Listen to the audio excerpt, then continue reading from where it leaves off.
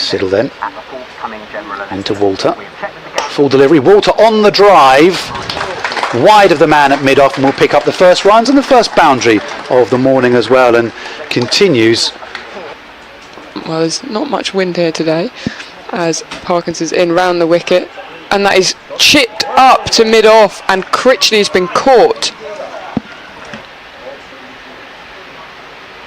And that's a big shot out into the leg side, aerial, but it will land safe, and he's managed to find the gap there at cow corner, and that runs away for 4. Maybe they're trying to make it a little bit harder for him by bringing the man up. As Parkinson's in, and this is turned into the gap on the leg side, and they will come through for a single, bringing up the 100 of Paul Walter, coming off 146 balls with 11 fours and 1 6, which is where we saw Paul Walter hit the 4 in the last over. As Parkinson is now in, and this is swept hard and timed very sweetly, and it's gone for 4. So that was a bit of a disappointment. As Rains, loopy slow one, spotted by Walter, turned off to, it's gone for 4. It's gone straight through the hands of Parkinson down at long leg. In comes Rain, and that's driven past mid-off and away for 4. Nice shot by Walter, 2 4s in a row there. Rain bowls again, Walter slams it back past him, and that is away for 4. Nice shot, slightly overpitched, possibly just drifting towards the leg stump as well. Sideways movement as well. As Potts is in, and that's bowled. Michael Pepper bowled top of middle stump. Potts.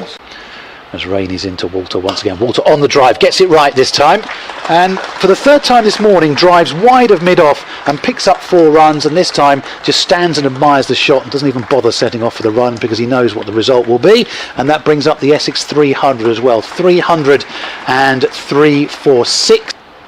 Running away from us, in and bowls to Walter. That's short, and Walter pulls that one away in the air. And a slight check with the man on the mid-wicket fence as to whether that was one bounce or whether it was on the full. It was on the full. Oh, he's bowled him. He's bowled Walter for 134. He's played around that one, off stump, middle stump, and a cracking knock from him. Torrential rain. Ben Rain again.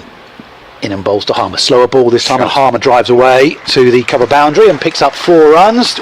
Bent down on his knee there, has been met with a shake of the head. So Parkinson has a stained ball in his hand. Left arm around, he comes in and bowls, and Snater steps back, cuts over the head of the man at slip and down to the long 3rd boundary. Siddle ball, Snater drives, and he is caught in the covers by substitute fielder Paul Coughlin. Out. Siddle has got him caught behind, has he, or is it LBW? Moves in as well as Parkinson bowls, and that is gone up in the air and finds the man at backward point and is caught, which will end the Essex innings. So Essex finishing on 339. Porter bowling round the wicket from the Graham Gooch end to Lees. First ball's got him. He's been caught behind. Diving catch by Michael Pepper across to his left side. The ball swinging away from Lees, but he chased after it and he's edged it to the keeper. Well, what a start. Bowls short and pushed off the back foot by Jones, and that will run away to the boundary. Really nice shot. To go downhill. Porter in, and he's got Jones caught behind. He's kept the pose there, but he's edged it through to the keeper. To Beddingham with a thick edge. It's away down towards vacant 3rd man, and it's gone for 4. Snater's chasing it, but he gives up the ghost. Snater into Borthwick, and that's flicked down the leg side and runs away quickly for 4. Made a nice noise. Snater into Borthwick and turned into the leg side, and that might run away actually. That's a really short boundary.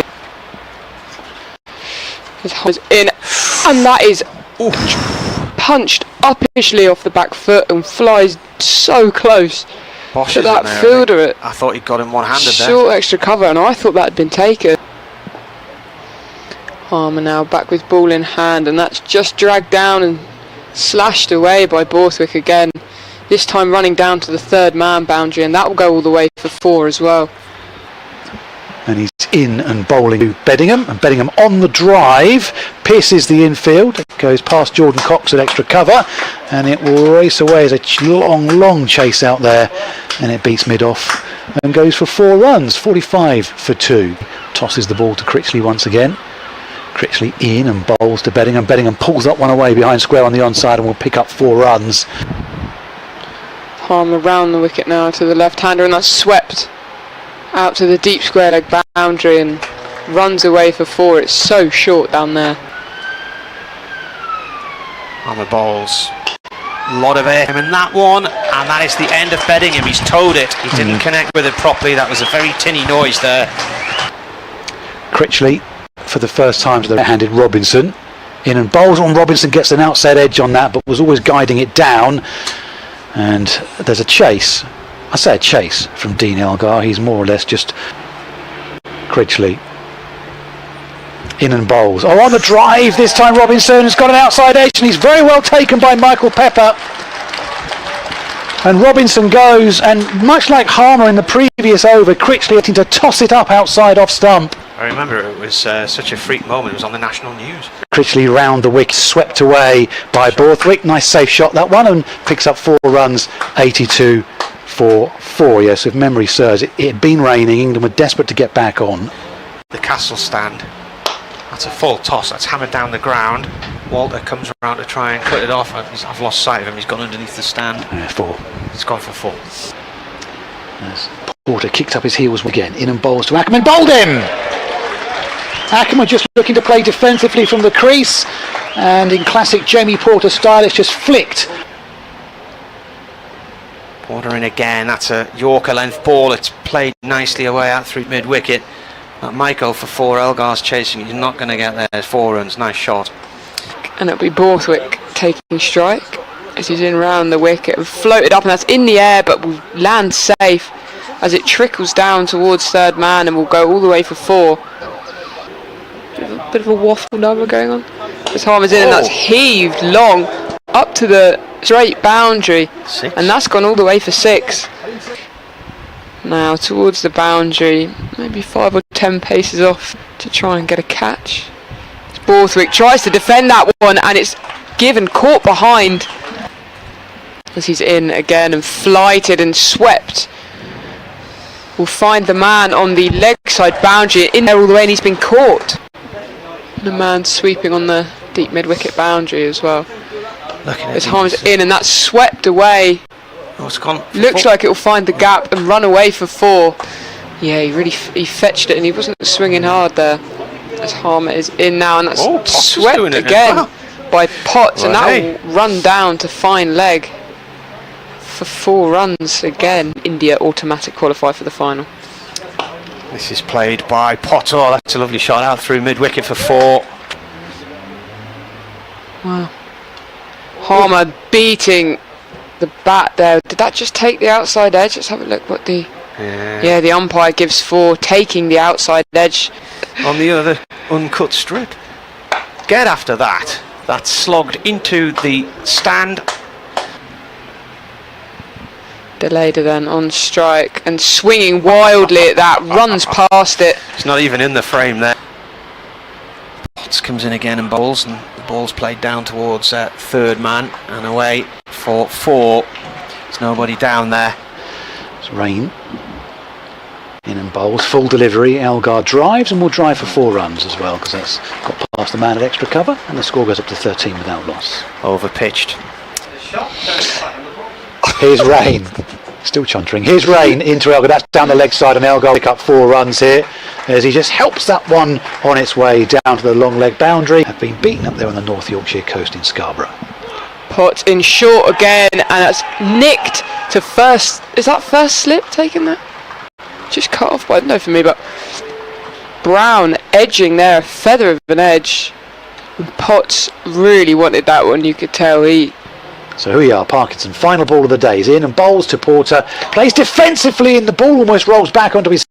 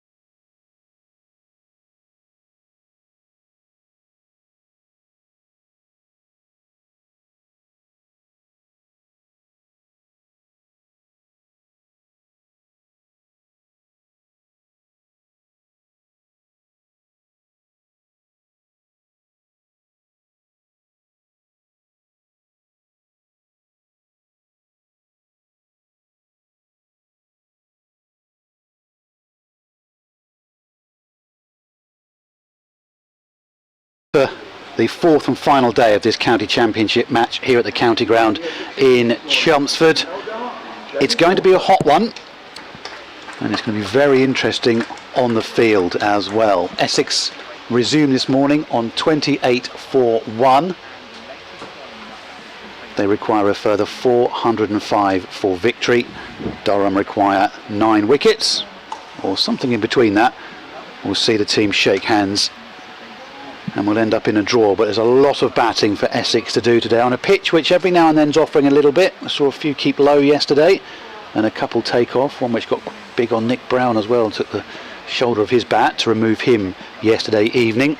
But Durham very much in the box seat, as they have been pretty much from ball one in this game, and when they stacked up 587 in their first innings, Essex were always on the back foot. Essex no doubt will be aware of what's going on as well between Worcestershire and Surrey. Surrey require a further 5 wickets there to push through a victory, and if Essex can't get the win here, extend their lead at the top ahead of that big game which starts on Sunday at the Oval between Surrey and Essex.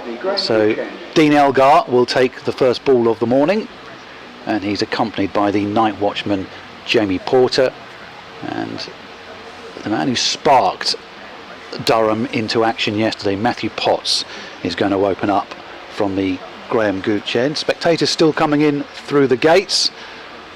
There's always a whiff this morning already of sun cream, sun lotion being applied. Everyone's wearing hats as well. So Elgar is ready. The clock has just ticked past 11 o'clock. I'll be updating BBC Essex listeners in a couple of moments' time into our 11 o'clock news bulletin. 2 slips in, and here is Potts for the first ball of the day. Right arm around the wicket. He's in and bowling to Elgar, and that immediately gets big on him. It struck something. He took his hand off the bat, and it's gone away for 4 runs. A little punch to the gloves from the non-striker Jamie Porter, and Essex pick up 4 off the first ball of the morning and move on to 32-1. Here we are updating BBC Essex listeners then.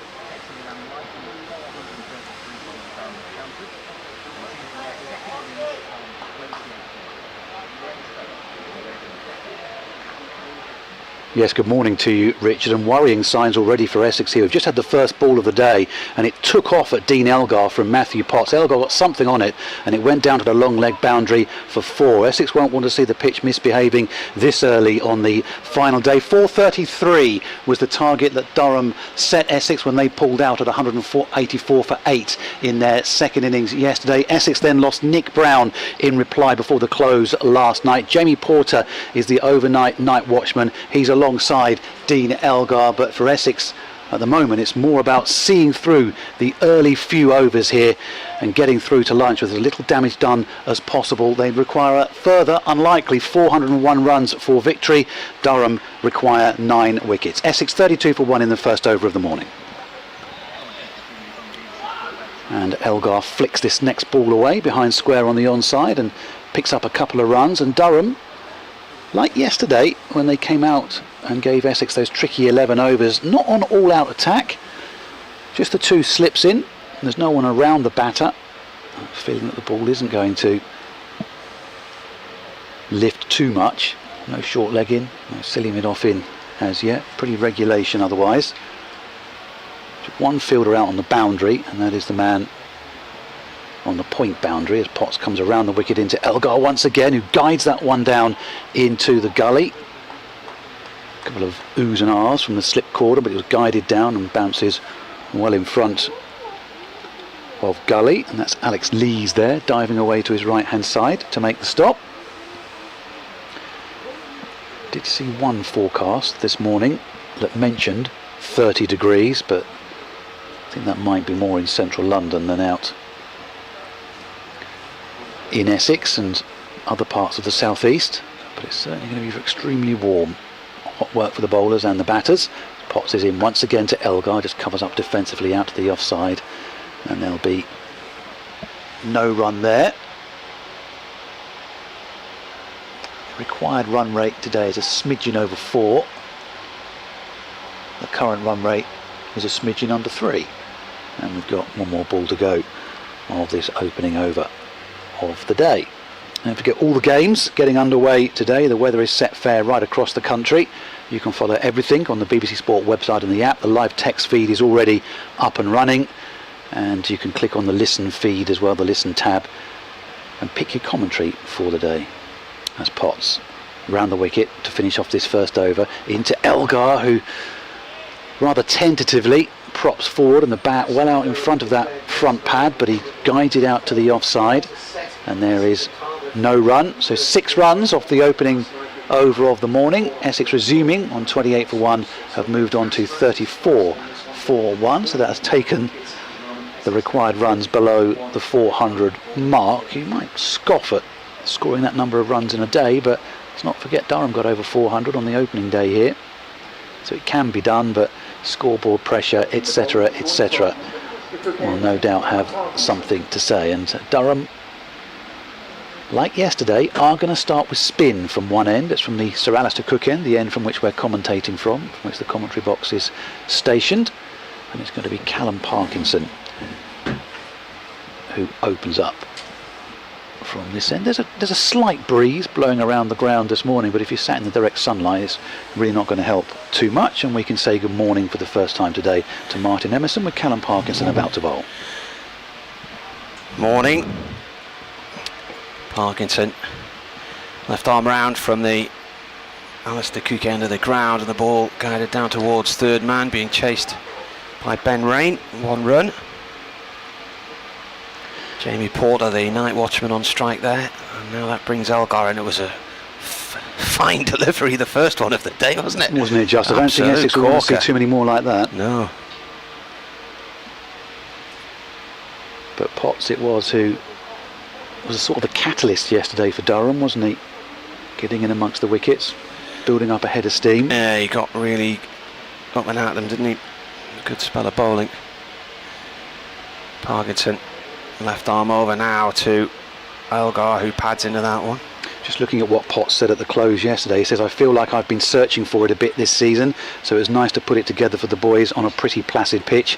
Hopefully I can put that performance in again and get us over the line. There have been some pretty tough pitches this season. This one has been no different, he said. Parkinson in again. Flights that up. Elgar turns it to 2 Lees at mid-wicket, no run. He also said it needed us to stack up the dots as a pack, and I think some of the boys went unrewarded for their work, but it was a good shift put in by Matthew Potts and Durham yesterday to get themselves into this position. Parkinson comes in and bowls. Oh, that's gone right through Elgar. He's played at it. It's gone over the stumps and away for 4. What we're going to have a signal here. It's a 4. It's come off the inside edge. Well, and his reaction as well tells you that he had no idea what had happened to that. No. Did mention yesterday that the rough did seem to be more outside the left-hander's off stump than troubling the right-hander. And yeah, he's a good old look down the pitch, good old stare, but 4 runs in the book nevertheless. Parkinson again, flights it in. Elgar digs it out right on the bounce, and it's played it off his toe. It's just trickled out on the offside to Beddingham.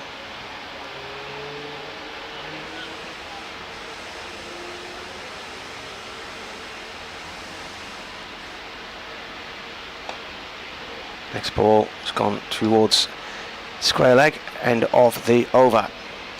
Well, he must have been millimetres from being given out yesterday, Dean Elgar, when he left one alone from Ben Rain, and it struck the knee roll of the pad, and it couldn't have been too far away from the umpire raising the finger, and he's looked less than comfortable so far this morning. Good start from Durham. Potts and Parkinson already right on the mark and trying to force home what will be a very, very good victory for the visitors, who I saw last night as I left the ground. They were all as one, walking down the road back to their hotel. Time for a bit of tea, a bit of dinner, and if they needed any sort of help in getting to sleep last night, they could have flicked the England game on, because that would have helped, no doubt. I gave up around about the hour mark. My wife was still watching because, as I mentioned yesterday, she's got England in her office sweepstake, but I said this will finish 0-0 as I walked out of the room, and she said, oh no, you need to stay to the end. I said, I don't need to stay to the end, it will finish 0-0. And lo and behold, Well, I got back to the hotel and it had already started, and I had it on in the background. I wasn't really paying much attention to it, and around about half time I wandered off to town. here's Potts, right arm over, in and bowls to Porter, the night watchman, who plays very nicely off the back foot, punching that one out through point and picks up a couple of runs, 41 for one. One of those days where if the night watchman can hang around for an hour and a half and cause more frustration, that might see Durham get a little bit hot and bothered. Well, the man who's bowling got 145 as a night watchman this year at Edgbaston, and he came in and batted all through the next day until the close for a draw. Yeah, I went out for tea, and I looked on my phone. It must have been towards the end of the second half, and it was just a timeline of misery of people who'd been watching it. Potts in, bowls to Porter. They've put a square leg in for Porter now of Durham, and Porter just plays defensively out to the onside. But obviously they're feeling their way into the tournament. Well, they've just listed on firstly on our news bulletin. Apparently, the players were booed off the pitch last night, and some people threw cups at manager Gareth Southgate, which is not good. And the list of who they could play in the next round is about 7 teams, I think. So Potts in again. Bowls to Porter, short delivery, and Porter sways out of the way. Some real intent in that one, 41 for one. But they are apparently on the good side of the draw. But I used to watch a lot of England matches. I was very invested in it. I felt part of it for many, many years. I've said before that they ended up ruining lots of my birthdays because they inevitably go out of a tournament on my birthday or the night before or whatever.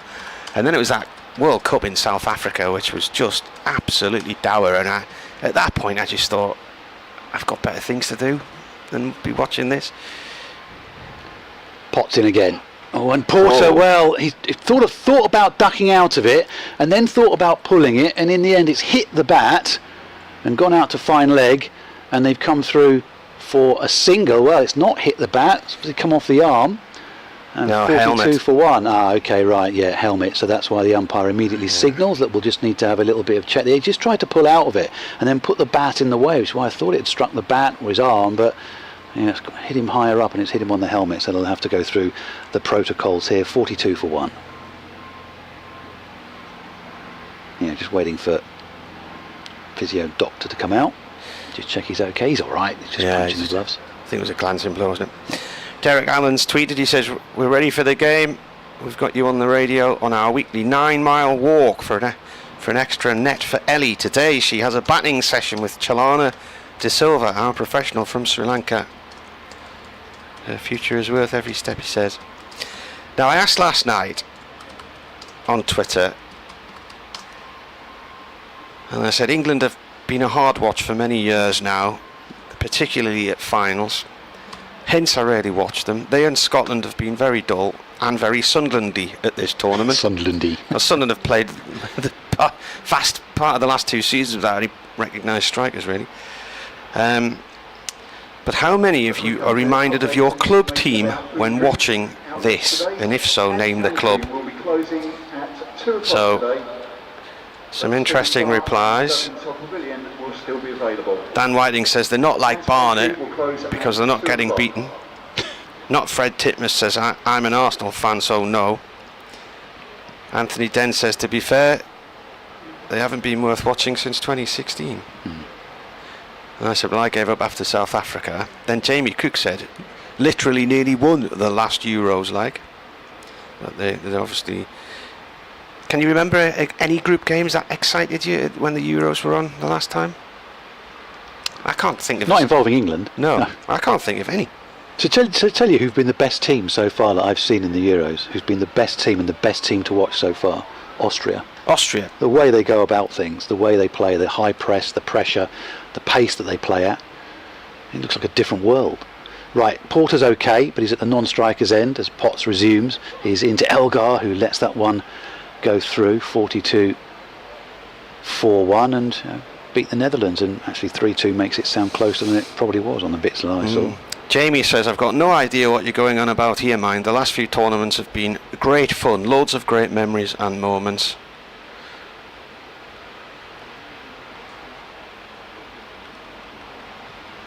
Joseph Marshall says it's exactly like watching Hull this season. Good players and pass, but no threat. He said, I prefer watching proper sport. Potts into Elgar, plays and misses at that one. That's a genuine player miss. Nice way to finish the over. Essex are 42 for 1. And he said, I like watching proper sport, such as every ball from Robinson's 198. Richard Gordon says, any side managed by Steve Bruce or Tony Pulis. Joe Wilco says, very much like watching many Sheffield Wednesday sides of recent decades, except England are a lot duller. So E.T. says, Carlisle, it's worse than actually watching them. They had a great season the year before last. Carlisle, they didn't this year though, they went back down again. Well, we were talking about it yesterday. I'm talking about it next door yesterday. Football at that level, and the level of the games I commentate at, and to a large degree the Championship these days as well, is cyclical. Your team will have a couple of good years, then you have a fallow few years, then you have a couple of good years, and you just have to ride it. Damo says Newcastle under Steve Bruce. Ironic Geordie says Hartlepool. And Ian Flanagan says Hibs. So there you are. Quite a list. Yes. Perm anyone from that. Yeah. Here's Parkinson then to start the new over. Left arm around from the river end of the ground. Bowling here to Porter. Porter is on 3 from 18 deliveries. Elgar at the other end on 26 from 39. They started the day today, Essex needing another 405 with 9 wickets to spare. That's a leave from Porter. Quite elegantly left that. Nice pose.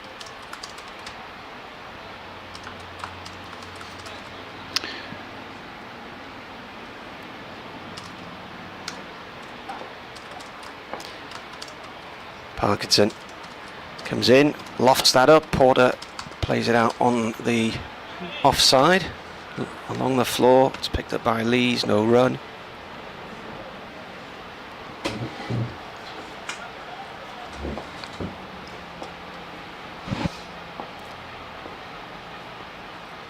Parkinson bowls, Porter forward, goes to Lees again, short extra cover. I think it's Borthwick in under a helmet there at silly mid off. Got 2 slips in place, keeper standing up to the stumps. Parkinson in, and Porter plays it safely away. He's just tossing it up a bit. Yeah, isn't he, to he's Porter? they're easy to play these because they're right up to the bat. He doesn't have to do much here. He needs to draw them out the crease a little bit and pitch them a little bit shorter, I think. Parkinson in again, and Porter forward to that one, and it ends up between his feet. That is the over. So fairly easily dealt with there from Porter's point of view. I think he's just tossing it up, hoping that maybe Porter might go for something a bit injudicious, but he's not that kind of night watchman. I say, I mentioned yesterday that he was Essex's regular night watchman, and Sam Cook took over the reins, and he's done it to great effect. I mean, you mentioned Matthew Potts getting that century, but I mean, Cook hasn't quite reached those heights, but a few 20s and 30s, and he agonisingly fell short of a first class 50 here earlier this season as well, and he got to 49, and the first ball after lunch he was out edging behind, but he's done a great job, but out injured at the moment, so Porter has resumed the duties and is doing a good job so far. 42 for 1 as Potts from the Graham Gooch end is in and bowls to Elgar, tucks that one into the onside and immediately sets off for the single, which they pick up comfortably.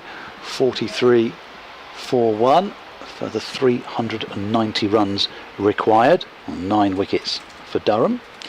Glenn Speller and Martin Emerson with you via the BBC Sport website and the app, BBC Essex and BBC Newcastle, and don't forget you can get us via the smart speaker now as well.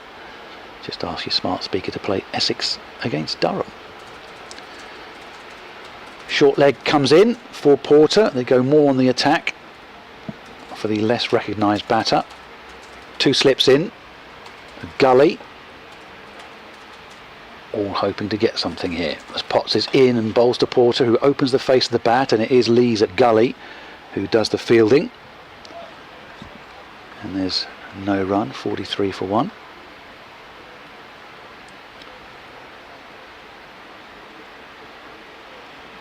All the other games are underway. I'll give you a few score updates as the day progresses. What's going on elsewhere? Or one result already, with Yorkshire hammering Gloucestershire in Division 2 yesterday. Sussex look as though they're heading for victory, the Division 2 leaders against Leicestershire as well. Potts in, bowls, bowled him. Just flicks off stump, and Porter playing from the crease is beaten for pace, and so Durham do the job in getting shot of the night watchman nice and early, and Essex are 43 for 2. Bit of pace from Potts just does the trick.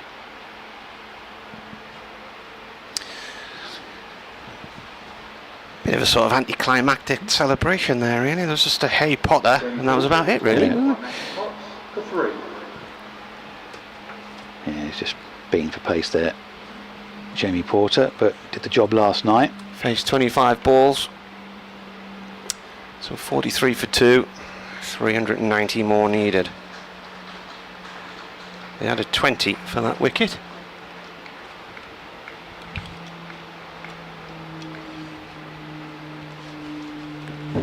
So I think, do we all feel now that with the night watchman gone, the game almost resets again, and incoming batter for Essex, the captain, Tom Wesley. Essex know that their captain Tom Wesley coming out, perhaps unfortunate to be given out in the first innings on reflection, and he's coming with a bit of form, played a second 11 game as a warm-up for the return to the red ball stuff, having not been involved in the T20 blast, and got himself to 3 figures, so he's felt bat on ball. A little punch of the gloves, as is the fashion these days between he and Elgar. And so Durham need 8 more wickets for victory.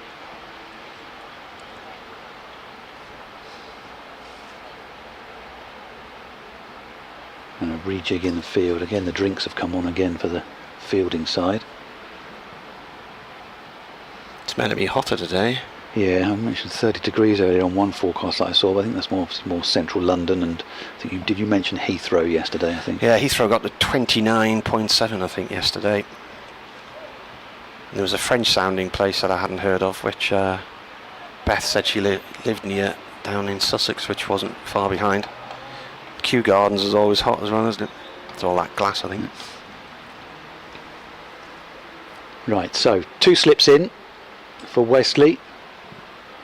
Short mid-wicket as well, who is Beddingham under the white floppy hat, as Potts is in and bowls to Wesley. Oh, and he goes past the outside edge, and again it's rapid from Matthew Potts, and Wesley has a little look down the pitch and comes down to do a little bit of gardening just to settle himself here, and the chat goes up and the volume goes up in the outfield. He is bowling really well. Just mentioned those quotes from him after the close of play yesterday about how he says he feels he's been searching for something this season. And he certainly seems to have found it in the last day and a bit here.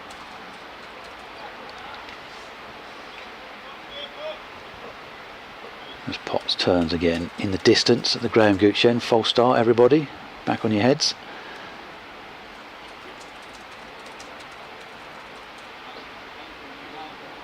That breeze has just picked up a little bit as well, but the players out in the middle probably won't feel that because they're right smack bang in the direct sunlight and the heat and the humidity. It is quite humid today as well. As Potts is in and bowls to Wesley, and Wesley just plays defensively into the onside where Beddingham picks up, and there is no run. 43 for 2. Breeze is coming from the northwest again today, so we've had a northwesterly, an easterly, a southerly yesterday, and back to a northwesterly today.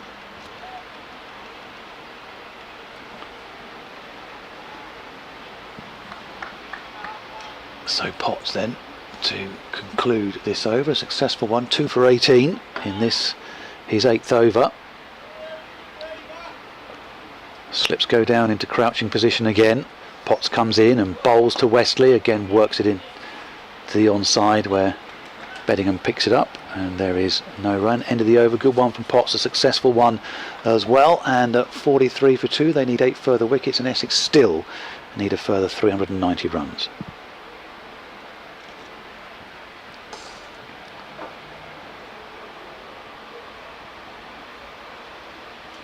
Man's on again for Durham here.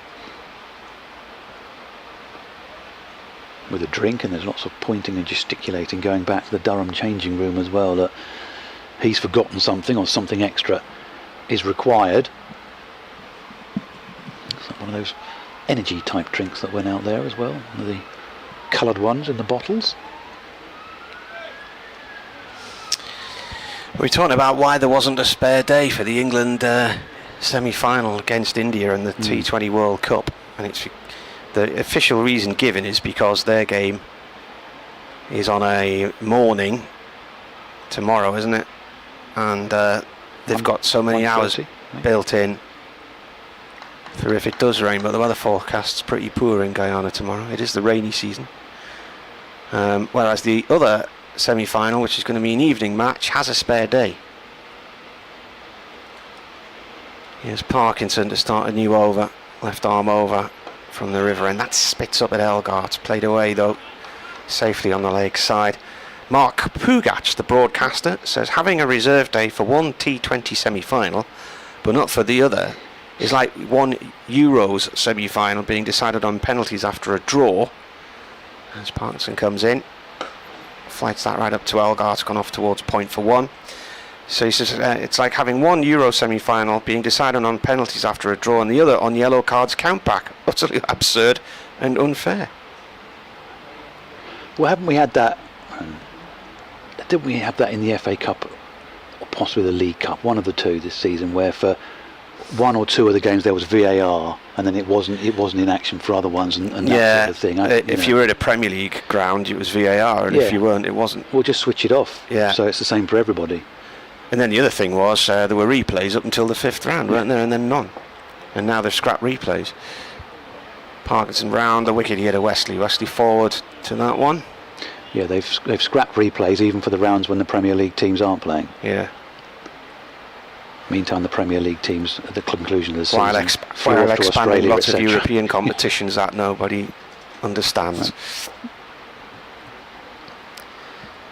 Parkinson round the wicket again, and that's played away by Wesley to Borthwick. Short extra cover. Yeah, they've expanded the European competitions.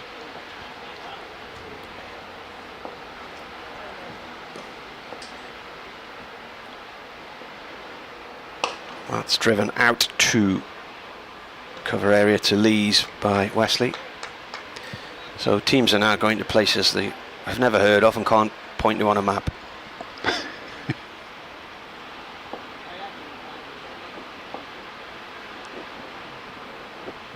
Parkinson flights that up as well, right into the block hole, played away to Borthwick on the offside. Just the one run from the over then, quickly through it. Angus has emailed, first email of the day to wearecricket@yahoo.co.uk. Says, hi Marty, enjoying the commentary as always. Although a bit intermittent up here, somewhere near 3,000 foot on Bean Alligan in Torridon. Looks like Potts is finding some form. Wonder if that's one of the Munros. Scores elsewhere then. Lancashire heading for victory against Kent. Kent are 157 for 7 in their second innings. That's still 148 runs behind the Lancs' first innings of 549 for 9. Potts around the wicket into Elgar, and Elgar angles up one away to the offside. There's no run there though. Nottinghamshire are 200 for 1 in their second innings against Somerset. They lead by 90. Warwickshire have lost a wicket this morning. They're 55 for 2. Just a further 443 required. And Worcestershire have lost a wicket this morning as well. 221 for 6. Trail the leaders Surrey by 57 runs still in the second innings. As Potts wanders off into the distance. Division 2, Northamptonshire are 261 for 4 in their second innings, lead Glamorgan by 50. Potts in again, and bowls to Elgar, plays defensively for no run.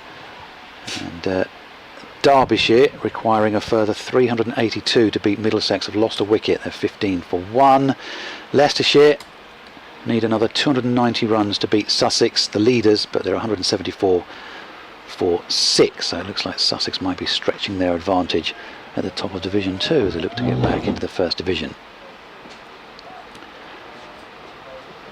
Potts, the one success this morning removing the night watchman Jamie Porter. Comes in and bowls to Elgar, who thinks about playing at it, and the very last moment takes the bat out of the way. Give him the benefit of the doubt there. 28 not out. Dean Elgar so far got himself to 40 in the first innings.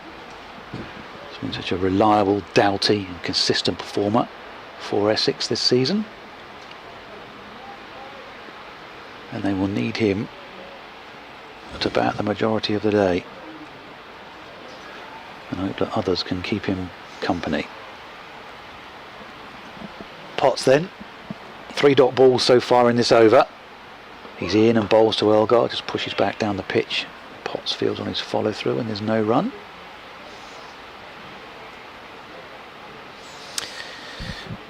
The George Colkin, who's a football writer for The Athletic, has written an article on their website today. Back in 2018, Southgate in North London had its underground station renamed Gareth Southgate for 48 hours. It caught the national mood. England felt different, young and new. Last night in Southgate, it didn't feel like that at all. So, Potts into Elgar, and Elgar again back down the pitch to the bowler to field, no run. so he's been sent to Southgate to watch the match in a pub. And tumbleweed was there in Southgate last night. I'm just trying to load up a photograph here, which it doesn't look like it's empty. There's a couple of TVs on the wall playing the match with some St George's flags hanging there, and a picture of an empty table with some empty glasses on it. I don't know at what time of the night that would have been taken. Here's Potts then to finish off. In a bowls, short delivery. Elgar ducks under it. No run. End of the over. A maiden from Matty Potts. 2 for 18 from his 9 overs so far. And Essex are 44 for 2. A further 389 required. Ooh, shots fired. John Pick says teams are going to places they've never heard of and can't point to on a map. What? Sunderland? See what you did there, John. It's the other thing about it as well, and these teams that play in the earlier rounds of the various European competitions. So you see the Northern Irish teams and the Welsh teams and the Scottish teams going off to play qualifiers, normally in the middle of summer. Yeah, and normally in distant corners of The Eastern Faroe Europe Islands. and out to Kazakhstan and Iceland and the Faroe Islands and that. A lot of those teams change their names as well. They'll still be the same club and the same team, but a lot of them have sponsor names. And there might be one team, one name one year, and then a different team the next year. Yeah. New over from Parkinson. Bowling here to Wesley. That's defended. Yeah. They'll be dancing on the streets of Intercable Tell tonight. Yeah. As you say, you Did can't they point them become on a map did because they the place become name's Airbus not in or the not? name. Or are they separate teams? Cut off the back foot here by Wesley up to 12th man Coghlan at mid-off. Well, there's the Welsh team, isn't there? They're called the New Saints now, TNS, but they were originally TNS because they were Total Network Solutions, which was the name of the guy that finances them in Wales. There was a team called Intercable Tell, wasn't there? Possibly. I'm sure there was. Parkinson in. And a bump ball out to Borthwick at short cover. No run.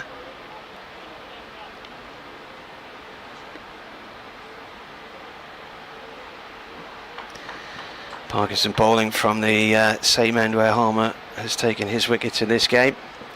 Left arm around the wicket now. Another defensive shot from Wesley. From Essex's point of view, this is just about seeing the day out at the moment. I'm sure their plan would be to see where they are at tea. Durham, we're hoping they're not here at tea. Parkinson bowls, and that's gone off to the offside again. Every ball's the same, every ball's being played to Borthwick at short cover. Or a very advanced mid-off. Parkinson in. And that rolls towards Borthwick as well. That's the end of another over, another maiden. The thing is, the pitch it's not offering huge amounts. Just every now and then there's a bit here and there, but it's not offering huge amounts. It's not like a spitting cobra for Parkinson to take full advantage of. There's a bit more rough outside the left-handers off stump to offer something, but That I looked pretty would. comfortable for Wesley. I would change it now. I'd bring Ben Rain in from this end. Swap it around a bit. Give the batsman something different to think about. Paul Coughlan's just given Parkinson a sort of hand on the shoulder there, so whether that was his last over or not, I don't know. Potts continues from the Graham Gooch and in and bowls to Elgar. Defensively back to the bowler again, and there's no run. Let's take a check on that Worcestershire-Surrey game. 225 for 6 Worcestershire. Still 53 short of making Surrey bat again. Jerry Wolstenholme's emailed. He says, "Hi guys, regarding the recent chat on England football and the Euros, I totally agree with your selection of Austria to entertain. I even said the country before you made the announcement of your choice, so good agreement there." Here's Potts into Elgar again, defensively back to the bowler on his follow through. They just play high intensity stuff under Ralph Rangnick, and it's very popular out there apparently as well with the way he's gone about things. They look a very good side. I can't recall I've seen them in this tournament, but I mean I haven't seen any games for the last 5 days. Well, they beat the Netherlands yesterday, Right. and they took Poland apart. Was that the first match? Yeah, that was the second game. They narrowly, and I mean narrowly, lost to France in their opening game. Right. Could have got something out of that. His Potts into Elgar. Elgar squirts that one away behind square on the offside, but won't get any runs. They had a golden opportunity before France took the lead and didn't take it. But yeah, they gave France a good run for their money. He said, "You also asked the question of your own club for which we played, performing like England. Well, our manager would have gone apoplectic if we'd done so, and that was in amateur football for a club in Blackpool called Crusaders. Enjoying the commentary, thank you, and looking forward to an interesting day's play." Thanks for the email, Jerry. Potts gathers himself again. Potts in and bowls to Elgar, forces away up to mid-on. Again, there's no run, and going back to those quotes from Potts this morning about they built the dots and stacked up the dots. Well, they're doing just that at the moment. Had successive maidens from he and Parkinson, and 4 dot balls in this over as well.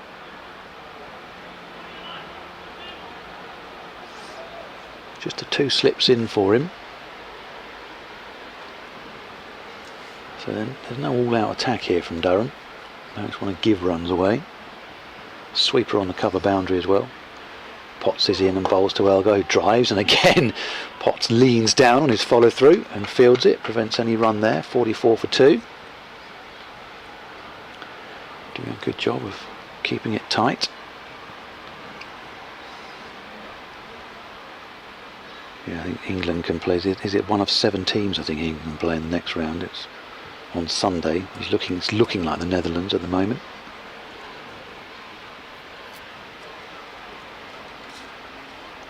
So group stage is finished today. 5 o'clock Ukraine, Belgium, Slovakia, Romania, and 8 o'clock Czech Republic, Turkey, and Georgia against Portugal. Potts to finish off then, in and bowls to Elgar, lets that one go, and 3 successive maidens now for Durham. Essex are 44 for 2, still 389 short, and 8 more to go for Durham, and a change of gloves for Dean Elgar as well. Just 38 minutes into the morning's play.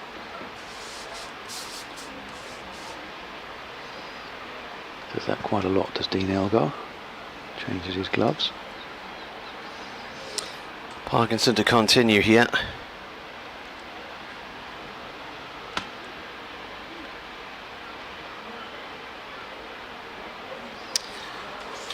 The first innings,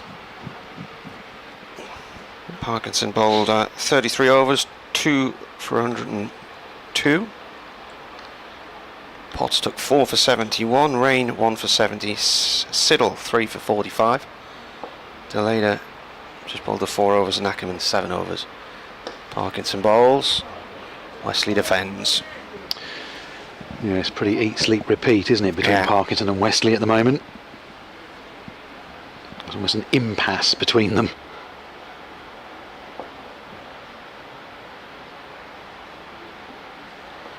Next ball comes in, pushed away to point. No run.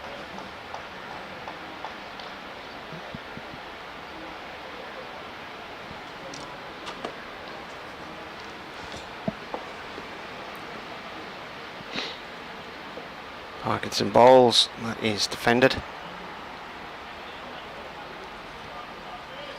England women are playing New Zealand in Chesley Street this afternoon. That's a 1 o'clock start. One day international. Parkinson to Wesley. Wesley leans forward and pushes the ball up towards mid-on. Collected by Michael Jones. Well, at least it went out to the onside this time. Yeah.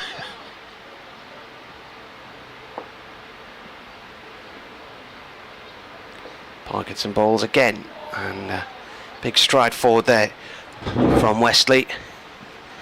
Slightly shorter length delivery there. He's trying to draw him out of his crease. Scott Borthwick has got the helmet and is going to go in as a silly point.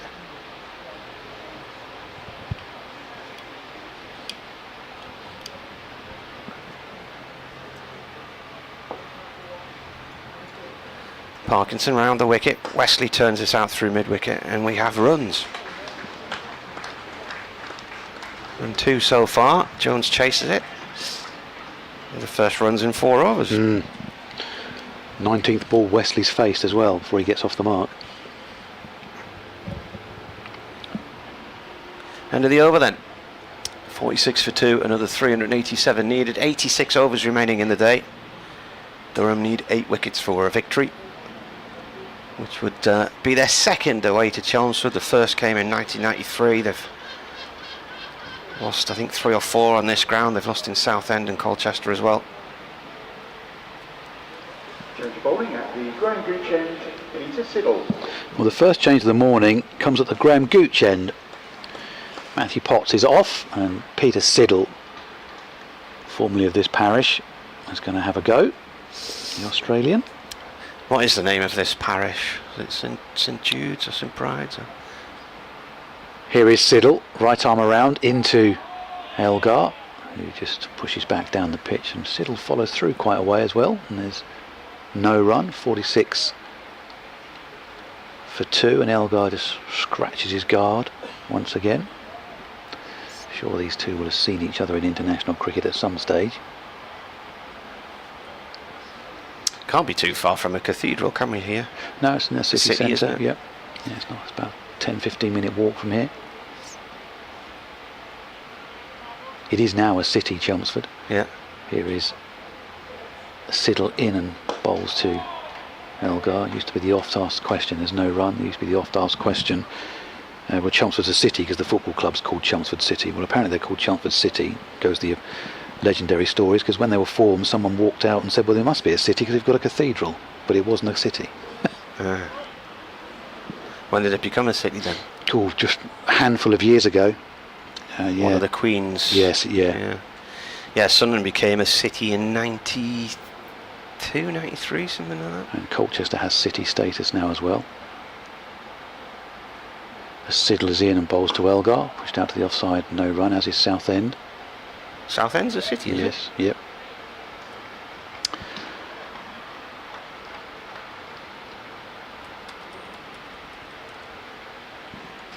.46 for 2, and the 22nd over of this Essex second innings.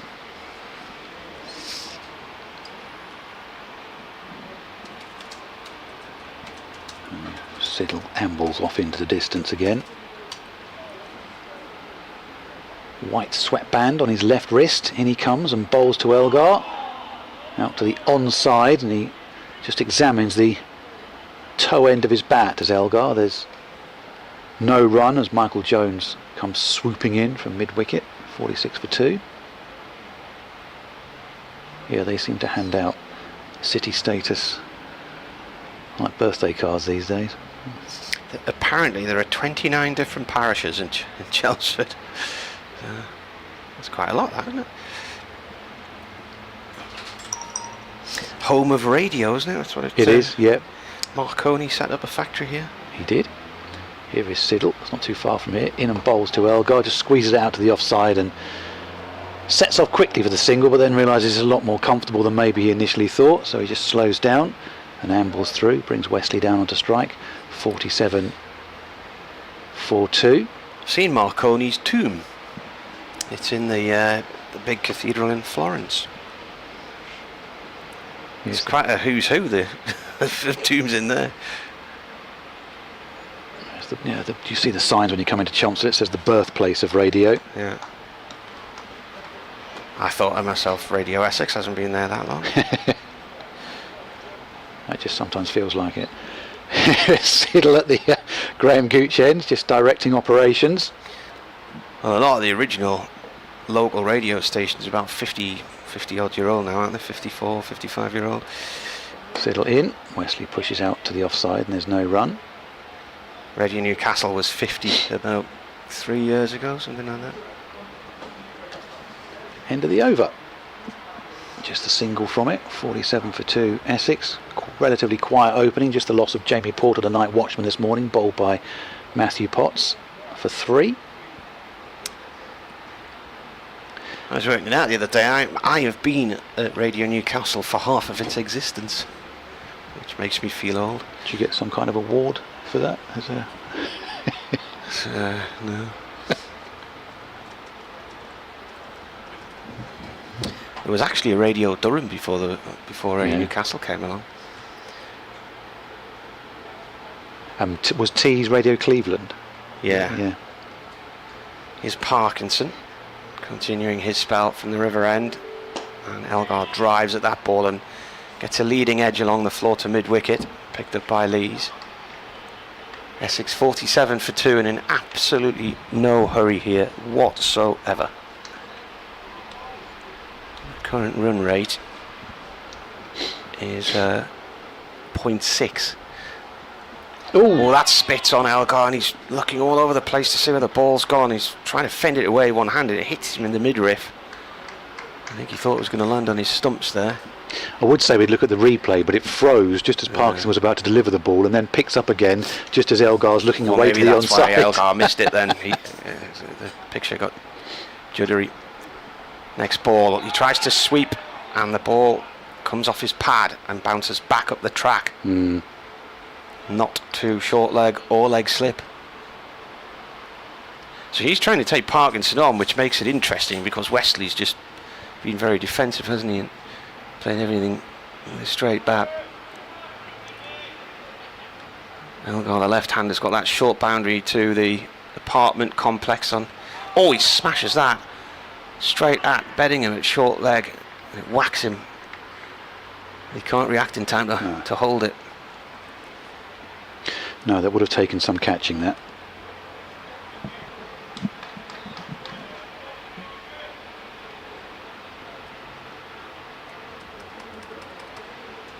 Parkinson bowls again, and Elgar turns that away. Oh, it's actually Borthwick in there that it hit.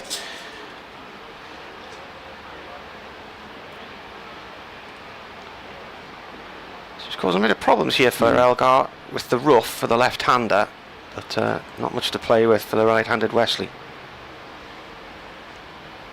Last ball of the over, and Elgar whips that to Lees at mid-wicket, no run. The maiden. And with that, Parkinson none for 9 from 8 overs, 4 of which have been maidens, and at the moment he's going along at 1 and over.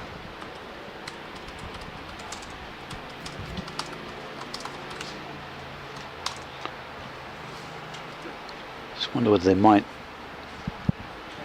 change things before that Parkinson over, but the fact that he's causing the left-hander so many problems, I think will encourage them to keep him on. Conversation between 3 at the far end now before Siddle starts this over. Yeah, Potts, Rain and Siddle all chatting.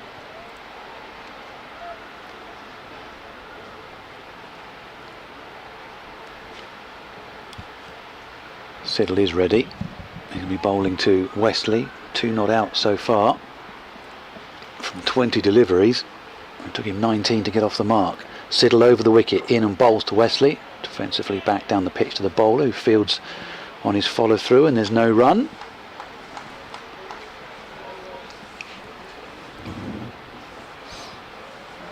Yeah, so England, I think they said 5 o'clock kick-off on Sunday, so we'll be at the Oval on Sunday. probably with an hour's place or so left to go on the opening day. But to be honest with you, the evidence might suggest that if we miss the first half, we won't miss too much. Siddle gathers himself, he's in and bowls to Wesley, whips that one away on the onside, but it will only cost Siddle a single. There's this man on the deep mid-wicket boundary, and they come through for a single, 48-4-2. 3 helmets all in a line behind wicketkeeper Ollie Robinson. 15 runs that. Mervyn says England's footballers provide as much entertainment as a dentist drawing teeth. He's drawing them with a pencil or pulling them out with pliers. Here's Siddle. Round the wicket to the left-handed Elgar. Up to mid-on it goes for no run. David says, where do you and your co-commentator think this game is going? Do you think it will be a shake of hands, or is there a twist to this tale? Tales of the unexpected style. I had to say yesterday morning I thought this was heading for a draw. Then after so many wickets fell yesterday, I thought a draw would now be the last of the results that I would think about. Siddle in again, bowls to Elgar. Elgar defensively out to the offside. Beddingham picks up and there's no run. You are going to get partnerships, no doubting that, but 4th day track, it's got marks all over it now. It's dusty, it's dry, and a lot of wickets fell yesterday, so I think it's Durham knew probably when they pitched up this morning that look, it's hot, it's dry, it's going to be hard work, but showed yesterday what we can do if we can work our way through the Essex lineup, but it's, they're not going to come in a clatter. Siddle in, bowls to Elgar, who guides that one away down to the deep third boundary for 4 runs, well wide of second slip and well wide of gully as well, and in the event Elgar riding the bounce as well, brings up the Essex 50, 52-4-2. 23.5 overs.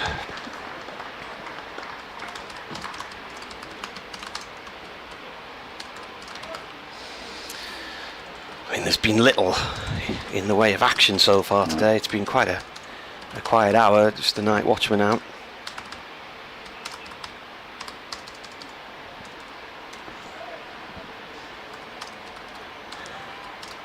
What's it like on the Seaburn Riviera today, David? Is it a nice warm day again? Let me know.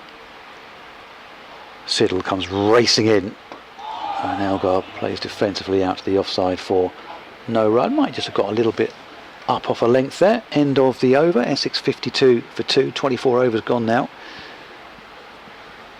in this Essex second innings. Whenever I come down the motorway down to London or down through Essex, for years I've promised myself I'm going to go to the Imperial War Museum at Duxford, and I've still never got there. One day. Used to be a regular school trip. Did it? For me, yeah. Was it good? Was it good? No, it's great. It's great. Yeah, it's well worth a visit. Last year, well, not last year, a couple of years ago, when Essex were up at Lancashire, I did the Imperial War Museum North. Oh, Manchester. Yes, yeah, that was great. I've done the one in London a couple of times, but really enjoyed that. Parkinson starts a new over from our end of the ground. That's chopped into the floor by Wesley, and it's the first shot where he's looked like he hasn't timed it properly. Now readjusting his gloves. Yeah, I went to that one 7 or 8 years ago. The kids were quite little then. Very interesting. Round the wicket comes Parkinson. That's defended. They did have, when I was there, I don't know if it's still there, but they did have some of the wreckage from the Twin Towers in one of the exhibitions. No, didn't see that. So yeah, it was a couple of years ago I went. Essex were playing a T20 Blast quarter final at Lancashire in the evening. Ball pushed out into the cover area now. Didn't Essex beat Lancashire in Chesley Street a few years ago in a T20? Yes, that's the year Essex won it. When was that? 2014. They got through the back door to qualify. Parkinson to Wesley again. Wesley turns this off past square leg, and we'll get a run chased by Jones. and because Old Trafford was going to be used for something else the next day, and Lancashire had this fantastic record at Durham apparently. Also, Well, they'd won 8 in a row. Yeah. And so they went there, and it was freezing cold. It was a drizzly evening. Yeah, There were about 9 nice people weather, in the that. ground, and Yeah. Ravi Bopara got Essex over the line. And they went to finals day and won it. Probably in the drizzle and the cold in Birmingham. Parkinson to Elgar. He chops that down into the ground and drags it round the corner to backward square leg to Ben Ray. No run.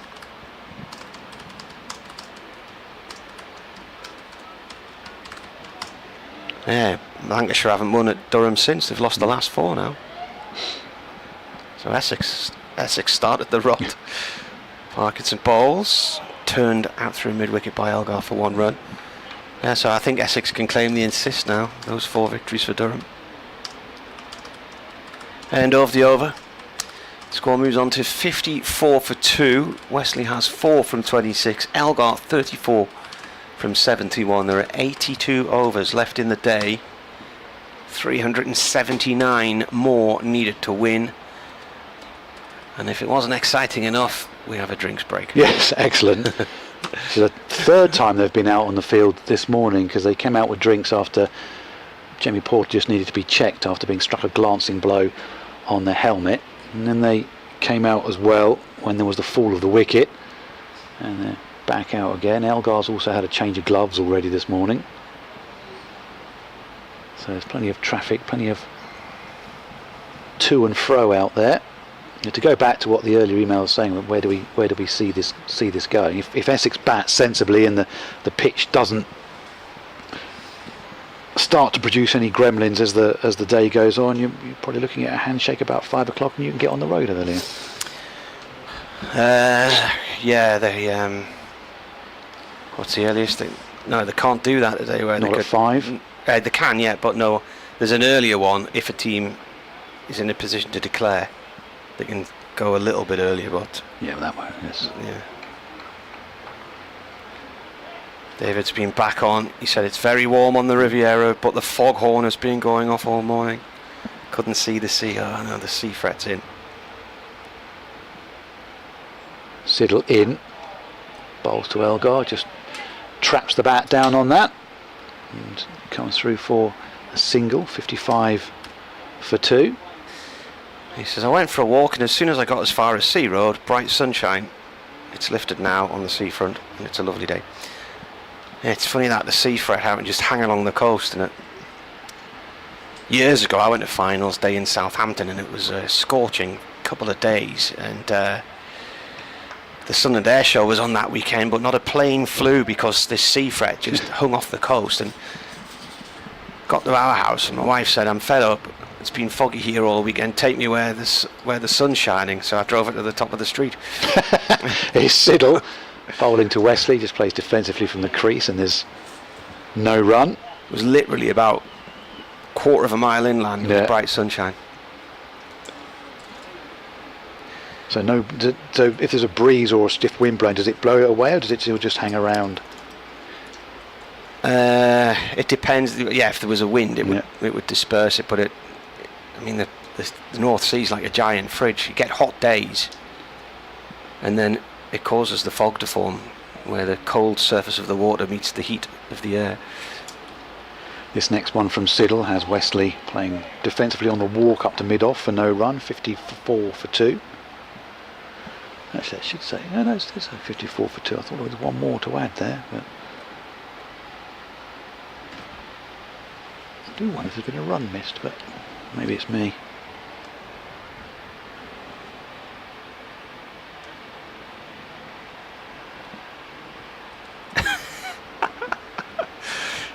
Worcestershire 227 for 7 now, still 51 short of making Surrey bat again in that game. As Siddle turns, comes racing in to Wesley, so into the onside. Beddingham comes across from Fields, there's no run. Quickly read you this, Kevin Ramsey. Hi Marty, he said, reflections on the England match. He said, I found myself in accident emergency twice in the last few years, once for kidney stones and once for a blinding headache. The staff asked me to describe my pain out of 10. 1 is a cut finger, 10 is having your arm caught in some machinery or something like that. And he said last night suggests there may be an 11. Brilliant. You know the way to stop that? Switch it off. Yeah. Here's Siddle. Into Wesley, plays defensively, and Siddle fields on his follow throw. You don't need any tablets or any trips to A&E or anything. Switch it off and go and do something else instead. As a popular teen programme once said, yes, way back when. Which was filmed in Northern Ireland, wasn't it? Why it was, yeah, absolutely right. Yeah. I was always jealous of the kids on that. Story of your summer holidays at school, why don't you? Yeah, on the weekday mornings. That and repeats of the Monkeys. Yeah. Here's Siddle. Bowls to Wesley and almost gets trapped under his bat there, but there's no damage done. He thought he'd got through, and it's 55 for 2 at the end of that, the 26th over. What was that other thing with those furry animals driving beach buggies? The Banana Punch? No. The tune was la la la la la la. What was that one? Someone will email in. Yeah, I just remember. Yeah, I remember Why Don't You and the Monkeys, and they used to show this old 1930s thing called Rocket Man. Rocket Man? Yeah, it was an old 1930s. Obviously, it was a serial they used to put on before a main feature at the cinema way back when. And yeah, it's called. I swear it was called Rocket Man. Not an Elton John song, but funny the things you remember.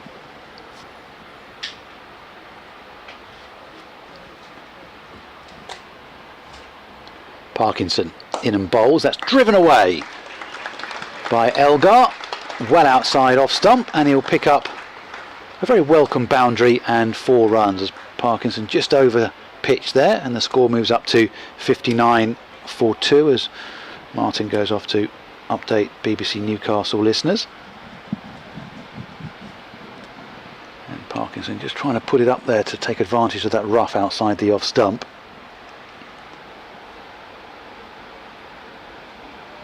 And over pitching, and Beddingham just stretching the legs and jogging and picking it up as it rolled over the boundary rope. Parkinson back in again, bowls, just holds back his length there, and Elgar props forward and plays defensively for no run. 59 for 2. A relatively quiet first hour of the day has elapsed, just the loss of the night watchman. Here's Parkinson again, up to mid-on this time, and Elgar can come through for the single. 60 for 2. Elgar has quietly made himself to 40, which is what he got to in the first innings before he was dismissed.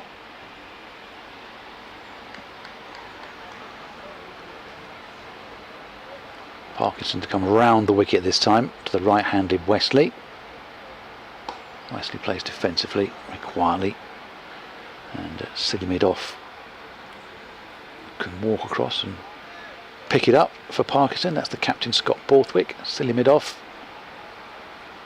a first slip, and then a very wide second slip. Who's under a helmet there. Parkinson comes in, gives that plenty of flight, plenty of air, and Wesley drives away. There's a sprawling diving stop at extra cover, prevents any run. Remains at 60 for 2. One more ball to come of this, the 27th over.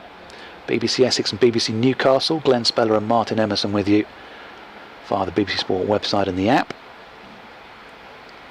As Parkinson comes in to finish off, into Wesley, and Wesley on the drive, squarer this time, and can pick up a single. There's a man out there on the cover boundary, and the score moves up to 61 for 2. Parkinson just rubs the palm of his hand in the dirt, accepts his cap from the umpire. End of the over, punch of the gloves between Wesley and Elgar.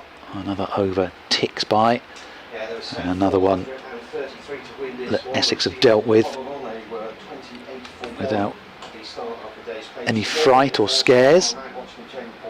Just wonder when Durham might turn to possibly another spin option. They're going through their seam options at the Graham Gooch end. We've seen Potts, who's the one man to take a wicket so far. Siddle having a go now. But Parkinson has bowled unchanged from the Sir Alistair Cook end, but Siddle at the Graham Gooch end continues. And he's racing in now to bowl to the Essex captain Tom Wesley, who just pushes out to the offside. And there is no run, and Michael Jones just stretches across to collect the ball. He's under a Durham cap. Matty Potts, who he throws the ball to at mid-off, is under a white floppy sun hat. Ben Rain and David Beddingham, the others out there in the sun hats.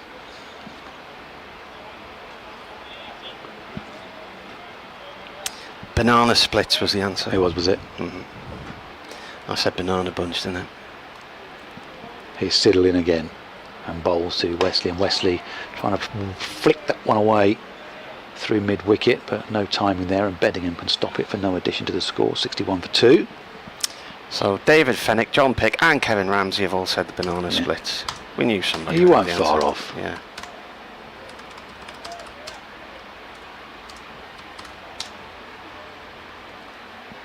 Derek went for banana bunch.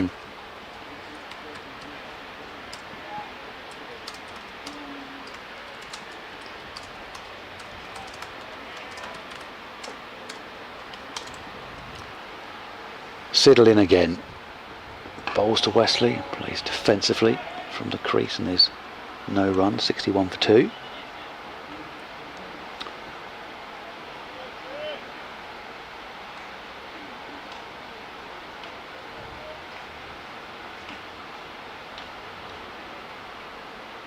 Ben Rain working prodigiously on the ball at mid-on. Gives it an examine, gives it a look.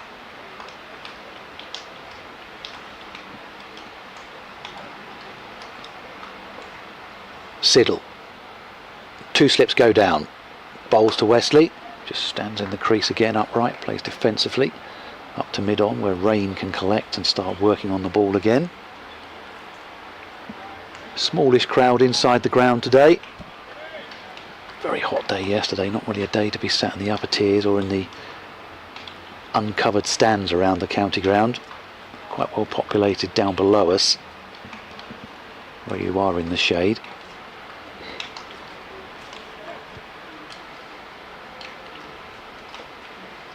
As here again is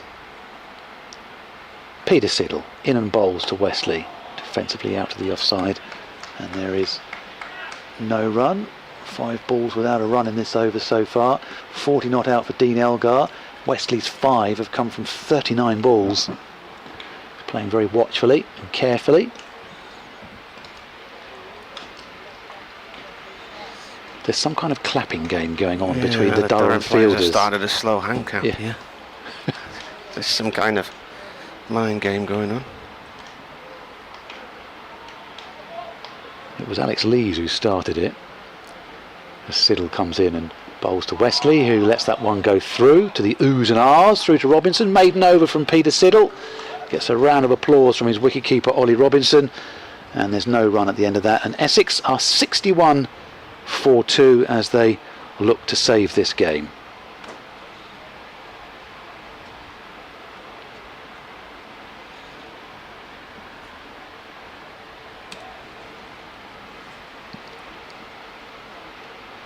We've got the fan going hard in the commentary box behind us.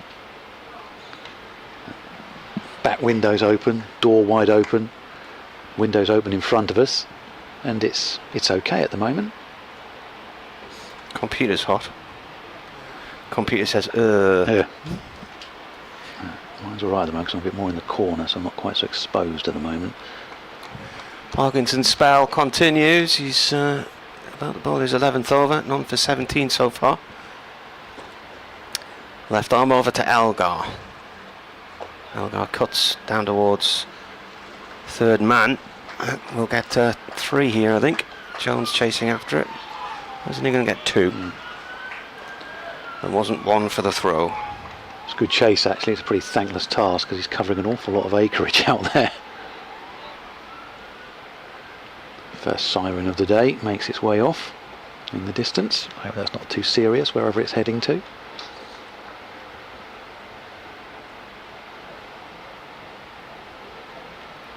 Parkinson comes in again and bowls. Pushed away to mid-wicket.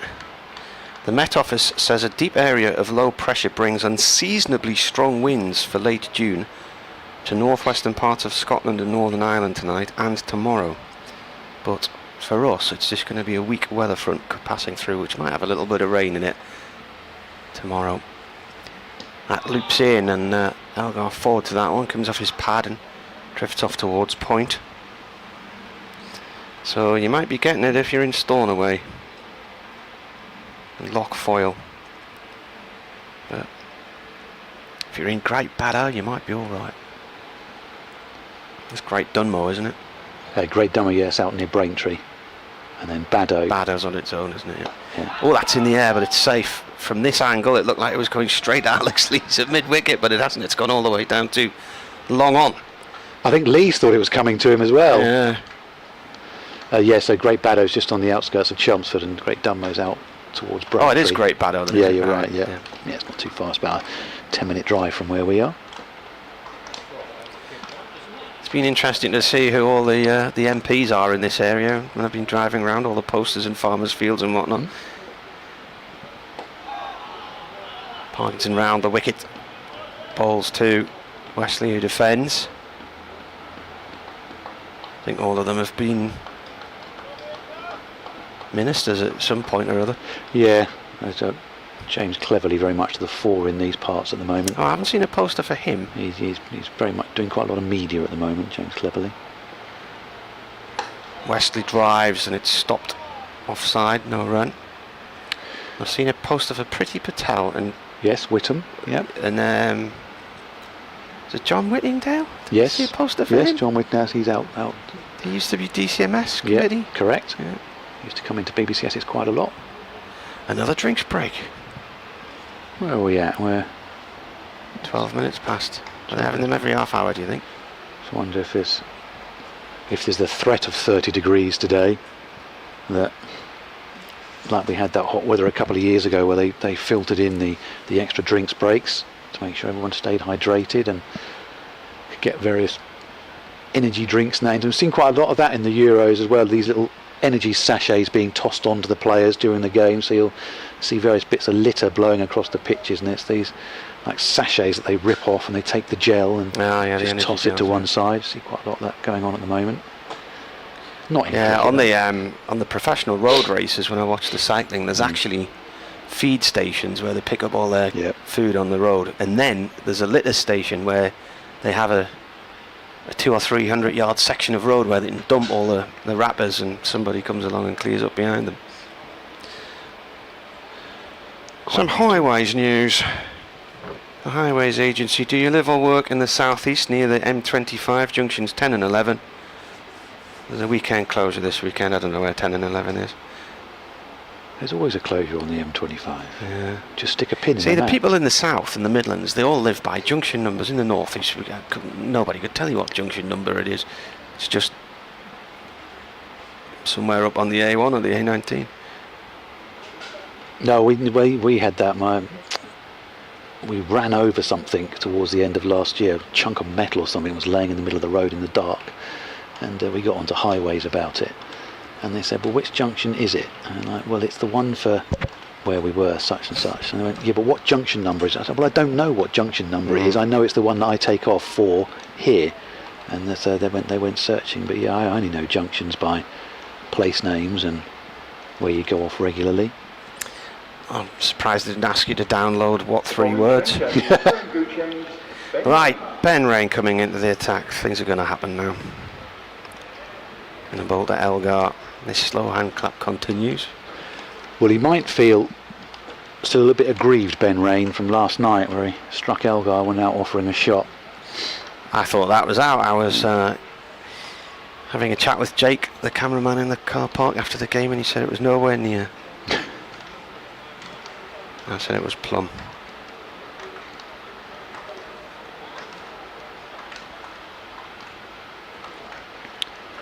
Still the slow hand clap goes on as Rain, right arm around the wicket, in and bowls to Elgar. Elgar starts outside leg stump and forces that one away to the man on the point boundary. They come through for a single, 65 for 2.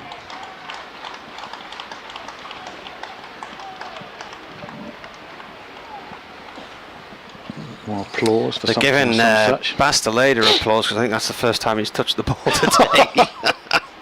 He's out on the boundary next to the little covered stand on the left-hand side of the ground there with his back to the apartments.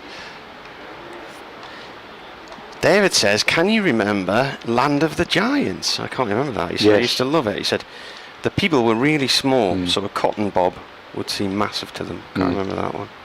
Seem to remember that used to be on Sunday lunchtimes on Channel 4. It's normally before Football Italia. Right, pause in play here. Rain came herring in and there was a shout from the stands somewhere, so they stopped. What was the shout? Don't know, but then there's a round of applause from the crowd here, and there's a pause in play here. Both umpires just turning and looking, just as Rain probably about halfway to approaching his delivery stride, and there was a shout, and the umpires are coming across to have words. Alex Lees is there. I didn't hear what was said. No, I didn't. All I heard was a shout, Yeah. and Rain just stopped and turned away to his right-hand side. Everyone turned around and looked towards the public side of the ground, towards where you say that Felsted School covered stand is. Some people were laughing and clapping at whatever was Yeah. shouted. What was that noise? Sorry, that's my phone. Oh, I right. apologise. It sounded like it had come over my right shoulder, and I thought there's no one else in the room. Why is it? Rockety Man, says Jerry Woolstonholme. He said, you're correct, it was the original King of the Rocket Men that starred the quirkily named Tristram Coffin Yeah. as the eponymous hero. It was repeated when my daughter was just going to junior school, late 1970s. That sounds about right. Yeah. She late thought it was 70s, early hilarious that 80s. the switches on his rocket stated up and down. Yes. Typical 1950s action series. It actually began as 12-episode series in 1949. It looked like the kind of thing they used to show possibly before a main feature at a cinema. The play still has not resumed here, They're and calling they're Ben calling Rain Ben over Rain now. over. Yeah, ball's been thrown to the umpire. Scott Borthwick, the Durham captain, is now front and centre with Ben Rain, who's been called over by the umpires.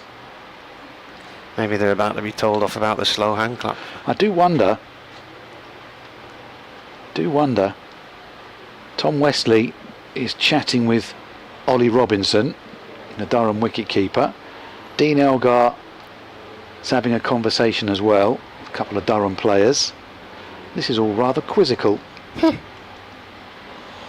Meanwhile, Alex Lee's come and got Tom Wesley's bat and is practising with it. Just Rain got about halfway towards the stumps. There was a shout. I didn't hear what it was. Both umpires turned and looked towards the stands, but now eventually Rain has been called over with his captain Scott Borthwick. Been sent back to his bowling mark now. Some little bit of investigation will need to be done at the lunch interval about that. And the slow hand clap starts again. Someone down below us shouts, and I did hear it this time, shut up. Yeah, it's monotonous, isn't it? And they're doing it again. 2 short mid-wickets now in for Wesley. Play gets back underway. Rain is in, bowls to the Essex captain, who plays defensively out to the offside, very safely and very solidly. Oohs and ahs from 4 fielders and the keeper. And this just smacks a little bit of gamesmanship at the moment. Yeah. 65 for 2. Jerry says there was also a Rocket Man 2005 series about a Welshman who was building his own rocket, but it paled into insignificance when compared to the original No. melodramatic action-packed series. Yeah.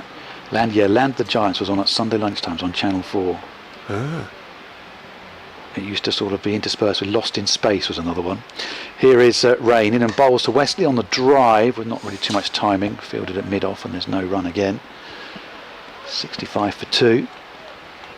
And then you'd have Football Italia on after that.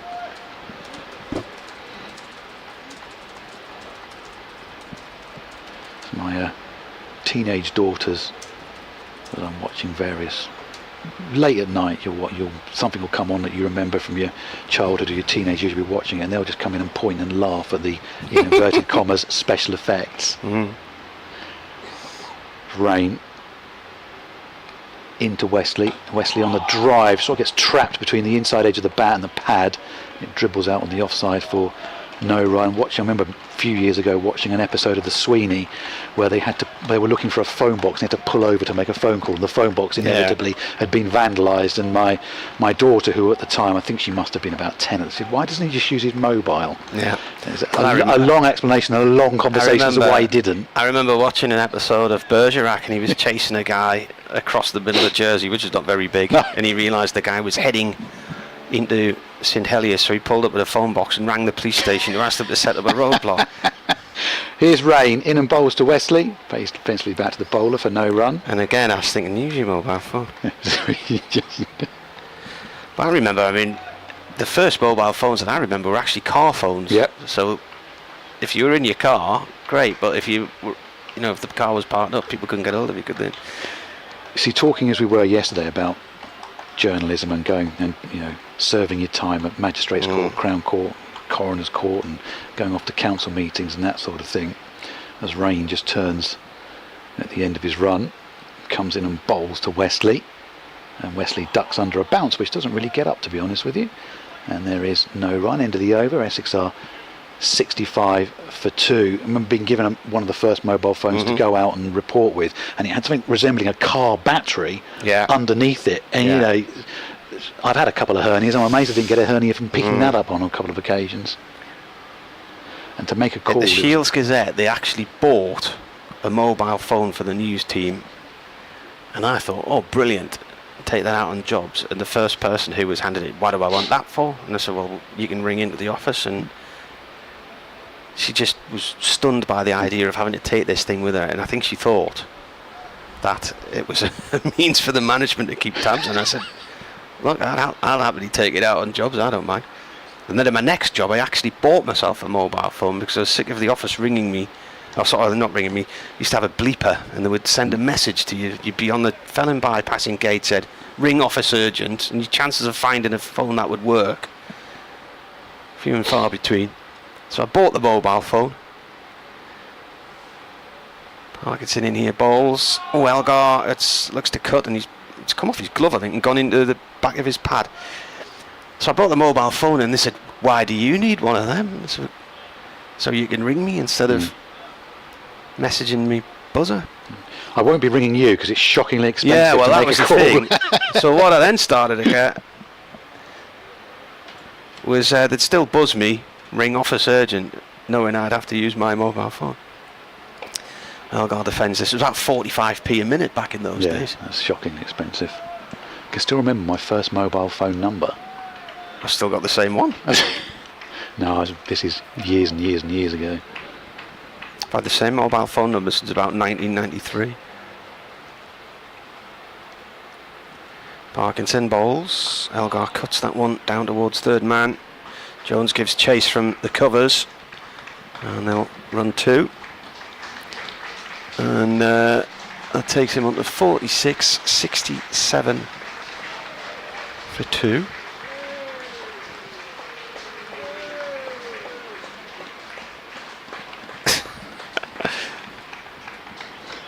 Sarcastic applause from the punters now.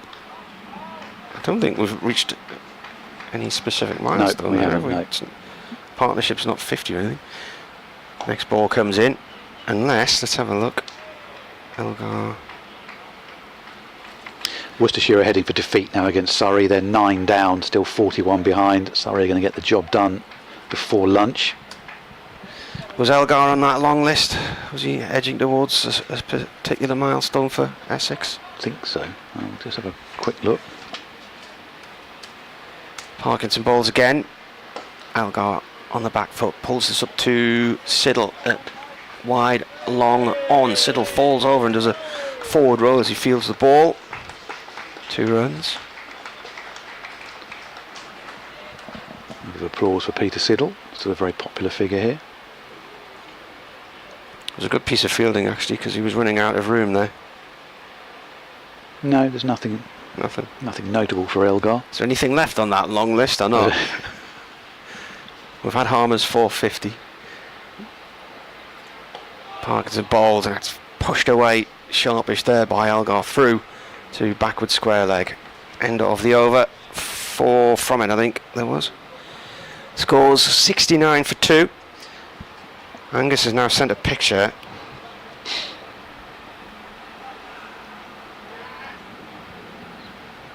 He said earlier on he was climbing something, and I said, was it a Munro? He said yes, 2 Munros, made it to the top. Excellent signal up here, better than my Wi-Fi. Attached a picture of the summit from where I sent the last email. The game is delicately poised, all results possible, but draw or Durham win most likely. Yeah, I think we can almost eradicate Essex victory now from the equation. Yeah. 2 short mid wickets in again for Wesley as rain comes in and bowls to the Essex captain, and Wesley on the drive will pick up a single here. Mid-on scuttles around. 70 for 2 the score.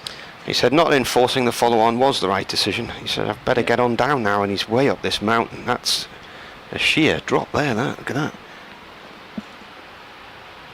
He's done very well. That's a cracking effort to get up there. That makes my calf muscles and hamstrings ache just looking at I that. can't see where the road is. Right, all change to the left-handed Elgar. Just the one slip in, that's the Durham skipper Scott Borthwick. Short mid-wicket is in Elgar's eye line as well as rain comes in, bowls to Elgar, pushes up to mid-off. There'll be no run there. 70 for 2. When we go to the lakes and we stay over on Windermere, and there's this big hill opposite, and for years we've looked at it out the window, and then last year we decided we'd go and walk up it, and got to the top. It was a lovely clear day, blue skies, and the view was just amazing. You'd see all the major mountains right across the entire Lake District. You could see right the way down to Blackpool. It was definitely worth the effort. Rain's effort now sees him deliver a ball from around the wicket to the left-handed Elgar. Just works it into the onside. No run again. Will you be going to Barrow this coming season? Do they play? Yeah, very possibly. So Colchester Barrow, is it? Yep. Yeah, very, very possible. Just looking at the fixture list, actually, I got it the wrong way around. They're at home to Barrow. Second and last game of the season. But yeah, I've done Barrow quite a few times now, and did it on a Friday night once. Set off from mine at 9:30 in the morning. Got into the ground never at got there. 7:05 Yeah. in the evening. It was an awful journey. Rain around the wicket to Elgar, just covered up defensively, and there'll be no run there. No driving anywhere on a Friday. Yeah, I tell you, you know what? I wouldn't go up past Birmingham and up the west side. I would go up the A1, the Scots Corner. That's what I did. You did? Yeah, that's what I did. What yeah, nightmare. Just traffic all the way, and you think you're not going to get there. Got there in the end, but yeah, I've done that. Did that on a Friday. I've done a few Saturdays there as well. When you come off the M6 for the Kendal Junction and you think you're there, and there's a signpost, I think Barrow's still 49 miles away or something, isn't it? Because when you come out of Barrow, you have to go north to come south. You have to go up and round, turn around, go around the corner. Rain in, bowls to Elgar defensively, out to the offside for no run. 70 for 2. I think I can get to Birmingham quicker than I can get to Barrow. Wouldn't surprise. I mean, that's why Barrow, they train in Manchester. Yeah, they do, yeah. Because obviously attracting players and getting them to relocate is difficult. There was a lad, Joel, who used to, he was a goalkeeper at Sunderland. He was in the youth academy, and he lodged with our friends, and he went to Barrow. Yeah, they used to train in Manchester during the week. He's now, well, the last time I saw he was playing for Bolton Wanderers. There was, Barrow, obviously attracting players and getting to relocate. There was a case in Scotland recently where Inverness were moving their training to Fife to try to attract players, but they've dispensed with that idea now. As rain comes in, cut away by Elgar on the bounce, good fielding at gully, and there'll be no run there. End of the over. 70 for 2, because they've just been relegated, Inverness, down to the 3rd tier in Scotland, and they announced they were going to move their training base 130 miles south to Fife, to the central belt, to get the kingdom of. Yeah, to attract players, because it was too expensive for them to relocate up to the Highlands. But obviously you can imagine what the fallout from that was, and they very quickly dispensed with that idea. But there are all sorts of issues on. Well, if they if they got rid of the Inverness, if they got rid of Caledonian and Thistle, they could cut their wage bill by 2/3, couldn't they? Rub down here for the batsmen and rearranging of helmets and whatnot. I wouldn't go into the centre of Inverness and say things that I think they're still a bit touchy about that. I've seen the stadium because it's right next to the Yeah. motorway, isn't it, as you go up there? Yeah. And then Ross County are up there somewhere as well, aren't they? Yeah, they're in Dingwall, Dingwall. where they play. Dancing on the streets of Dingwall tonight. That's over. You can get the steam train from. Is it Aviemore? Yeah, Where does the steam train go from? The ski centre, and that is in Abbey Yeah. Moor, isn't it? We were there, and the Ross County team bus was parked in the car park. I didn't know where they were from. This is bowled by Parkinson to Wesley, no run. 12:30. And all is well.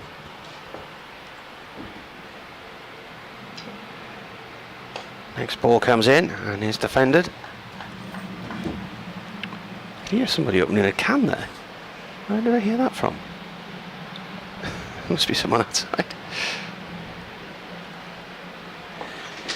It's a hot day again here in Chelmsford. Parkinson to Wesley. Wesley drives up to Siddle at mid-off, no run.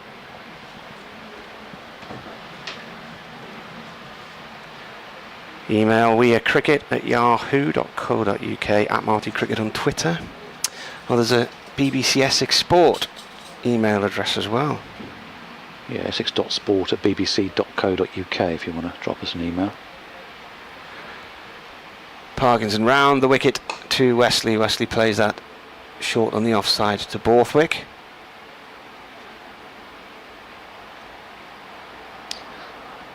Are they just going to have Parkinson taking one for the team at this end, just bowling over after over after over like he did at Edgbaston at the start of the season?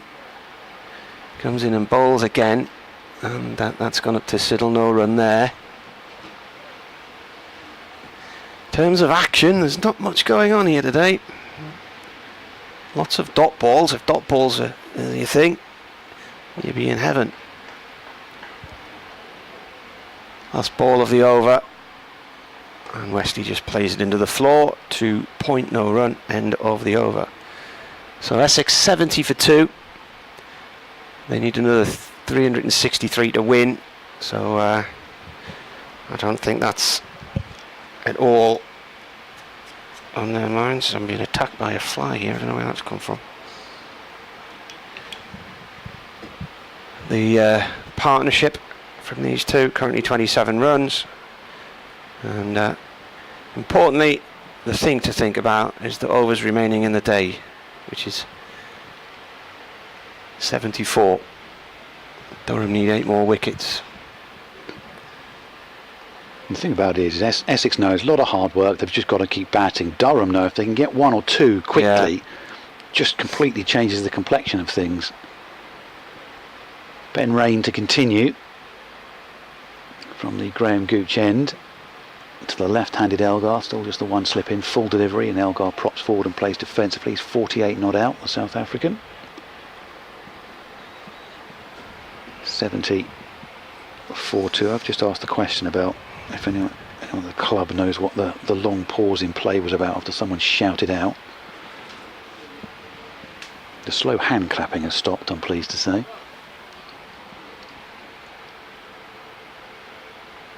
It's all very quiet around the ground, on and off the field. People's minds off the field, I'm sure, just turning to lunch. As here comes Rain into Elgar, and Elgar off the back foot forces out to the offside, but it's fielded on the bounce at point by Colin Ackerman, and there'll be no run.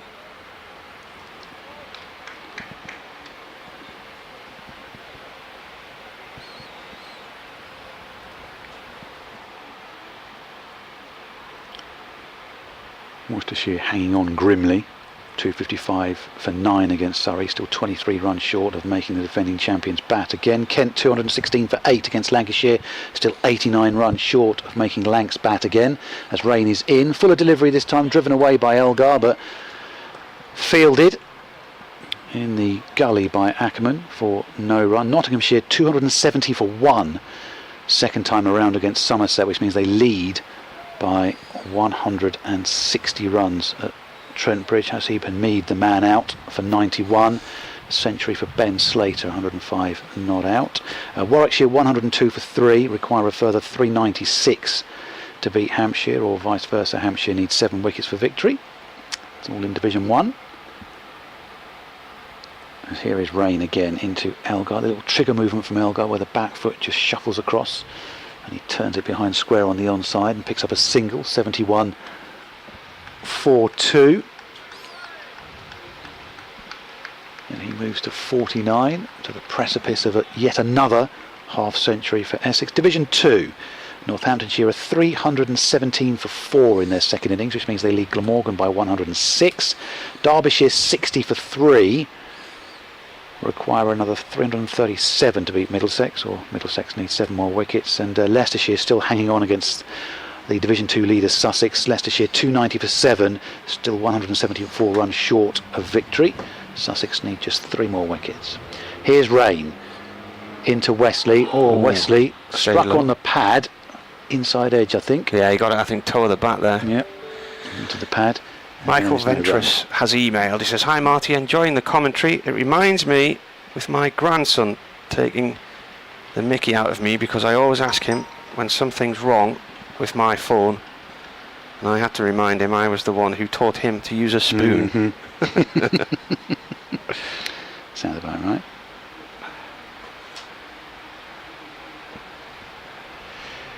Sorry, it was a very important text message from my wife as Rain comes in and bowls to Wesley out to the offside, and there is no run. Highly important message back. Has the cat had his lunch? And yes, he has, before I left this morning. End of the over. 71 for 2 is the score. And Jacob on the email says the delay in play for doing the Ben Rain in over was a rain delay. Very clever. That's the only type of rain delay we're going to get today, I can tell you. Joel the goalie, David says, Joel Dixon, who went to Barrow and then Bolton, is now at Hartlepool apparently. So they're, what are they, National League? They are these days, yeah. National League North? No, National League, aren't they? Just the National League, yeah. The Ringtons man who comes to our doors, a Hartlepool season ticket holder. So it's been quite an interesting couple of years with him knocking on the door, depending on what's been happening at Hartlepool or not. It's a long way from here, but I always enjoy my trips to Hartlepool because they're very, very friendly when you get there eventually. They're a really, really friendly club. Lovely people to deal with. Do you go up on the train, Grand Central? No. You get the train from King's Cross to Hartlepool. Drive up. Up the A1, turn right. Yeah. Parkinson, left arm over, that's played underneath short leg and away out to deep mid wicket, and Elgar gets to his 50. 96 balls, 7 fours. Elgar's 50 has come up off 96 deliveries, included 7. Very watchful, very patient as ever from Dean Elgar, very solid. One escape.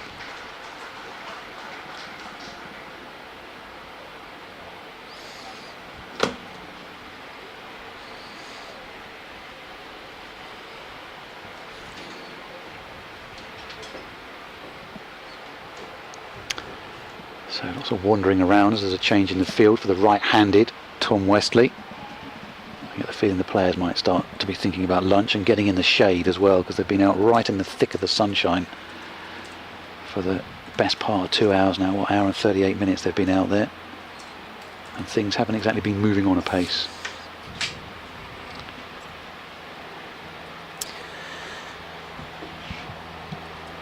Wesley takes his time to take up his stance and turns his back on a ball from Parkinson, which hits him on the back and leaps up and across towards leg slip. Kent have lost a couple of quick wickets. Lancashire are almost there, almost over the line down at Canterbury. Derbyshire have lost a 4th wicket in Division 2 against Middlesex at Lords. Parkinson bowls. It's a full toss down the leg side, which must have just missed leg stump. Yeah, I think Wesley just exposed his leg stump slightly there in leaving it alone. Let's have a little look at the replay. Well, he got his foot across and it turned quite a long way. Parkinson in again, he pads up to that one and it's gone to first slip.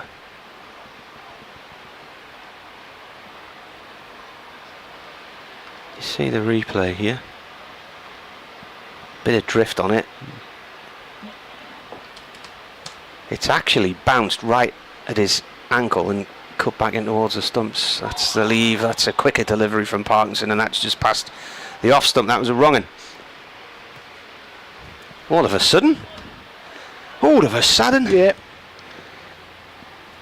Things about to happen. Wesley's on 6 from 60. Parkinson again. Oh! Wesley looks to pad up to that. Bounces up. Hits his bat. Then bounces down and ends up between his legs. That was a very interesting over all of a sudden. It comes to an end though. At 72 for 2. Yeah, that just kind of smacked of the fact that Wesley just didn't want to play anything with the bat there because they'd put an extra close fielder in as well, and he just didn't want anything coming out of footmarks or coming out of the rough and spitting or anything, so he just wanted to get everything he could be caught of out of the way, and just got himself into a little bit of a tangle on a couple of occasions, but no damage done, so it remains at 72 for 2. Longer conversation between Elgar and Wesley. Returning at the Graham Gooch end, Matthew Potts. Right, so Potts, who had the one success this morning, and got a few things happening early on and late yesterday, returns from the Graham Gooch end with 19 minutes to go.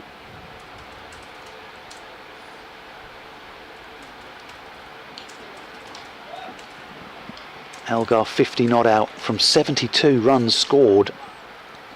Is going to take the first one from Potts' second spell of the day. Potts around the wicket into Elgar, who turns that one away behind square on the onside, and they can come back for a couple of runs as Callum Parkinson emerges from below the lip of the stand away to our right and collects, and they pick up 2. Score goes to 74 for 2, and Elgar up to 52 himself, 74 for 2 in the 36th over.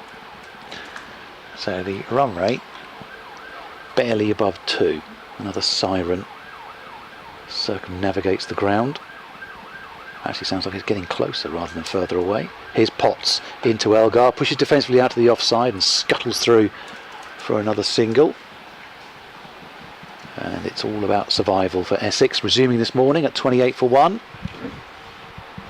They have added the sum total in an hour of 42 minutes of 47 runs. 47 glorious runs. Yeah.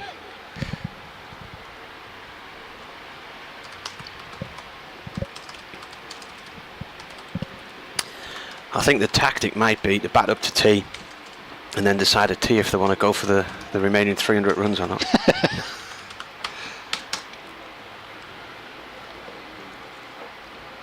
Wesley back on strike. Potts is into him. Wesley plays defensively back to the bowler, and there's no run.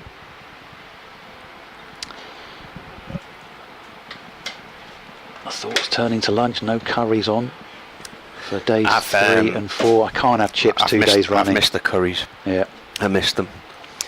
I was looking forward to a curry, and the lady said what type of curries she had on the far side of the ground after she'd already given me my food for the day, and then announced that the curry place would be shut for the next 2 days. So Potts into Wesley.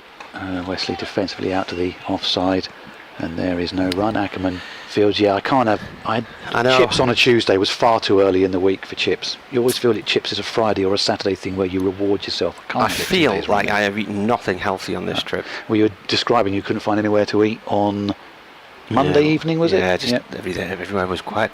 I went to a little Italian place last night and had a seafood spaghetti. It was swordfish.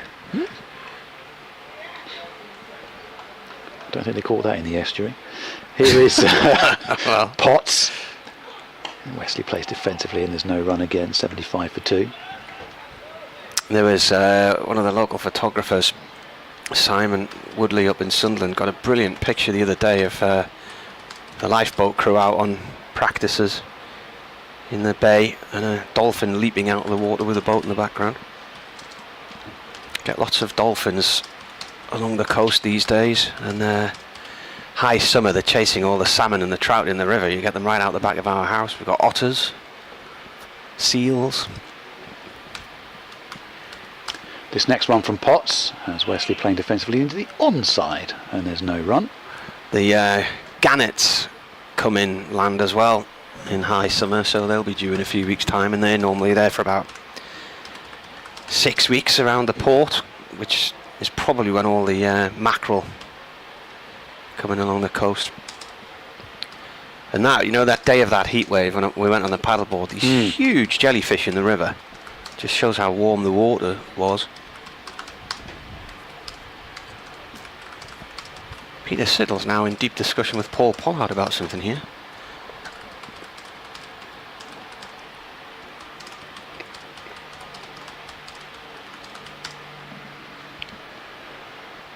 The umpires have had a bit more work to do this morning, just in keeping things on the level. Yeah, it's another break for the batsmen. They've got drinks and With the change of gloves for Dean Elgar. change as of well. gloves again, and maybe Siddle's complaining about that, I don't know.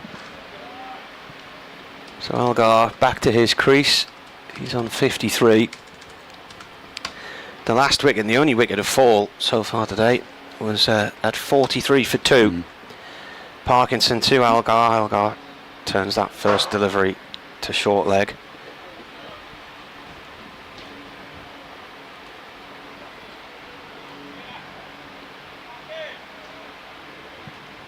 It's quite a hazy sort of day, but it's hot. There's a little bit of cloud up there. Parkinson bowls again. Elgar drives, and it's a leading edge across towards short mid-wicket. No run.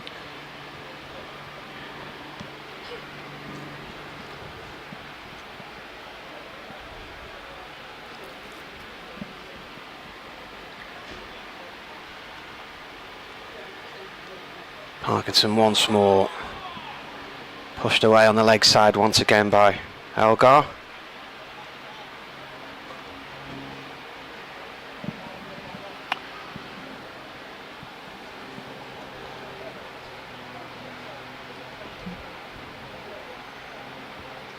Pause in play.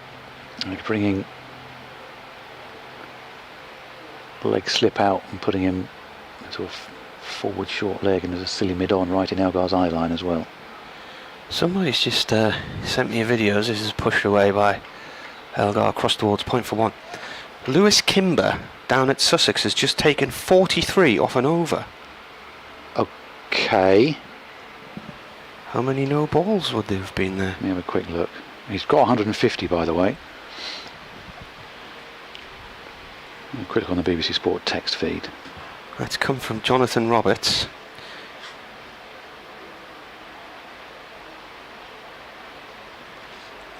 Ken says he's recently been to Victoria Park for an FA Trophy game.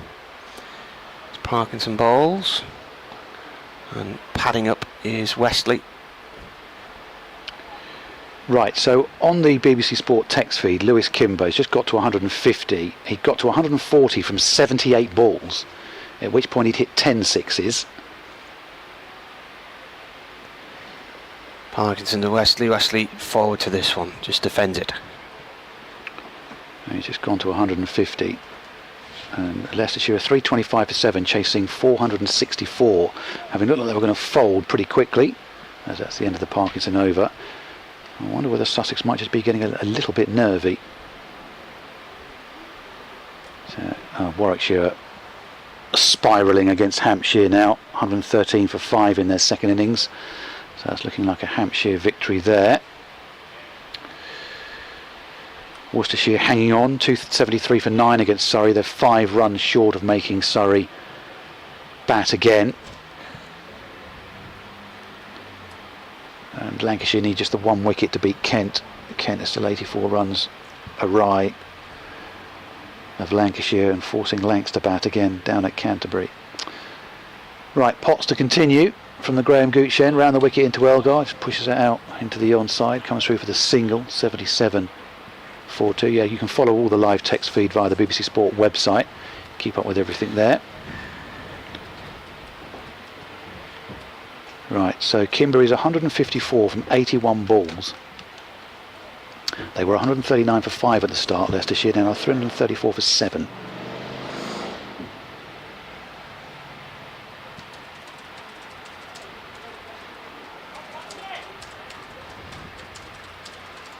turns almost wearily now at the end of his run. Comes in and bowls now to Wesley, plays defensively, and there is no run once again.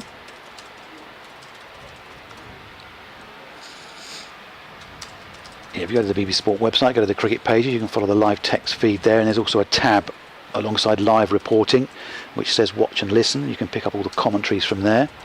Yeah, Leicestershire have scored 43 off 1 over. Just to confirm that. Details to come. Potts comes in and bowls to Wesley. 3 off an over would be quite good here. 77 for 2. But Essex aren't in that frame of mind. Essex are in a frame of mind of saving the game. Apologies for that, my microphone and my sunglasses got tangled together and then fell off my head.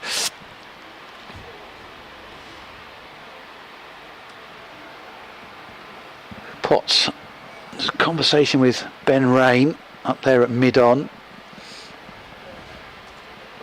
That's either Alex Lees or Michael Jones at mid-off.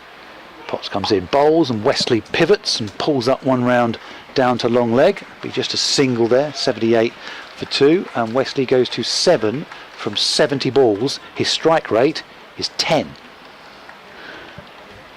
And bearing in mind we've just come out of a long chunk of T20 Blast cricket, you just have to readjust yourself.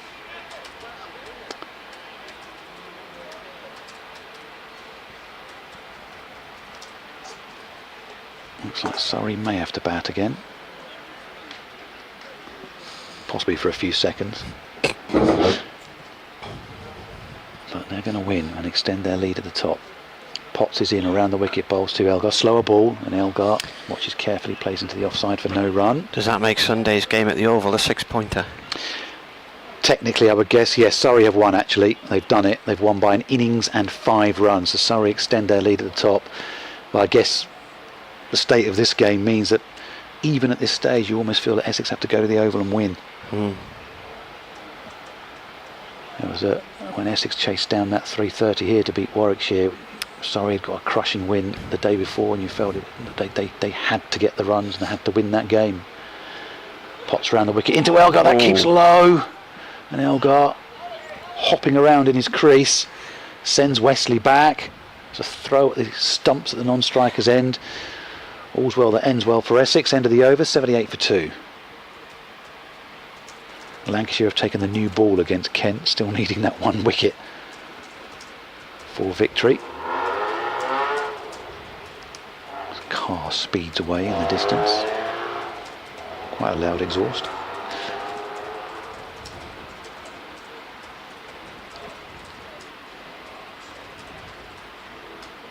And we are 7 minutes away from the interval here. So should get a couple more overs in, although Essex will try and slow this down as much as possible. Wesley takes his helmet off to wipe away moisture. Yeah, that's what we need, just a few more breaks in play. It's the over rate +1. It's had Parkinson on all morning from this end, haven't they? Yeah, he's bowled. This is over number 16 for him, none for 26, 5 maidens. Durham need a wicket here. 1 wicket might just change things. In comes Parkinson and pitching it down the leg side, leg spinner. This is padded up by Wesley. Takes you back a few years, doesn't it? To batters padding up, kicking the ball away. Yeah.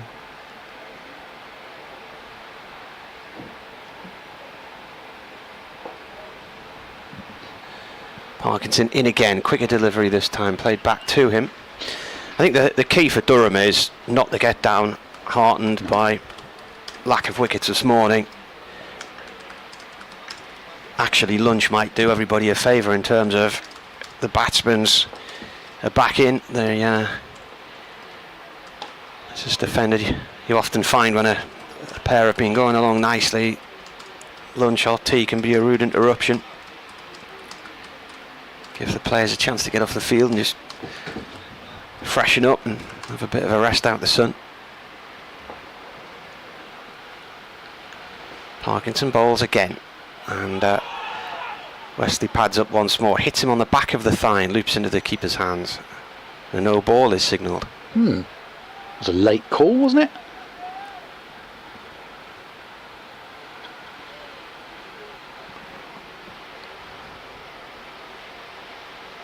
He put his arm out as if he was signalling a no ball there, didn't he? Quite sure what that was all about.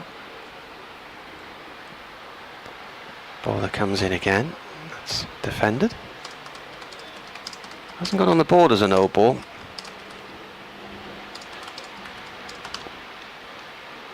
There was certainly an arm out to the right hand side there for quite a while.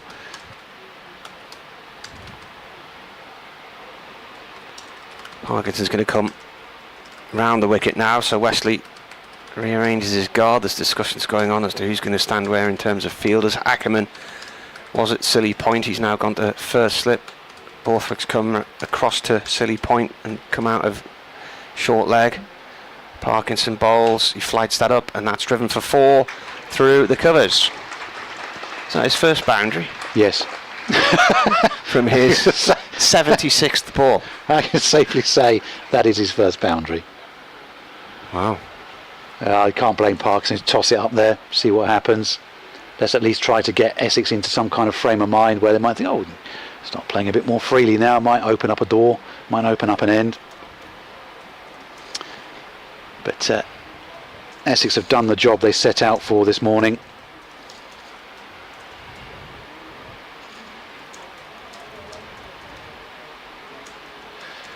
Yeah, so the BBC guys on the BBC Sport text feed just filling in the details of Surrey beating Worcestershire by an innings and 5 runs, and the last paragraph is a showdown with Essex at the Oval on Sunday is next for Surrey, with Worcestershire making the long trip north to face Durham. 5th win of the season, by the way, for Surrey. It's funny that the two teams involved there are now playing the two teams involved here. Potts then, round the wicket, into Elgar, bowls, Elgar pushes out to the offside, sets off for a single, as does Wesley. Elgar stops, Wesley stops. No run, 82 for 2.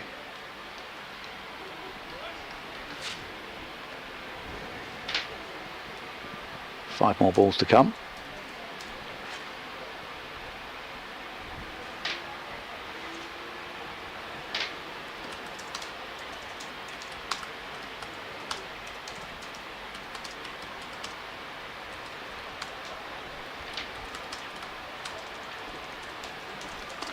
Potts in again, bowls to Elgar, forces back up the pitch. Potts leans away to his right hand side. That's that long right arm out, stops the ball, and there's no run. Wesley immediately goes across to where Potts has followed through, starts sweeping away a little bit of detritus. Potts stops and has a conversation with his captain Scott Borthwick the length of the pitch. Borthwick is stood there. Oh no, the first slow slip. hand cap starting again. Yeah. And then a helmet comes out for Robinson. As Potts was just saying, look, he's just shuffling out of his crease, is Dean Elgar, so you're okay to stand up just to keep him back in his crease.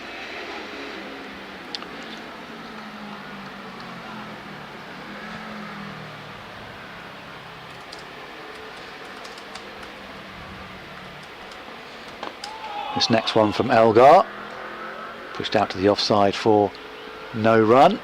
82 for 2. Elgar and Robinson seem to be in deep discussion.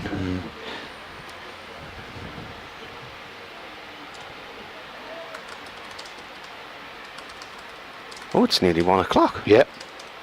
Sneaks up on you, Those doesn't 2 it? hours have just flown by. They just. 3 balls left to go. Potts doesn't seem in any rush, does he? Now he's checking on Ben Rain's health at mid-off.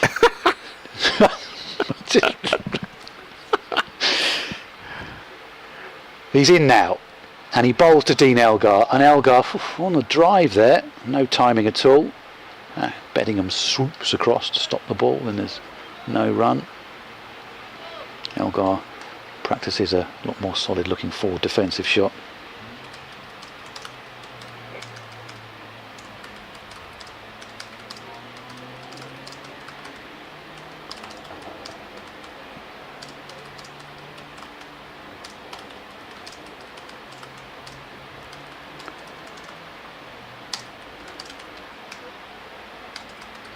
Here's Potts again. Bowls to Elgar. Full delivery. Elgar gets something on it and it bounces away for no run. Wasn't that a slow Yorker there? Yeah, it was a real loop on it, wasn't there? Almost foxed Elgar, but he trapped the bat down on it and Ackerman fields. There's no run.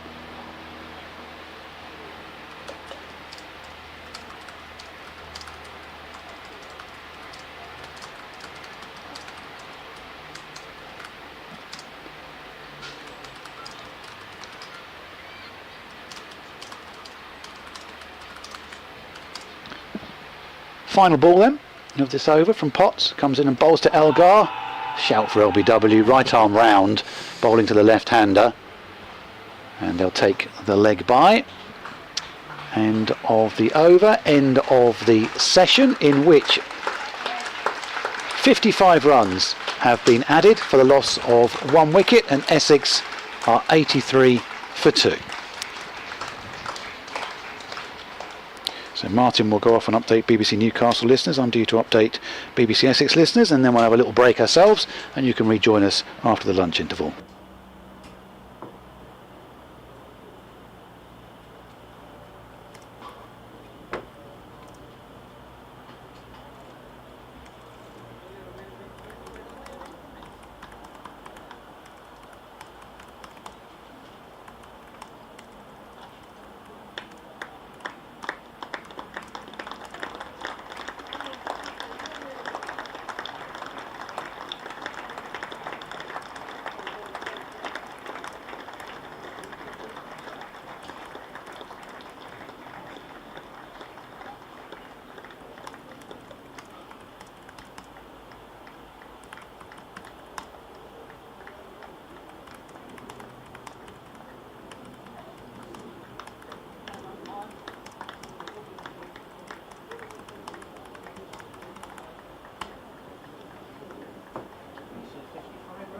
Yeah, 28 for 1.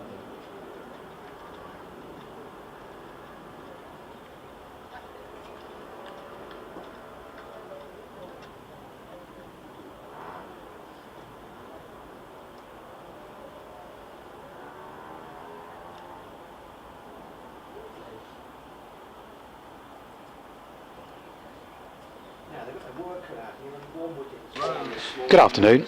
Standing by.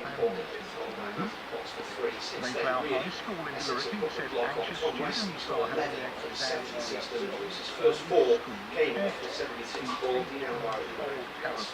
So Essex 83 for 2.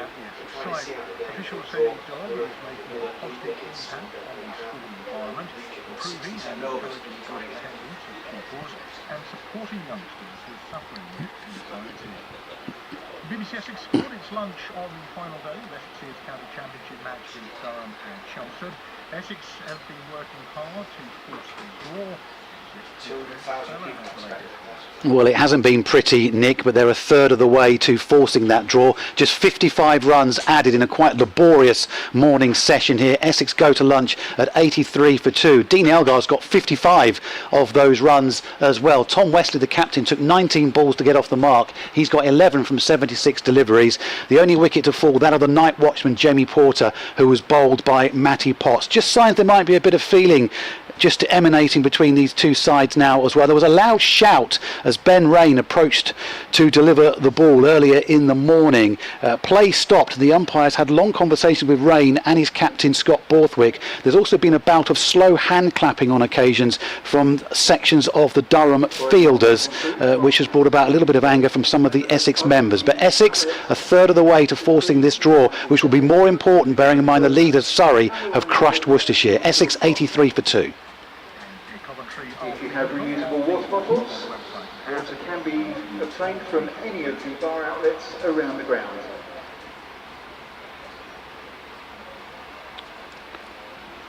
Three more sixes for Kimber off another over. 24 runs. 16 sixes in his innings so far. One short of Ben Stokes' record.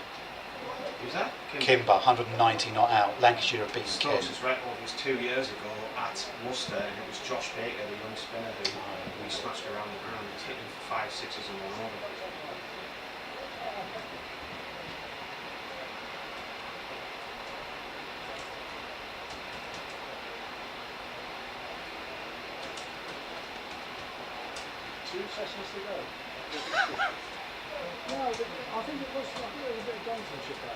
Apparently.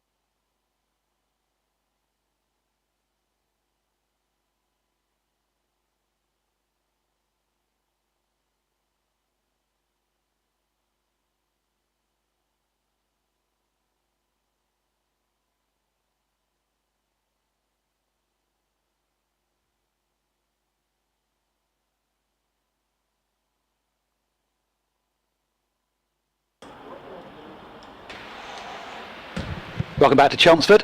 Glenn Speller and Martin Emerson for the afternoon session of this county championship match, the final day, Essex against Durham.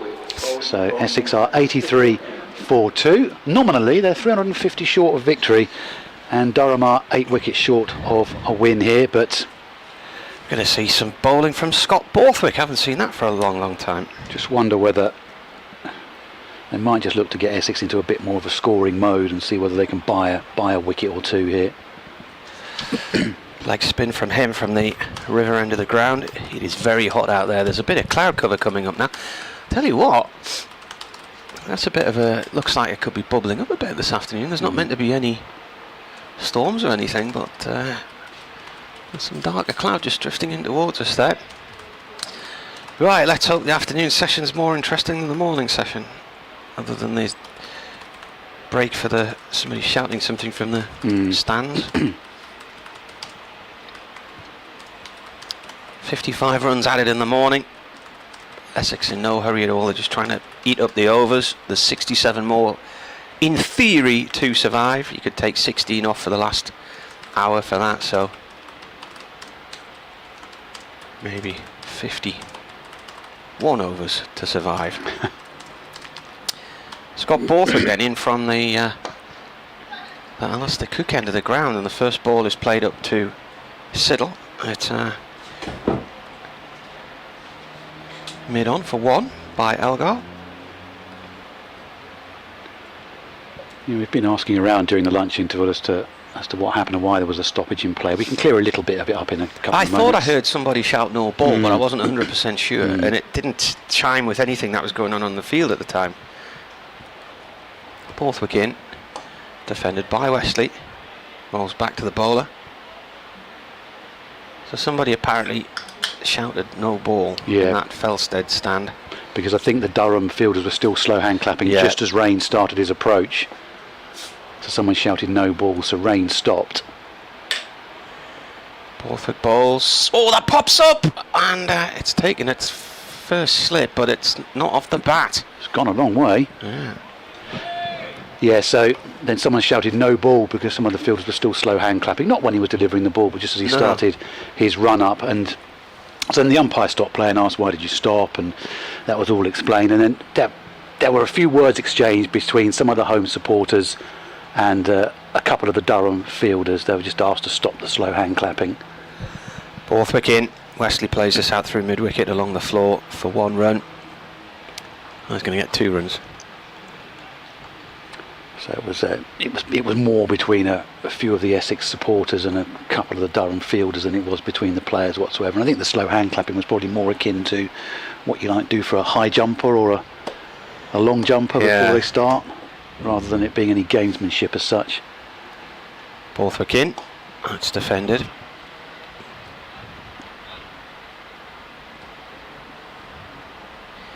Salads. I need salads.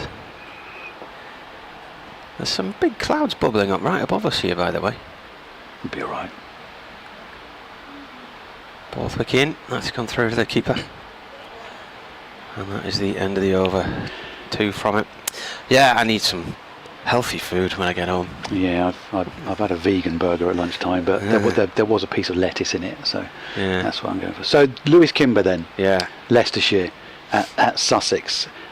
He has hit 16 sixes, which equals the number hit by Andrew Simons for Gloucestershire in 1995, and 1 fewer than a certain Mr. Stokes for Durham against Worcestershire 2 years ago. The most in any first class innings is 26 in an Indian Ranji Trophy game there. The most off a first class over, by the way, is 77 in a game in New Zealand in first class cricket, but it was basically a bowler bowling chest high, full tosses. That Ben Stokes innings being pulled everywhere. Doesn't really count, to be honest with you. Was the most runs scored by a batsman in a morning session, the most runs by a team in a morning session. 17 sixes, and the match ended in a really boring draw. And he used 5 different bats during his mammoth plunging of runs. Colin Ackerman. First time we've seen spin from the Graham Gooch end today. First time we've seen anyone other than Callum Parkinson bowl from this Sir Alistair Cook end as well. Yeah. Ackerman round the wicket into the left-handed Elgar, who traps the bat down on it and will pick up a single, 87 for 2. So yes, Kimber's 192 not out and has shared an 8th wicket stand of 125 plus 76 of 201, of which he's got 190. No, that can't be right. Don't do maths on the radio, Glenn. So it is. Yeah, it's 201, of which Cox, who's his batting partner who came in to join him, Ben Cox, has got 24. Yeah. He's played his part then. Yes, well, kept an end up. He's actually hit 1-6 himself. Ackerman over the wicket to the right-handed Wesley. He's entered the onside for no wickets. So Kimber's 192 not out. Cox is 24 not out. Kimber's 192 has come from 94 balls, 18 fours and 16 sixes. And Leicestershire just require 88 more for victory. There's now a Who is Lewis Kimber section on the BBC cricket website as well. That next one's just worked behind square on the onside for no run. Where's it gone? And so yeah, Cox joined Kimber. There are well in excess of 200 required. This next one's pushed back down the pitch for no run. But having seen the ball disappear out of the ground at Hove 6 times, when they come back after lunch, does he continue playing like that, or does he think, no, we can get this in 1s and 2s and 3s? Henry Moran, BBC cricket reporter, got some stats on that innings as well.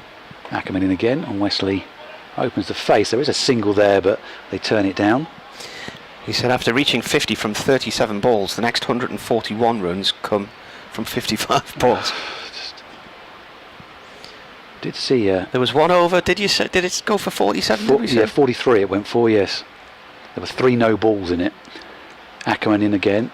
Oh, now Wesley gets a little bit tied up there, but it bounces well on the onside off some part of his anatomy and out, and there's no run. End of the very uneventful 42nd over. It is 87 for 2 is the score, and I just saw some quotes this morning from when I was going through the start of the live text feed from Lewis Hill, the Leicestershire captain, who, with his side pretty much looking like they were going to get beaten, came out with the quote of, "We'll look to throw a few punches on the final day." Well, I think if Sussex aren't flat on their back, they're certainly covering up on the ropes at the moment. Amazing scenes down there at Hove in Division 2. You'll be able to read all about it on the BBC Sport website, and there'll be quotes and no doubt whatever later on in the day as well. Live text feeds up and running though, so you can follow it almost ball by ball there. Another long stoppage in play while Scott Borthwick. This is all dull, isn't it? All these stoppages in play and everything. Victories today for Lancashire and for Surrey, both by an innings against Kent and Worcestershire respectively. Yorkshire winners in Division 2 yesterday.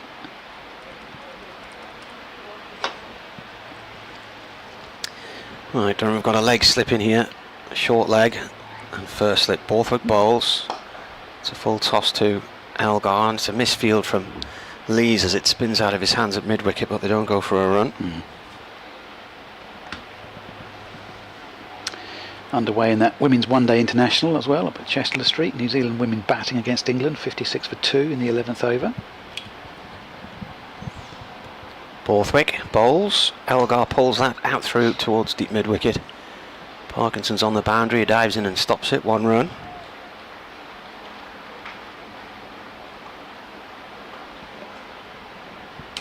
Needless to say, 5 Live Sports Extra may have popped off down to Hove to pick up the end of that game, because one way or another it looks like it's going to finish quite quickly.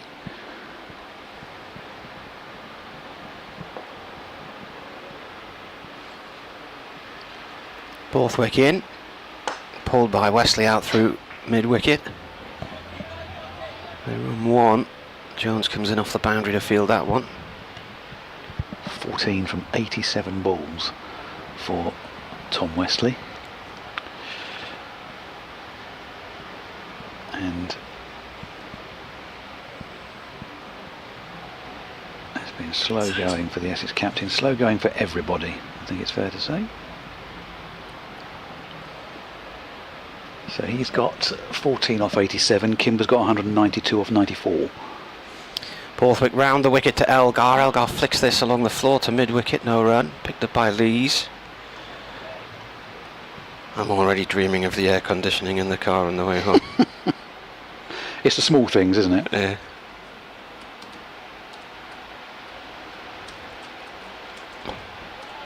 Next ball played to mid-wicket again, and a no ball is signalled. What we thought was a no ball before lunch was actually the umpire had put his arm out to signal there were 2 deliveries left, a couple of people have pointed out. Borthwick in. Pops up on Elgar, he plays it towards backward point, goes for a run, but he's sent back by Wesley.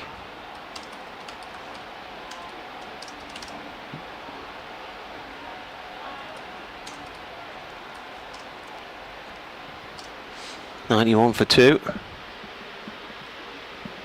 Borthwick round the wicket. Played out towards the deep mid-wicket boundary to Parkinson by Elgar, 1 run.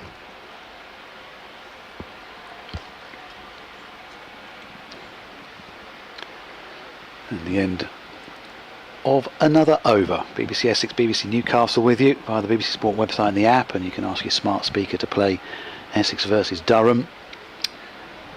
But one suspects even supporters of these 2 teams and elsewhere might just be casting an eye at Hove to see whether Leicestershire can come up with, I would think, one of the all-time great county championship victories, because they've been pummeled for all but 3 and a bit days by Sussex.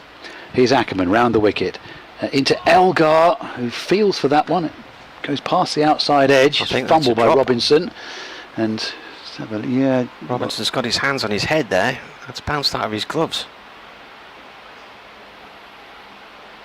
See if we get a replay of that or not. Ackerman in again to Elgar, who pulls that one away for 4 runs. Short leg takes evasive action, and it's 96 for 2. Yeah, so it's short, and Elgar's not going to miss out on that. He might be looking at it and thinking, well, there's game might be quiet. 53. Yep, game might be quiet. Might look like the game's not going anywhere, but I've got some runs for myself out here. As he picks up an all too rare boundary today.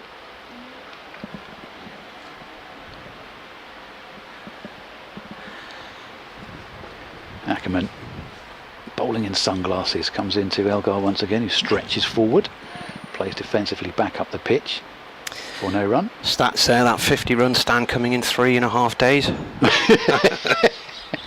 It only feels like that.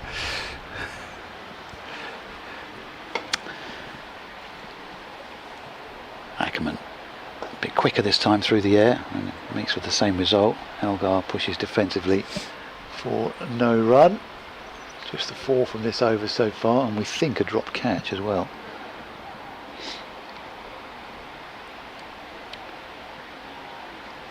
Here he is again, Ackerman, and Elgar goes right back on his stumps, just tickles that away on the offside, just opens the face of the bat, comes through for a single. Score races on to 97 for 2, coming towards the end of the 44th over.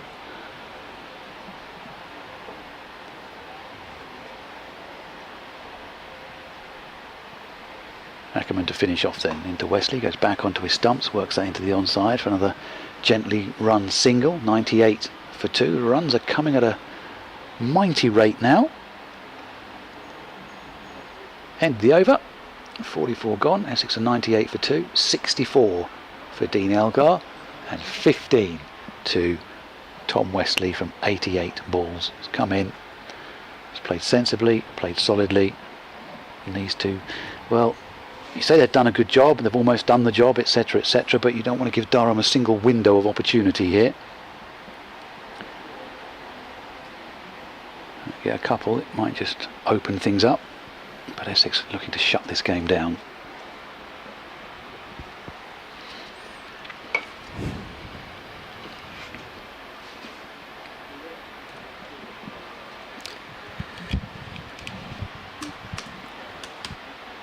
Scott Borthwick, ball in hand, coming in the bowl here to Wesley from the river end. Wesley forward, plays it to point, no run.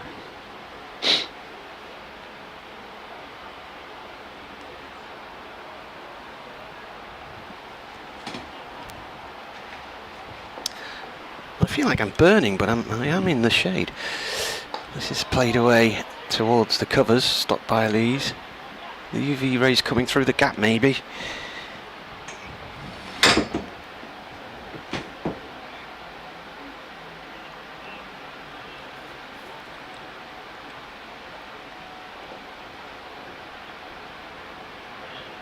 Borthwick to Wesley. Wesley pulls at that ball and he plays it out through mid-wicket. Jones comes around to collect it, 1 run. 1 wicket could make a massive difference to where this game's going here. Keaton Jennings tells the story of his father coming back for the final day of a first-class match, needing 1 wicket and not getting it.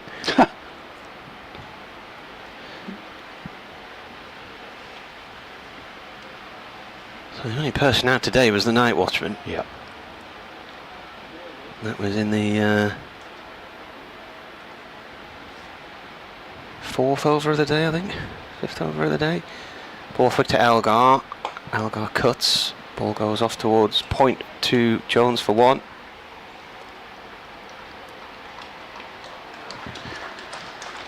that the 100 up? It is. Comes up. Yes. It's all happening.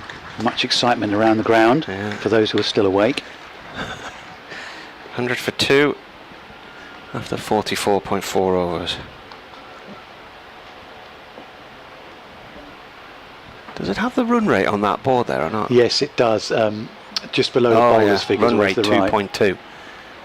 Next ball from Borthwick to Wesley goes off down towards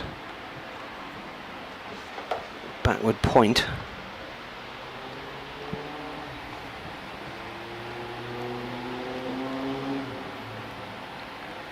And he comes again, defended. And that's the end of the over. The previous delivery skidded in a little bit, but he was in control of the shot and just played it into the ground in a way safely. Kimber's added 4 so far, 388 for 7 Leicestershire after lunch. So Total loss of form then. Yeah, another 76 required. What they're chasing? 76 plus that is 12, it's 400, 464. Another 8 down? 7 down. 7 down. Yeah. That would be quite a run chase, wouldn't it? Sussex 442 and then Leicestershire 275. Then Sussex declared at 296 for 6 to set 464. And Leicestershire at the moment look like they're going to get them, which at the start of play today they look nowhere near it. They were 144 I bet they get for 6. to within touching distance and then it all goes Pete Tong. They were 144 for 6 and 175 for 7. And now they're 388 for 7. Right, Colin Ackerman to continue from the Graham Gooch end.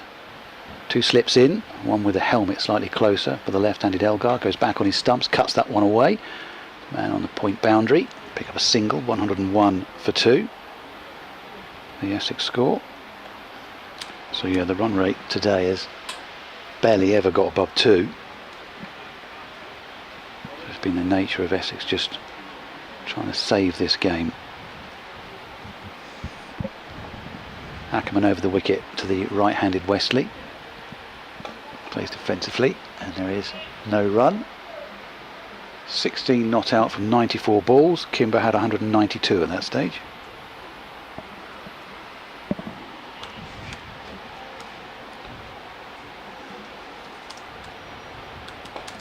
This next one's just worked into the onside off short leg, and there is no run. I caused him a little bit of a problem there. He was sort of collapsed on the shot, Wesley. Went the short leg. Came in low. This next one from Ackerman has Wesley stretching forward, playing defensively out to the onside. There's no run there. 101 for 2. 433 was the nominal victory target for Essex.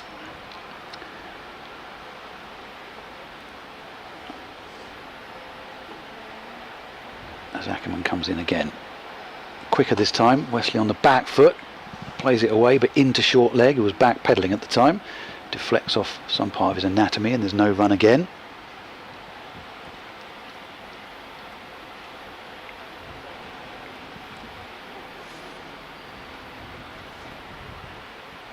Conversation between Ackerman and Borthwick. They're trying to move fielders around, trying to find a way of unsettling the batters, if nothing else, because at the moment it's not doing anything off the pitch to unsettle them.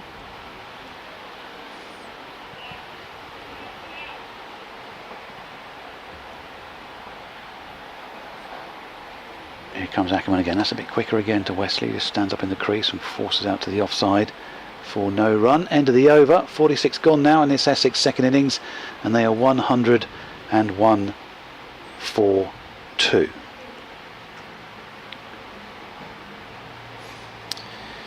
Daniel Norcross, a BBC commentator, is on Twitter asking if the Leicestershire scorer Phil Long, well, he's not the official Leicestershire scorer, but Phil Long, who was scoring England's women at Chesley Street today against New Zealand, is he going to be able to concentrate in scoring in Chesley Street while his beloved Leicestershire are edging towards one of the most remarkable comeback victories of all time? Just needs to draw a line under it.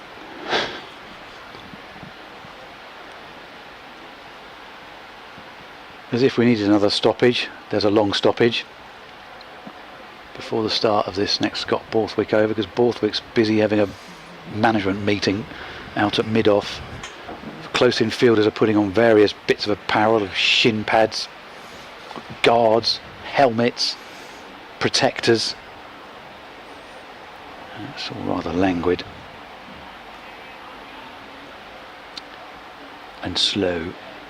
Yeah, close-in fielder is going to be standing at silly mid-off. That helmet's very close to the stumps, you know. That's a 5-run job there. One skids through. Do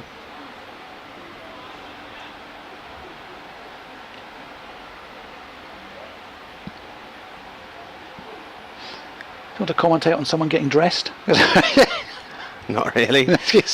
he's struggling to get The shin pad on. Yeah, the shin pad on, and then he's got to get his he's trying now to pull his trouser over the pad. Jones. Because they're like the sort of knee-high sort of wicket-keeping pads that he's put on. So and now he's gone into short leg to replace Ben Rain. Yeah. So Borthwick. Yeah, Borthwick round the wicket. Elgar plays it into the ground too. Jones. Has Rain gone off the field? No, he's over there. He's way out in the deep cover. I'm just looking at this here, and Liam Dutton, the Channel 4 weather presenter, has just... Borthwick lobs that one up, and it's played away to Siddle at mid-on for 1 by Elgar. It's a satellite image of Britain from space today. Out in the Atlantic, just to the west of Ireland, what looks like a hurricane. And he says that's an unusually deep area of low pressure for June. The front of it, a cold front with cloud and rain, that will bring fresher air. Well, that'll be welcome. Meanwhile, over us, sunny skies with very warm and humid air. Don't we know it? That's gone off to the covers, no run. And over Germany, communal nimbus thunderstorm clouds across the Alps, actually. Easy for me to say. It's filling in above us, mind. If I had to take a guess that was going to be a thunderstorm and looking at those clouds, I would say so. This ball to Wesley, played to Jones at mid-wicket, but we've got nothing forecast here. No, nothing. 200 for Lewis Kimber, 203, he's hit a 4, 203 from 100 balls. I think he'd only had 1 century before this, and it was in a 1 day, wasn't it? Yeah, I think 140 odd I think he got. Defended by Wesley. I'm trying. Something in my head tells me that was against Durham. Another 65 needed by Leicestershire.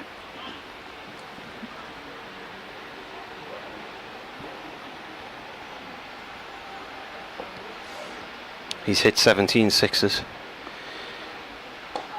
Borthwick balls, Wesley forward. So Dan Norcross. Kimber's 203 not out off 100 balls. His 17 sixes is joint most in the county championship innings with Ben Stokes against Worcestershire in 2022. Isn't Daniel Norcross out of the T20 World Cup? He's keeping an eye on. Well, he must have just got cricket. up. Yes. Isn't he in Guyana? Is he? He flew out there. So yeah. Big Surrey fan. Might. I guess if England don't get to the final, he might be at the Oval, possibly, if he flies back. If he's not doing the final. David Griffin, the photographer from Derbyshire, who's also the statistician, said it's the second fastest double 100 in first class history for Lewis Kimber. Second quickest of all time. Yeah. or for those who need it ever, or just second fastest. Yes, yeah. Does that annoy you as well? It really winds me Yeah. up. Does it annoy you? Yes. Yeah. Just one of the many things. Ackerman starts another over from the Graham Gooch end. Into Elgar, gently looking to cut that one away, but then just, in the end, just poked it out to Ben Rain, who stood there at cover.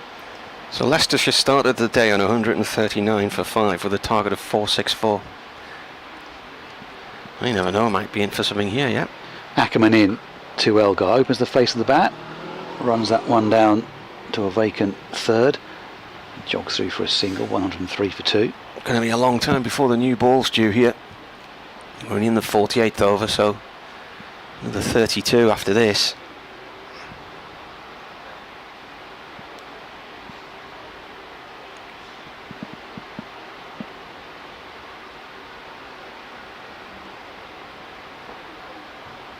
Here's Ackerman, right arm over, bowls to Wesley, pushes defensively out to the offside for no run again, 102 for 2.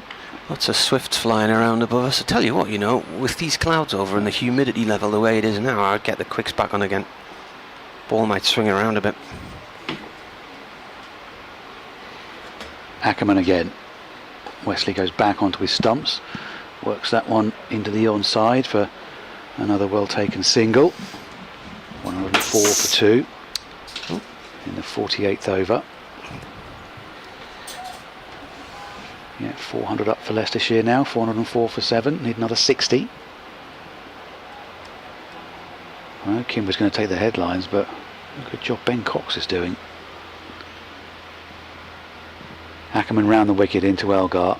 Elgar watches carefully, pushes it into the onside where Lees fields at short mid-wicket for no run. So a further 329 runs required for Essex, 8 wickets for Durham. Ackerman in, quicker. Oh, now Elgar's a bit late on that, but just pushes it away eventually. Almost rather disdainfully as he just turns away. End of the over, 12th man's on again, wearing the blue vest. He's going to tidy up a bit of an area behind Ollie Robinson, the Durham wicketkeeper, and take one of the helmets off the field.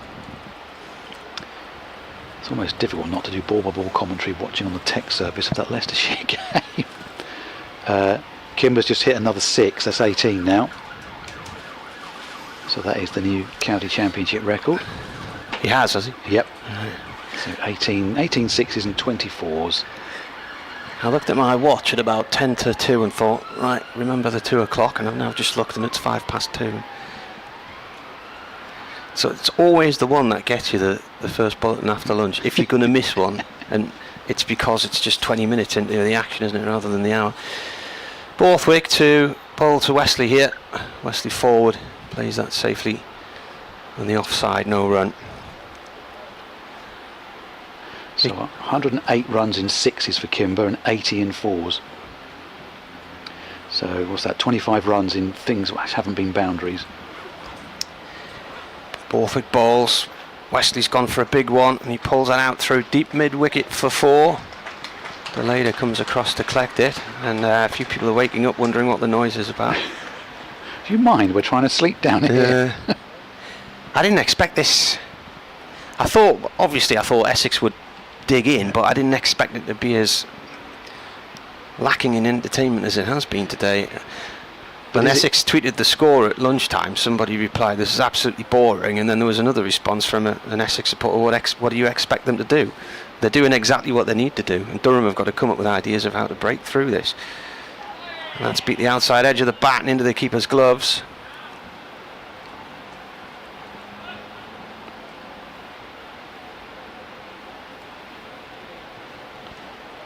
Yeah, there's something to be said, isn't there, for a fighting rearguard battle and powers of concentration and staving off a defeat. Next ball into the keeper's gloves as well. Both deliveries, Borthwick's leapt in the air thinking he had got a nibble. And you can see why Essex want to battle for the draw as well by looking at the league table. Yeah. That's well wide of off stump and bounces up sharply, hits a foothold, and it's taken at full stretch by the keeper, one-handed. Go through the table in a couple of moments' time at the end of this over, but Surrey's victory over Worcestershire has got Essex on the back foot. One ball left of the over in muggy Chelmsford. Wesley edges that along the floor. It's pass first, slipping down towards third man. Rain gives chase, 1 run. That is the end of the over. So Wesley moves on to 22 and keeps strike. He's faced 110 balls though, got a strike rate of 20. Elgar 68 from 132 with a strike rate of 51.5. That was Borthwick's 5th over, none for 16. Ackerman's bowled 4 overs, none for 10. Essex 109 for 2. They need another 324, or they need to bat out 42 more overs. So Surrey's points for their win have been added on now. The table last updated just after 1 o'clock. So Surrey lead, played 8, 5 wins, 137 points. Essex's points haven't been added on as yet, including their bonus points, because this game hasn't finished. So Essex played 7, won 4, 113 points. So they are 24 behind. Somerset, heading for a draw against Nottinghamshire, are third, 99 points from 7 games played. Lancashire up to 87 points now with their win at Kent. They're in 4th as Ackerman continues. Wesley looks to cut that away, doesn't really get enough on it. Drops out to the offside at the bottom. Kent 62 points from 8, have already lost, as of Worcestershire, second bottom, 72 from 8, and Warwickshire look as though they're going to lose to Hampshire, 77 from 7. Nottinghamshire battling to a draw against Somerset, 79 from 7. Ackerman in once again. Wesley plays defensively for no run, and Durham 83 points from 7 played, and Hampshire in 5th, 85 from 7. So Surrey and Essex setting the pace, but Essex are going to have to go to the Oval and do something, assuming as well they can get out of this one with a draw. This next one from Ackerman just has Wesley padding up and taking everything out of the way of it. Loops up, Robinson catches it, 109 for 2. The good news, ladies and gentlemen, is that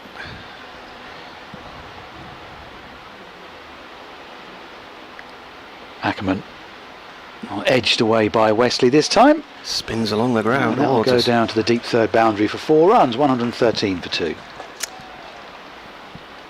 The good news is that he's hit 18 sixes now. Yeah, oh, you said that, didn't you? Just watching the replay, it's gone down the car park, that one. Well, apparently six of them before lunch went out of the ground. They didn't get the ball back.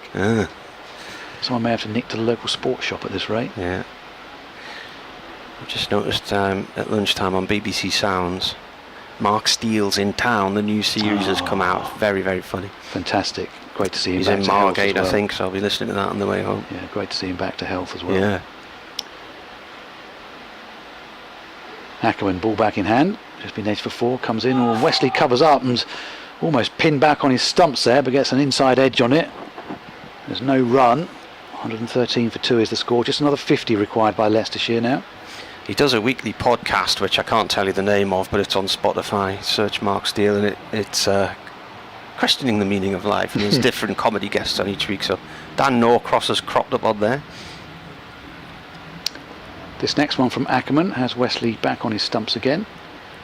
Stops the ball for Ollie Robinson so he can pick it up. End of the over.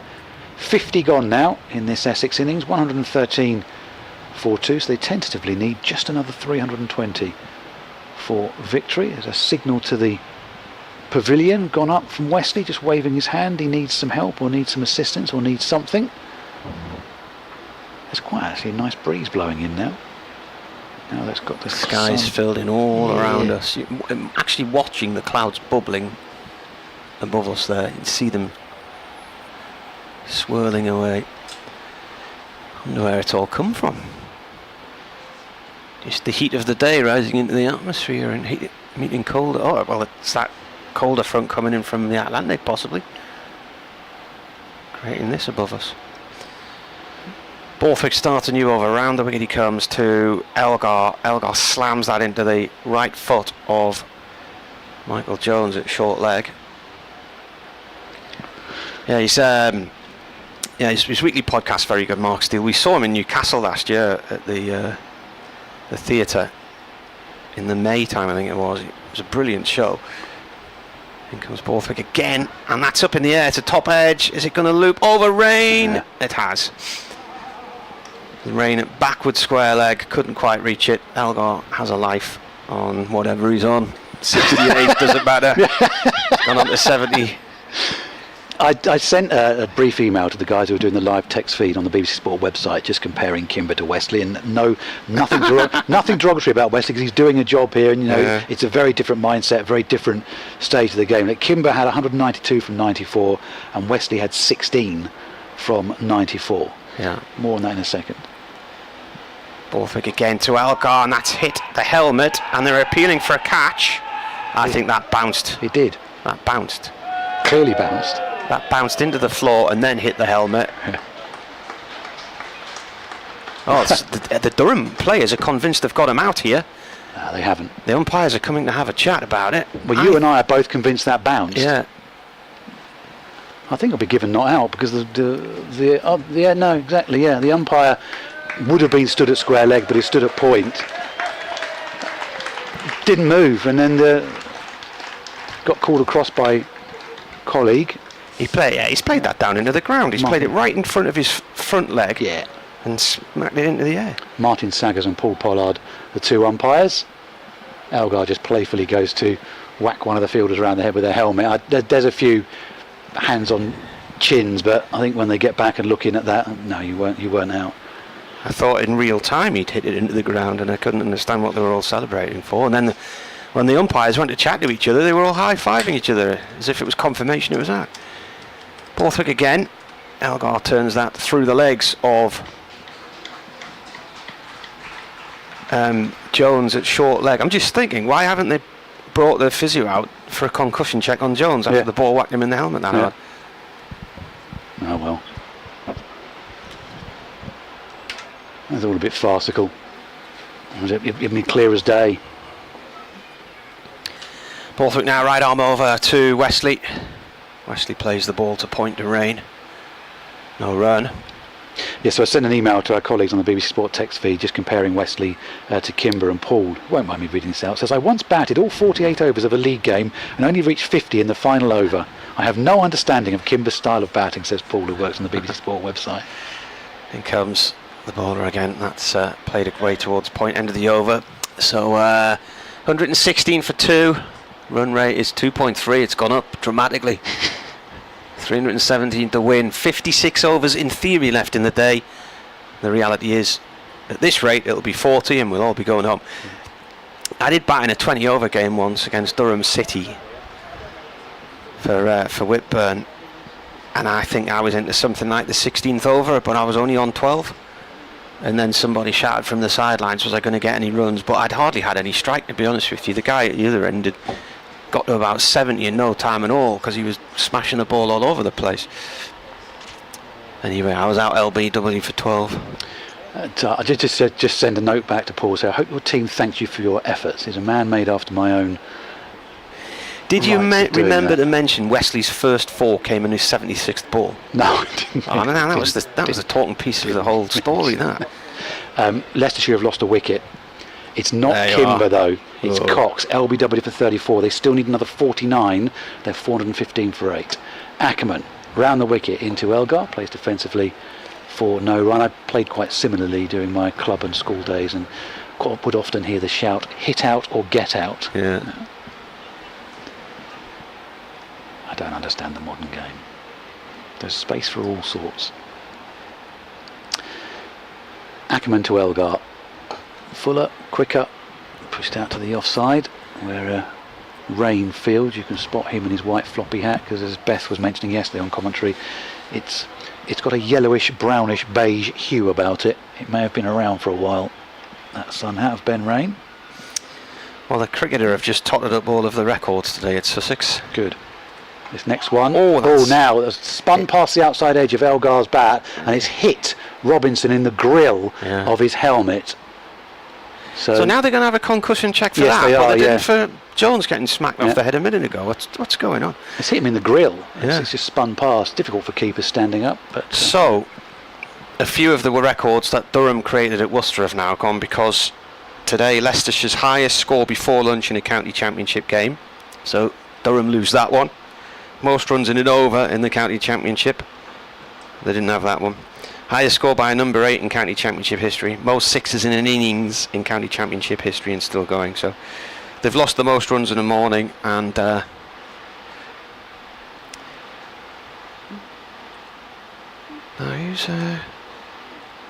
Jones has gone over to have a word with Susan Dale, the physio. She's now talking to Ollie Robinson. So guess what? We've got another delay. Yeah, he's okay. Gary on Twitter says, back to the football, Gareth Southgate wears a crash helmet whilst changing his duvet.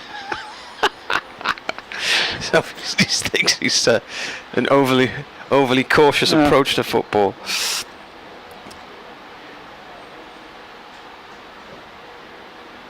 You're missing absolutely nothing here. Go and cut the garden, come back, you'll have still missed nothing. I'll let you know when there's a wicket if it ever happens. We'll let you know when play resumes, because there's been far too many stoppages today as well. Robinson's okay, he's had the check. So it hit him in the grill of the helmet rather than top of the head or side of the head. Not to say that he shouldn't be checked, because we should always err on the side of caution. But various 12th men, etc., carrying drinks crates. It was Ollie Robinson who got hit for 43. The England bowler, Ollie Robinson. Yeah. Wowzers. Yeah. Doug Raines just sent that in.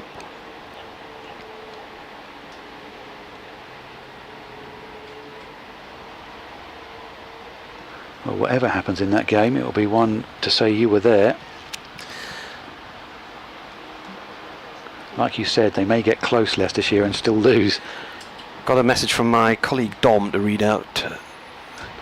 As Ackerman, play resumes, comes in and bowls, and Elgar again just traps the bat down on it, and there's no run. Yeah, he played it in the floor, didn't he? Dom says, if you have time to mention, Durham visually impaired are playing Lancashire visually impaired in the East-West Northern League on Sunday, 1 PM start at Darlington. Here's Ackerman in, bowls, and Elgar plays defence for no run. I laugh because if we have time, we've got time. Yes, if you want to send us both lineups as well, then feel absolutely free. Umpires, who's scoring, what will be on the tea menu, directions to Feetham's. Yeah, anything like that.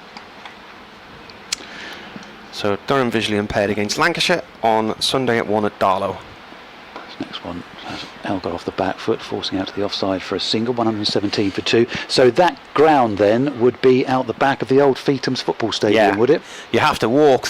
You used to have to walk around the cricket ground to get to the football ground. The football ground's now a housing estate. Is that named after varying Darlington players of yesterday, I believe. Went there a few times. I saw, as that's the end of the over, incidentally, 117 for 2. I saw Colchester concede 7 there. It was early in the season, and I think it was the second season after Colchester had been promoted back into the Football League. What year would that have been? Very early journalistic days. So they were promoted back 91, 92, so 92, 93. So probably that rings a bell. I think I was at that game, probably early the season 1993. Now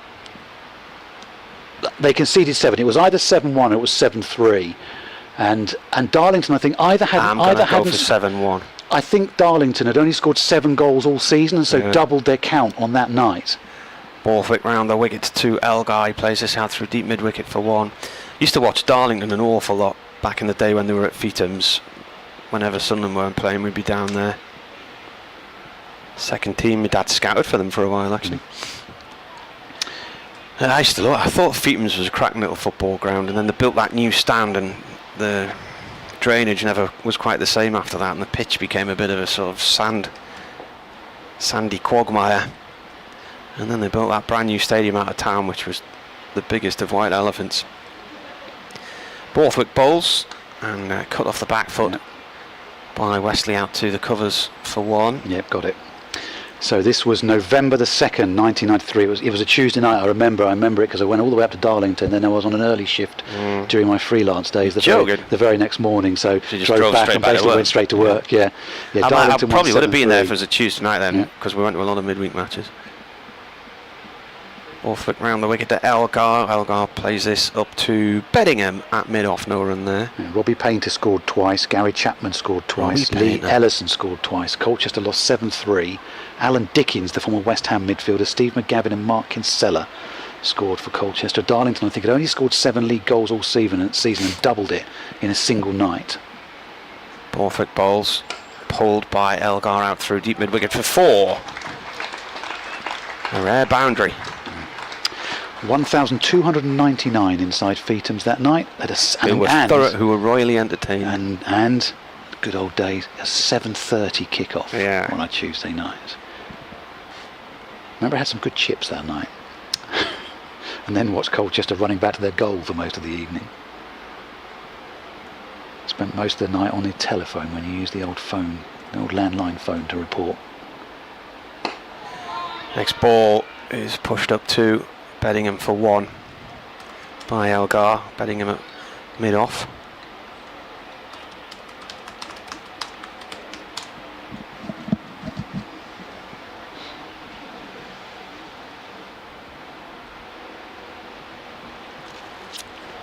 But yeah, that was one of my several visits to Feethams. That was a great little ground. Ball flick bowls. This is flicked away down towards long leg by Wesley. He's going to get 2. Potts chases it from the slip cordon. Elgar didn't slide his bat in for the first run, so just had to step back and make sure the bat went over the line, and then ran back for the second.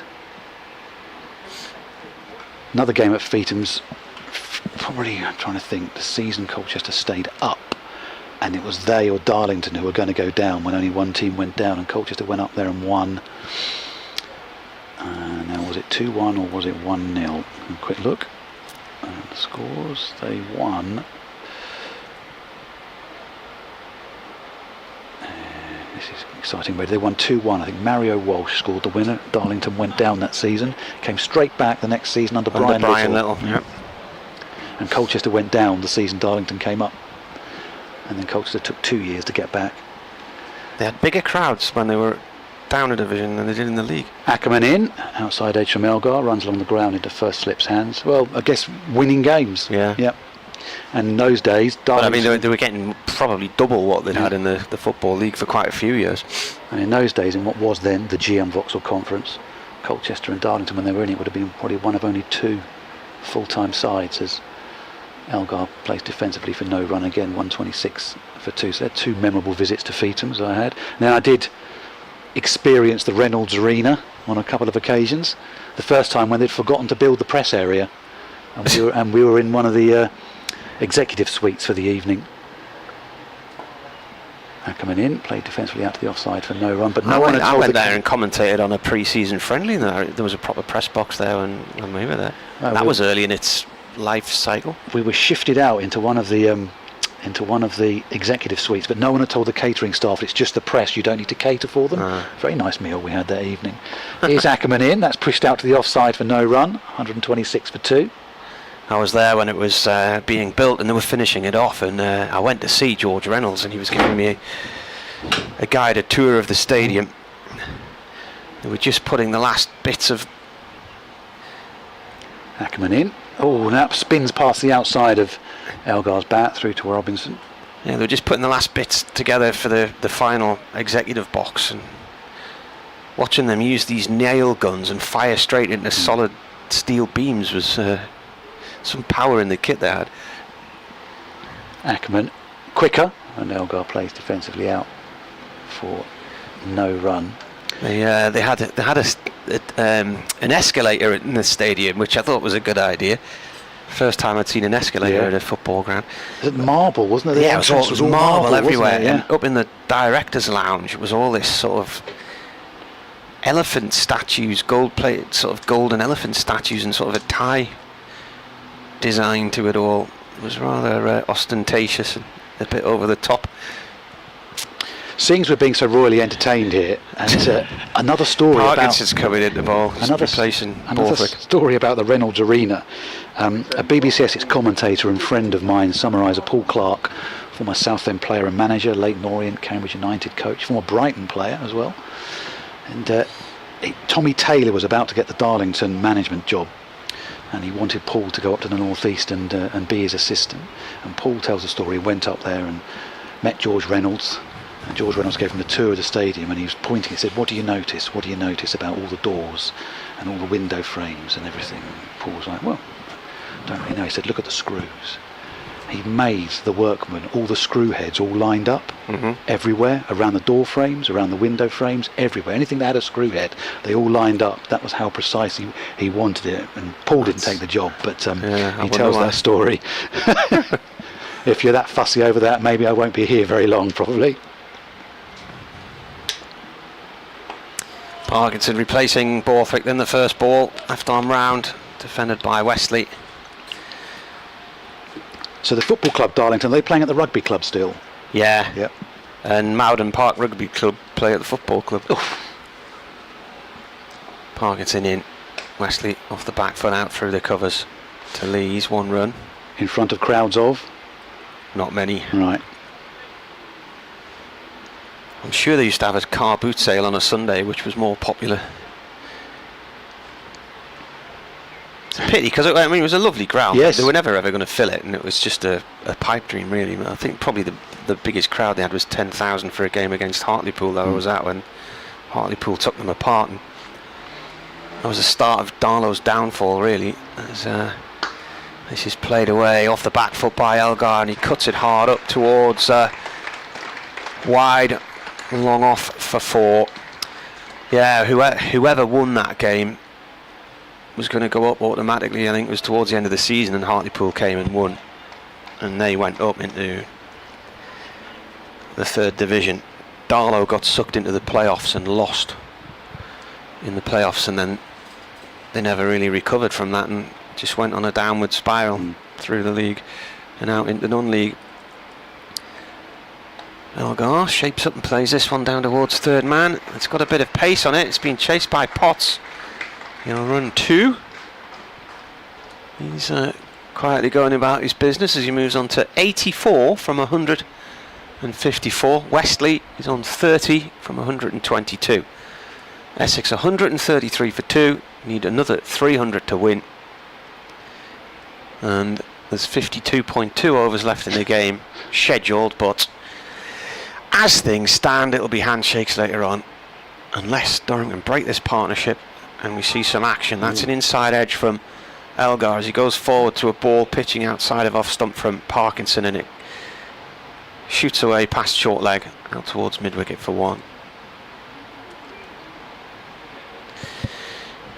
Ian Myers says he wears armbands in the bath as well. As in Gareth Southgate, not Yeah. Ian. Ian's not just giving us some personal information. Next ball comes in and played by Wesley down to first slip, to second slip actually, dot ball. Dave's wondering if Brenda at Hove will have any balls left in the bag. They always run to the lady sitting, I don't know when the last time you were at Hove, but the little pavilion on the left hand side of, as you're looking out the press box, there's a lady sits near the front, and she's the keeper of the Sussex balls. Leicestershire have lost a 9th wicket. Oh. Kimber is still there, 234, not out. They need another 29 runs. He might just start to slog now then. He's at 26s now. 20? Yeah, so 120 runs. So exactly 200 of his runs have come in boundaries. 24s, 26s.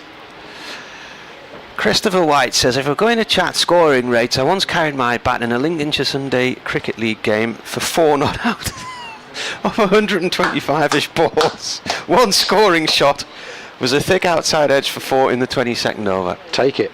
Yeah. Ackerman back on from the Graham Gooch end. Elgar squeezes it out to the offside, no run. 85 not out so far for Dean Elgar from 156 balls. 30 from 123 for Wesley. Away man says, are there no buses going past? No. There's a Durham member who's been sat in front of us all week. No. He's called it a day. He's heading for the motorway. Ackerman in, gives that plenty of air. Elgar just pushes out defensively for no run.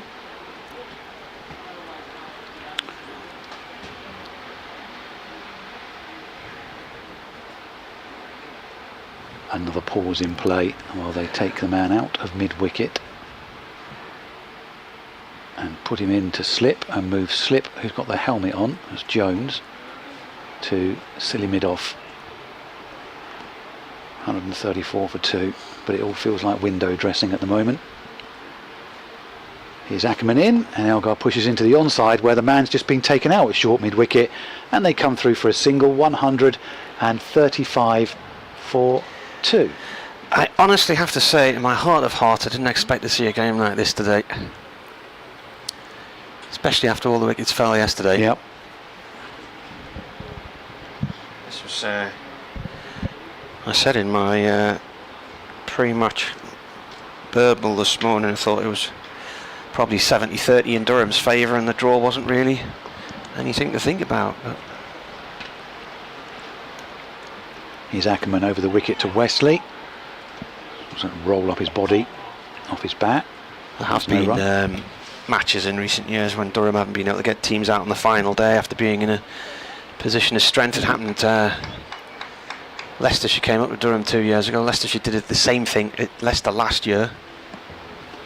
Here's Ackerman again, and Wesley aiming offside, and it runs off the inside part of the face of the bat, but there's no run as Beddingham falls on the ball at fine leg. Game at Northants a few years ago, Durham got Northants 9 down, couldn't get the final wicket. They got Kent 9 down in Canterbury, couldn't get the final wicket. But they've only taken 1 wicket today. And at Worcestershire, in that game where Ben Stokes hit all those sixes 2 years ago, I think the only wicket to fall on the final day in that match was just before tea. I think Worcestershire were only something like 2 down when that game came to an end. Another pause in play while the field is brought in on the offside. Incredibly, the over 8 is +3. Well, it's lucky they're bowling the spin, isn't it? But it just get the feeling that Durham are just giving it one last throw of dice, just trying some inventive field placings, just trying to maybe get in the batter's head. Wesley 30 not out from 125 balls. This is the last ball of Ackerman's over, and he comes in now, bowls to the Essex skipper. He gets a big thick outside edge all the way along the ground, and Potts stops it at slip, and there is no run, and the 56th over elapses with Essex at 135 for 2, and the victory target is now below 300, just to 298 further runs required, with 51 overs minimum left in the day. Could still happen, he says. Thank you for your emails today, for keeping us entertained. essex.sport@bbc.co.uk is another way you can get in touch with us, if you're still with us.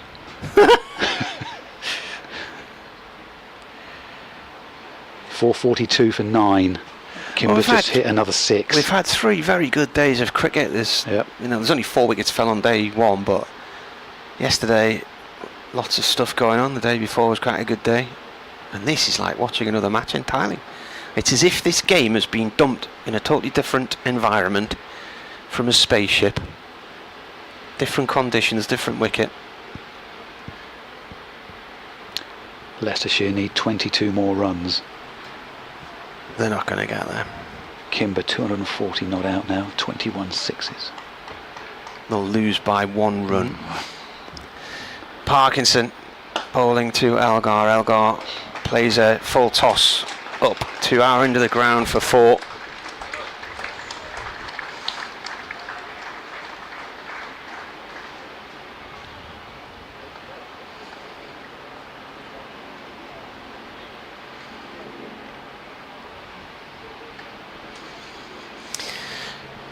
Copy doing their rounds on the BBC Sports circuit. England fast bowler Ollie Robinson has just claimed an unwanted record in a Championship Division 2 match, playing for Sussex against Leicestershire.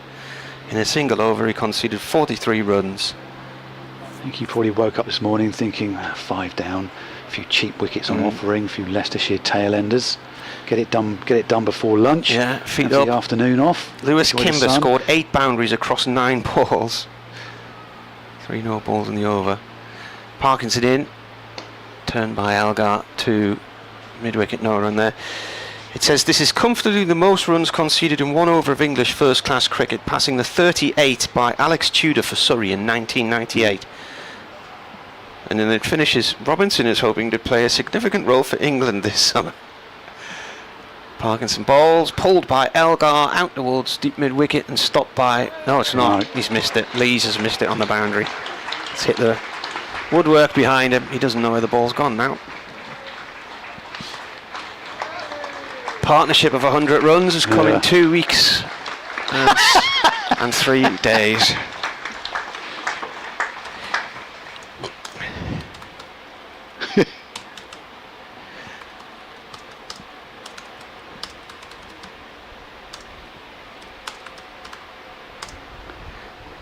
I've hardly written anything in my notepad today. This is played away. The notepad says day 4, Essex, portable by Potts, and then the lunch score, Elgar's 50, the 50 partnership and the 100 partnership. Parkinson to Elgar. Elgar pulls at that one, hasn't timed it well.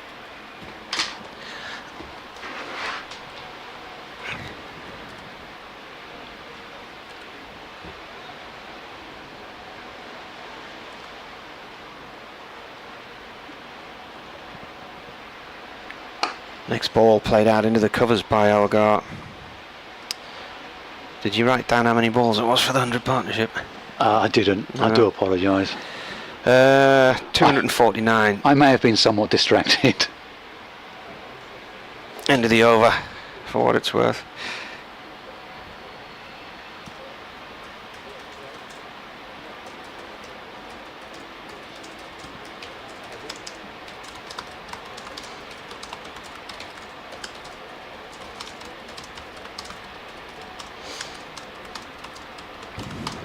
There's a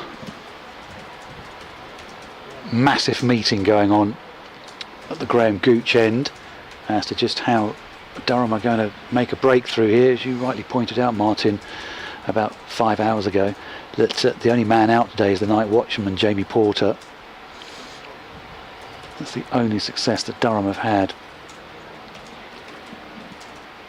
Yeah, the sky's pretty filled in at the moment. A couple of windows of blue sky, but the rest is cloud covered. And so Ackerman, none for 16 from his 8 so far, is going to continue.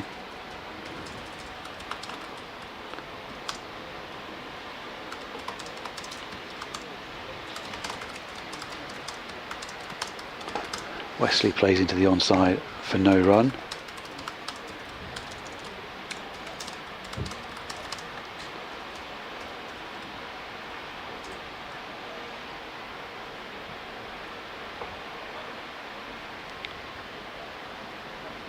Ackerman comes in once again. Wesley steps back and cuts with no real timing, and it bobbles away into the cover region where there's a diving stop.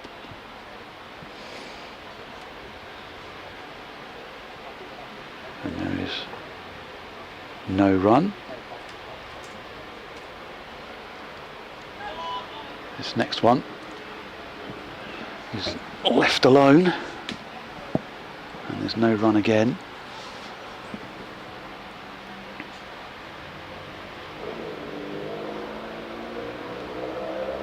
With a loud car in the distance, disappearing off. Here's Ackerman again, in and bowls. Oh, and that's an outside edge which almost dribbles back onto the stumps of Tom Wesley.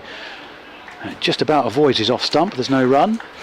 We've done a very good sales job on that Leicestershire game. Rich has just tweeted to say, sorry lads, I've left you to switch to the Kimber game.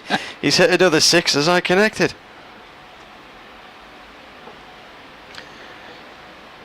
Come back afterwards. Here's Ackerman. And Wesley just jabs the bat down on it. And Feel free to get in touch with us with the lowest scoring rates you've ever encountered, either as a player or while watching. At Marty Cricket on Twitter, or wearecricket at yahoo.co.uk on email.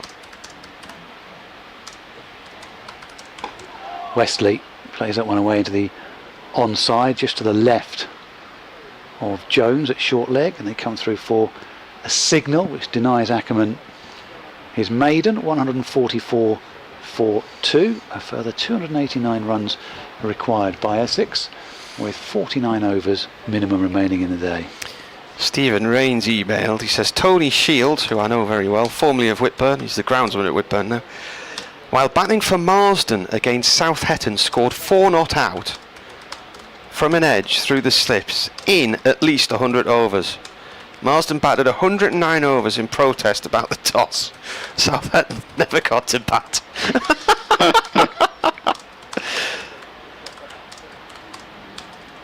Cracking. Brian Thurbeck's emailed, and it's entitled George Reynolds, you're missing nothing, because guess what, there's another delay in play. Yeah. Some years ago I shared a table with Mr. Reynolds at a christening. I'd been warned that he didn't like accountants, and so when he asked me where I worked, I told him I was a bin man, and we got on fine. Parkinson round the wicket to Wesley. That's defended. Reminder, Durham have only won on this ground once. I'll throw that back in there.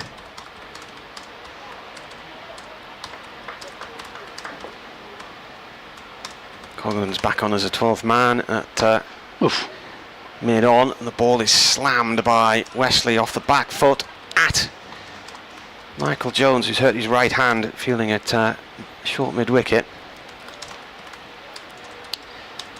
If Coughlin is out there, oh, the telly's gone off. Even the telly's got bored. Yeah. It's Parkinson bowls again, and that's beaten the outside edge and gone to the keeper.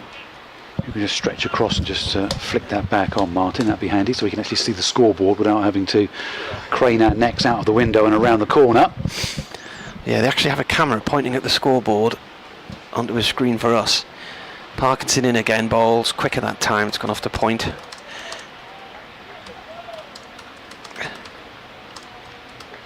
Doug Rain's been back on. Essex negative tactics, he said. Well, they're just trying to save the game. Durham can't break through. Can't blame Essex for this at all. Parkinson bowls. That's defended. He said, I expected Essex to make a game of this, a fast scoring ground which is also small. And this is also from a side tip to win the title. Very disappointing. They've also got a decent batting lineup as well. So what you're actually saying is they should throw the bat and give Durham a chance to win. Well, that's a drive out towards the covers for one by Wesley. He said if the roles were reversed, we would have chased That's the Cambo way. Durham were chasing 470 at Blackpool a few weeks ago and got to 430, 440, something like that. They had a go. I often find that an interesting viewpoint when two football teams come up against each other and one team might be particularly good, and clearly, you know, like when you get a Premier League team playing a lower league team and they say, oh well, they're boring, those sorts of cup games, because the other team just looks to defend and keep the ball out. And well, yeah, because if they open up they'll get taken apart. You're a better team. But just think that Essex probably thought it was going to be out of their reach. They weren't going to get there, so it was here we go. Caution more than anything else. Right, they're bringing Potts back into the attack. I was looking up at the scoreboard to see if we were anywhere near a new ball, which I don't think we are. Or are we? Back to Colin Ackerman at the Graham Gooch. Oh. Potts has been off the field, I think, to change his boots, but Coughlin's out there. I'm just wondering who Coughlin's on for. Siddle off the field, is he?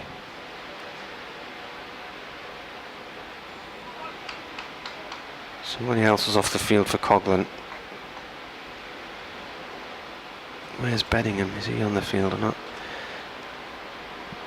Ackerman then in, fires that one in outside the off stump of Wesley, who steps back to cut. Tumbling stop again in the covers for no run, 145.42. We haven't seen Bastilleida ball today, have we? No.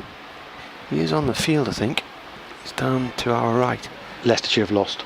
There you are. By how many? 18. Here is Ackerman in, pushed back defensively for no run. It is Kimber who is out though. He's been bowled. He's let his team down. Yeah, he's been bowled by McAndrew. Selfish batting. For 243. A few frazzled brows, I'm sure, in the Sussex side, and a few sighs of relief, and a few cries of what might have been in the Leicestershire dressing room. Ackerman in, well outside off stump. Wesley lets it go for no run. Richard Ray will be driving on punch drunk after commentating on that, won't he? Robinson's figures, 20 overs, 2 maidens, 2 for 105. Sounds like a bit of a flat deck then. Here's Ackerman again. Wesley gets an outside edge to that. Oh, thinks about the single. Starts off. Elgar sends him back. Yes, Akimba out for 243 from 127 balls, 24s and 21 sixes in under 3 hours. That lot as well. And the number 11, Josh Hull, faced 2 balls and naught not out. That big stand involving he and the wicketkeeper Ben Cox. Ackerman comes in. Oh, that's jumped up a little bit at Wesley, but he works it down to fine leg, and there's no run. Here Ben Cox made 34, but they've lost 3 wickets for 31 runs at the end there, and they lose by 18 runs, Leicestershire. Valiant effort. Craig Porrett's email is entitled Slow Day. For him or for us? Here's Ackerman. You'll find out. Wesley into mid-wicket and there's no run. He said, "Hello, I'm struggling working from home in the suppressing heat, but You're listening to struggling. the commentary and painfully slow nature of the game makes me think I've got the better end of the deal. I wish we were all in Hove." If you want to send some of your work down here, we could probably help out in between overs Got and in any between spreadsheets stoppages. you can Yeah? have a look at? Jonathan bound to be Wages stoppage. emailed Sussex won. Cheers, Jonathan. Yeah. Thank you for that, Jonathan. It's 8 minutes to 3. How many overs left? 47 of them. The humanity. Take 16 off that. Yeah. Meantime, Dean Elgar's 94 not out instantly. Oh, well, there we are. 145 for 2 Essex. Just a further 288 runs required. 60 overs of the innings gone. We are going to see Potts now, but from the Sir Alistair Cook end instead. So Essex will just have to readjust here. First time we've seen Seam for a bit. There's a part 2 of the Tony Shields 4 from 100 overs. Stephen's been back and he said, I asked Tony how he only scored 4 in 100 overs and he told me he intended to get none. He edged 1 that ran to the boundary. I asked if he edged any others. He said yes, but they didn't reach the boundary. The Marsden captain, ex-Whitburn player Colin Marshall, was given a lengthy ban from the Coast League for not batting 109 overs in a row over the toss and not declaring. Cracking. You could just bat as long as you wanted in those days. Yeah. That was the Durham Senior League as well. Well, Colin Marshall, I remember Colin playing for Whitburn as well. I'll have to ask my dad about that one, or Tony the next time I see him. 100 overs for 4 runs in protest. That's a very well controlled innings, that actually, isn't it? Here's Matty Potts into the attack then. Comes in and Elgar plays the first ball away through to square leg.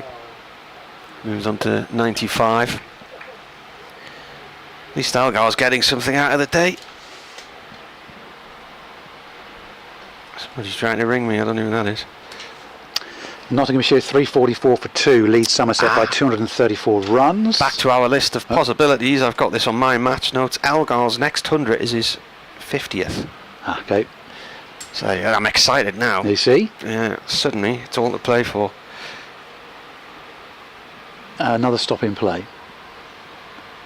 While Durham very slowly adjusts the field to bring Jones into very straight, short mid-on for Wesley. Potts comes in and bowls, and that's defended. Who's off the field? There's Michael Jones is there, Coughlin's there, Rain. I think these are on the boundary. Is Callum Parkinson out there? He might have gone off, has he? He's gone off to have a wipe down and change of his boots, I think. Edgbaston, Warwickshire 173 for 6. Need another 325 against Hampshire. Hampshire just need 4 more wickets. Potts to Wesley. Wesley plays it through mid-wicket to Deleda for 1 run. Oh, Parkinson's out there. Division 2, Northamptonshire 438 for 8 in their second innings lead Glamorgan by 227 runs. So it could be a run chase late in the day there for Glamorgan. Derbyshire 125 for 7.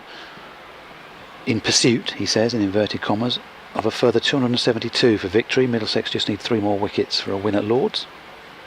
Victories today for Surrey and for Lancashire, and for the Division 2 leaders Sussex in that cracking game against Leicestershire. Potts bowls round the wicket, and Elgar goes for a quick single, takes him on to 96. He's within a nice driven 4 of his 2nd century for Essex, and as you say, his 50th in first-class cricket. It's a surprise actually when you look at you think of the season he's had. It's actually surprising. You think, oh, he's only got the 2 centuries, but there are 5 scores mixed in amongst it all of 50 or more as well, including 80 on debut against Nottinghamshire. I think David Beddingham's the missing man. He's the man off the field. Coughlin's on very close in on the leg side as Potts bowls. Oof. And that's left by Westley. Kept low.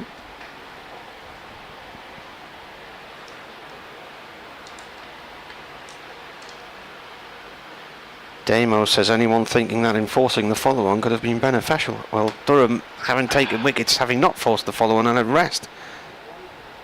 Yeah, I think that's an irrelevance, really. I think what they did was right.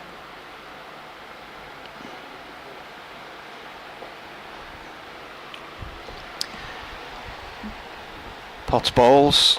Wesley turns it to fine leg and it's away for 4. Derek's emailed, I've sent a picture. Sunny day, ready for Durham to make their move. He and his daughter still on their way to their net practice. What's that? Is that tea? No, what's happening? 150 runs up for Essex. Another drinks break? Yeah, of course it is. We've not had a stoppage for 3 minutes. We need another one. I'm going to dial in because otherwise I'm going to forget again because of all the excitement. Yeah. Thankfully, Harry, the newsreader, had the scorecard on his screen.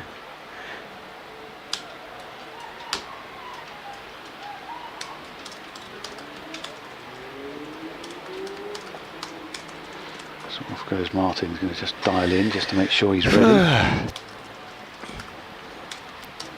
You wouldn't want to miss telling the good folk of the North East about what we've seen the last hour. I do believe that in about a fortnight I'll not remember anything of this day.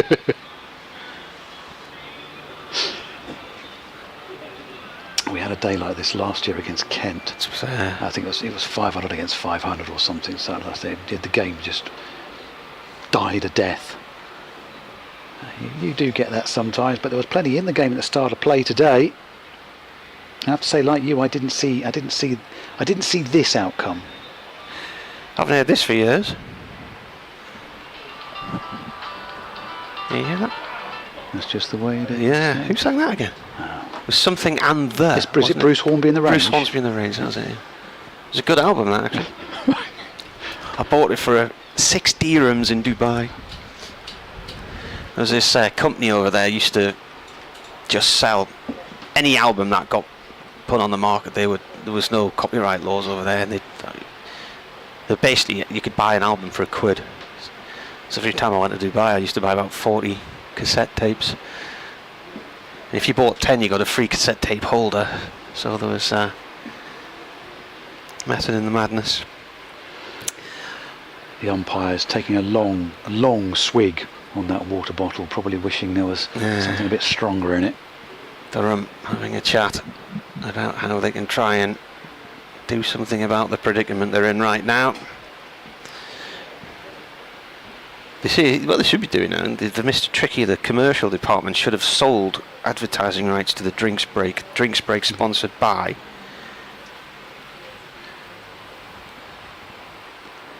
Well, if you'd been in India, it would have been sponsored. Yeah.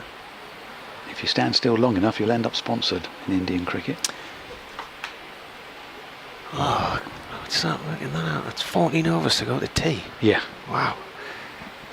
Actually, that's going to be a 10 to 4, isn't it? Really?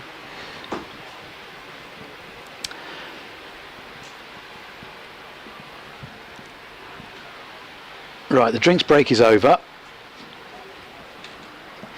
Much needed for everybody, I'm sure. Listeners will be interested to know that Durham went for Ribena and Essex went for orange cordial.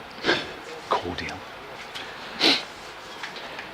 How many hundreds has Elgar got this season? Has he had any? Just the one. The one. That's what I say. It's a surprise when you look 120. down. Yeah, you look down. It's only the one, but so there are 5 scores mixed in there of 50 or more, plus what he's done in the T20 as well. Right then, Ackerman to continue from the Graham Gooch end. He's going to bowl around the wicket to Dean Elgar, who props forward and plays defensively for no run, as Martin just goes off to update listeners on BBC Newcastle. 152 for 2, we're in the 62nd over.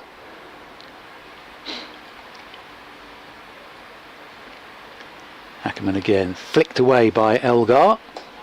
Might pick up a couple here, no, just a single. As DeLeader comes around and fields. Haven't seen him bowl. Been through various other options as Scott Borthwick, including himself, the Durham skipper. And DeLeader just heads to the boundary to pick up a helmet and a couple of those little shin pads, which actually the fielder grabbing the helmet says, no, I don't need those ones, so you can just toss those back on the boundary. But it's another pause in play. And in fairness to Borthwick, he then comes sprinting back on to get the helmet on, try and get things happening a bit quicker. Wesley 37 not out from 148 balls. Ackerman is into the Essex skipper now. He just works that into the onside for no run.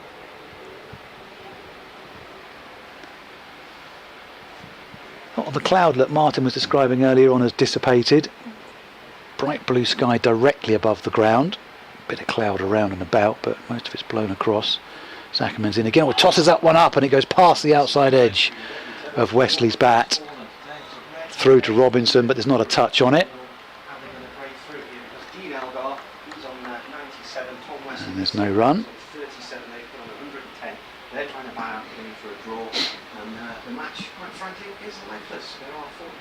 Wesley on the drive this time, but only hits the man at short mid-wicket, and there'll be no run there. The sun is beaming into our box, commentary box now, extremely hot. As Ackerman just gathers himself in again, and Wesley just pushes out to the offside. Come through for the single, and will pinch the strike as well. End of another Colin Ackerman over. None for 19 from his 11 now. 154 for 2 at 3 minutes past 3 on this Wednesday afternoon. BBC Essex, BBC Newcastle. Glenn Speller and Martin Emerson with you at the County Ground in Chelmsford via the BBC Sport website and the app. And you can also ask your smart speaker to play Essex against Durham. And you can pick up the denouement, the closing stages. I would say climax, but that's probably delay. building up a bit too much. I'm going to tell you what, I'm going to do a little update for the BBC website to tell them we're still alive. Yeah. Should I put out a Mayday or not? What do you reckon? Send help. That's what you do. Send water. Better wait till Elgar gets his 100. That might be in another hour.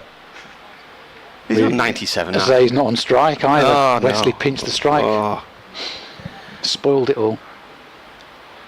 It's a new DVD of the highlights coming out called 101 dot balls. Here's Potts then. Bowling to Wesley. Ball stays quite low. Wesley plays it out on the offside. In all seriousness, you've got to give total credit to the Essex players today for this. Powers of concentration. Just goes to remind us every few weeks we need a reminder that I was going to say football, that cricket is not that straightforward, and days when you think its side's going to press home its advantage, it doesn't happen. Nathan Soutner's on as a 12th man now as well. He's replaced Coughlin, I think. Potts bowls. And that's gone off towards point. In fact, he hasn't, because Coughlin's still out there. One run there. Probably a good idea to use your extra fielders sparingly in this heat and get people off and off for a break.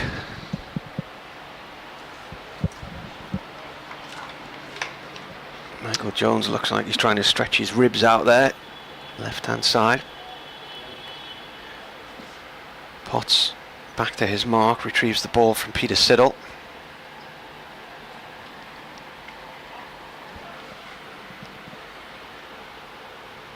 And he turns and comes in past the umpire from the river end. He bowls, and it's turned by Elgar down towards long leg. I thought it was going to go for 4 and we could all celebrate a century, but it only went for 1. Edges up to 98 from 169 deliveries, so he's striking at 58. He's county cricket, that's okay. I can't see Ben Rain's wide brimmed hat out there, so I think he's gone off.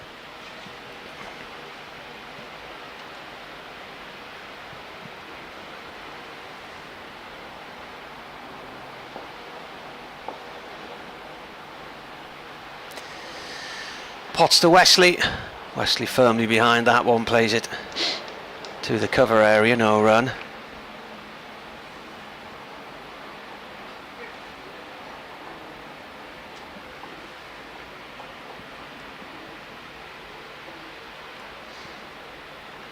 I remember being in a test match at Headingley years ago in the early 80s when Chris Tavares batted all day, and he was being booed by the England supporters, and then they cheered when he was out. And I remember looking back through the scorecard a while ago, and he was actually the only one to get any runs that day. That wasn't the day. That's gone to point. Dot ball. Someone brought a stool out for him. Was it that day? Don't know. Yeah, someone brought a spectator or someone brought a stool out to the middle. Simon Hughes tells a story of when Yorkshire were playing Middlesex at Lords, and Jeff Boycott was doing his own thing and not really caring about the run rate of the rest of the team, and somebody was basically sent out to the middle to run him out, yep, so they could get the game moving on. Potts bowls, slower ball, and he's cut that past the off stump, and Wesley nearly fell for that one there, but he also didn't, so that's the end of that. 44 overs on the scoreboard left today. What's rush hour like in Chelmsford then? Because you're going to be trying to get out of town in rush hour here. It's not great. It's not great. I turned left at the lights out of the ground yesterday thinking I can cut up the south way, and there was a massive queue. So I went round the roundabout and came back the other way and went up past the BBC Essex building, and there were roadworks that end, so it wasn't much fun getting out. The reason why it was so congested yesterday, because I went out the south end of town, and when I got over the A12 was shut. There was an accident right where the junction was, and they were bringing all the traffic off there. So yes, it was all funneling through there. So I turned round, went up New London Road, those who know Chelmsford, past the BBC Essex building, the big white building at the crossroads there, and there were roadworks just beyond that. Right, Ackerman continues from the Graham Gooch end. Elgar's 98 not out, and he comes round the wicket as Ackerman, and Elgar tucks that one down towards long leg, and this will be it. This will be a second century for Dean Elgar since he joined Essex, his 50th century in first class cricket, and it has come from 171 deliveries. He takes off his helmet, lifts his bat to all 4 sides of the ground, and after the first ball of the day leapt up at him from Matthew Potts, he might have been expecting something a deal more hostile than what he's had to deal with for the rest of the day. But then again, maybe it is because he makes it look so easy, and it's a very understated celebration as well. Well batted, Dean Elgar. credit to him in these conditions, but I mean he is South African, so we're in theory used to the heat. The next ball's pushed out to the offside, and there's no run.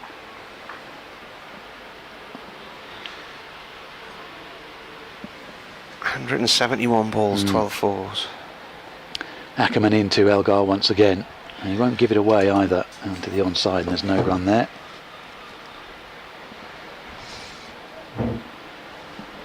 So the next milestone is probably if Tom Wesley can get himself to 50.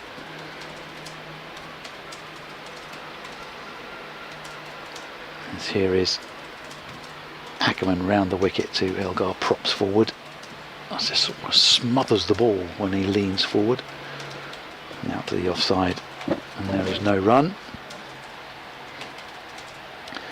So a second first-class century in Essex colours for Dean Elgar, a 50th career first-class century. Ackerman fires that one in a bit quicker. Elgar looking to force up to mid-on, and almost jars, you can see he jarred himself there as he just rings his bottom hand, come off the bottom of the bat, sends the vibrations all the way up the bat handle. Here's Ackerman again. And Elgar can just push that one behind square into the onside, and I would say jog through for a single, but Wesley's walking it and Elgar has shuffled it. 159.42, and another Ackerman over goes past. The run rate has reached the giddy heights of 2.5. The required is 6.3. Just as a by the by, you don't think that Essex are trying to set this up for some kind of assault at some point to see if they can get runs going, and then if it doesn't work out, shut up shop? They could do. I said back to tee and then try and chase the 300 after tee, but what do they need now? 274. So they'd probably need after tee, if they plug along like this. Got another 11 overs to tee. Cox and Crawley to come. Cox and Critchley to come. And obviously the Centurion from the first innings, Paul Walter as well. You never know. Potts round the wicket.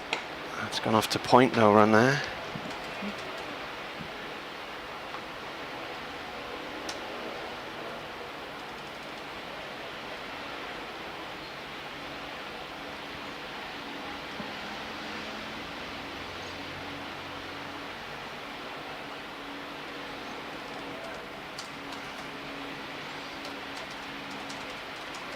Northamptonshire have declared against Glamorgan in Division 2. 262 for win for Glamorgan from 39 overs.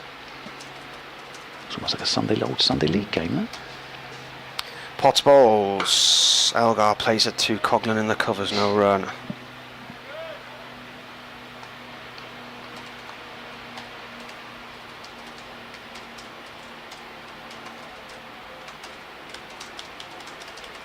Nottinghamshire batting out for a draw against Somerset, 364 for 2.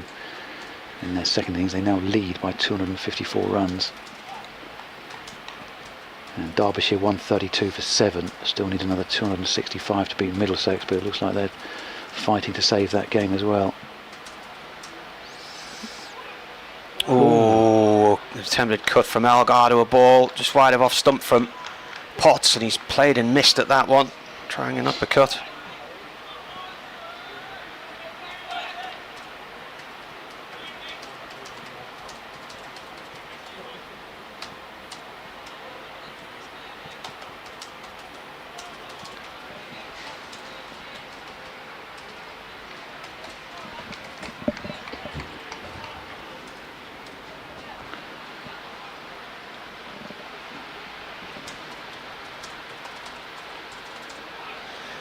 That's past the off stump as well.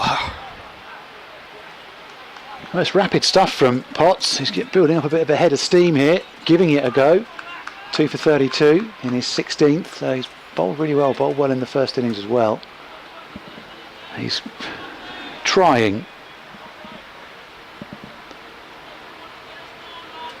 Despite the fact he's been fielding in the outfield in the heat for so long. You've beat me to the update there. That was quick work. That was just something I pinged up. I think I pinged that quite a while ago, just expecting him to get, just saying, just if he gets to it. That's defended off Potts by Elgar. Nice line from the guys on the text feed there saying if you could pick a man to bat out the day for you, Dean Elgar probably would be it.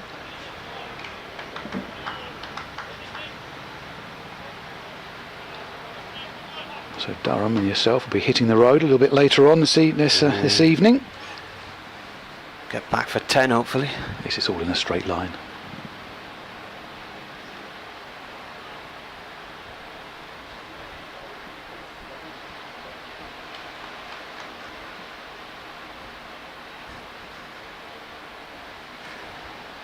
Potts again to Elgar. Elgar turns this away through mid-wicket for 2 runs. Lees comes round to pick it up on the boundary.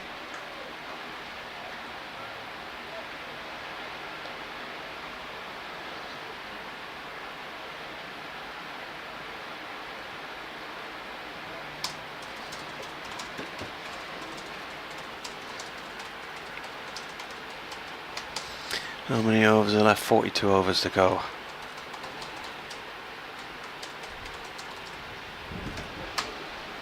That almost sounded quite hopeful then when you turned and looked at the board. But yeah, 42 still to go. Bowling figures are all tidy enough for Durham, but what else would you expect really, given Essex's approach so far? Peter Siddle from the Graham Gooch end, to the applause of one person in front of us.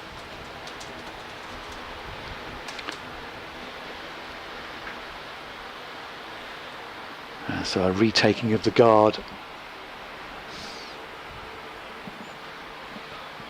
for Tom Westley. Ollie Robinson comes jogging down to, in fact it's not Ollie Robinson, it's fielding it slipped. The skipper Borthwick comes jogging down with helmets held under either arm. 3 lined up behind Robinson once again, who then has to have his cap turned round the right way by his captain because he got gloves on, so he couldn't do it. So here's Siddle then. 2 short mid wickets in for Westley, and Westley just prods back down the pitch for no run. New Zealand women 156 all out. Oof. Against England in Chester Street. They managed to last 33 overs.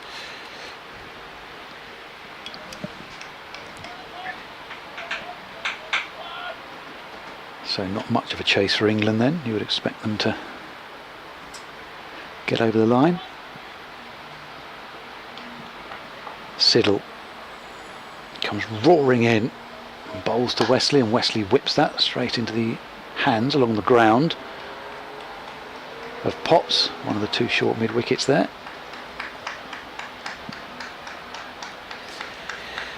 Some vigorous clapping Of from course. Scott Borthwick.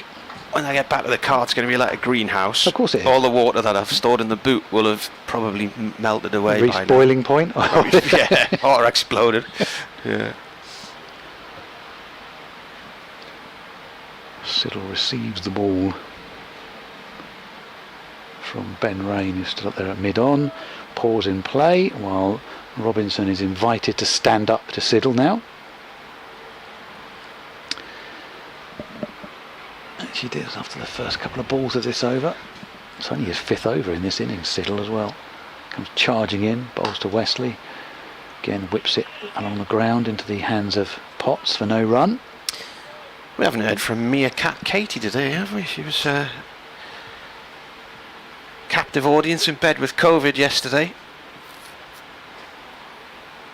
Maybe she's headed off to Hove like so many others today. If you're just rejoining us from Hove, welcome back. Siddle into Westley. Bowls, and Westley pushes back to the bowler, and there's no run. Yes, welcome back to the gentle sounds of Chelmsford.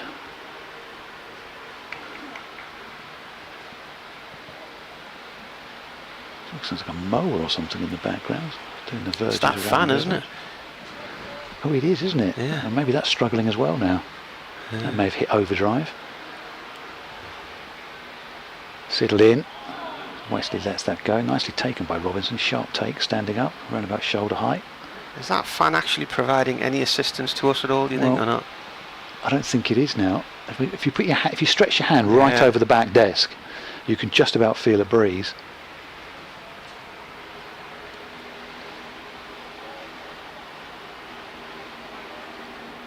No, I can see another. Yeah, I can hear that. It is a grass cutter in the park behind, I think. Yeah. Yeah. The Siddle turns to the accompaniment of mowers. Bowls to Westley, and there's no run. 161 for 2. End of the over. It's a maiden from Peter Siddle as well. His second, none for 7 from his 5. And Essex are 161 for 2. Just a further 272 runs are required for them. 8 more wickets for Durham, or somewhere in between is what we're looking at. And a draw.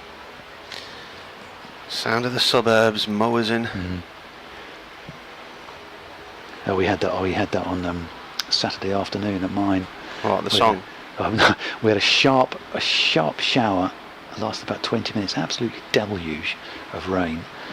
About 20 minutes, and then within half an hour there was just almost in unison the firing up of mowers and strimmers all around us. And I could return to digging out an area of our garden at the far end of our garden. Here's Potts to start a new overbowling to Elgar from the river end. That's left alone. It's gone through to the keeper. In other news, do you follow News Thump, the satirical website? No. They've just tweeted, breaking news, competitive dad intensively training son in egg and spoon technique ahead of school sports day. Yep. It's that time of the year now, isn't it? Well, school sports day. One dad turns up in running spikes. Or takes off his suit trousers to reveal tight-fitting sprinter shorts. Yeah. Potts round the wicket to Elgar. He plays at that one and it's gone down the leg side, bounces out the keeper's glove.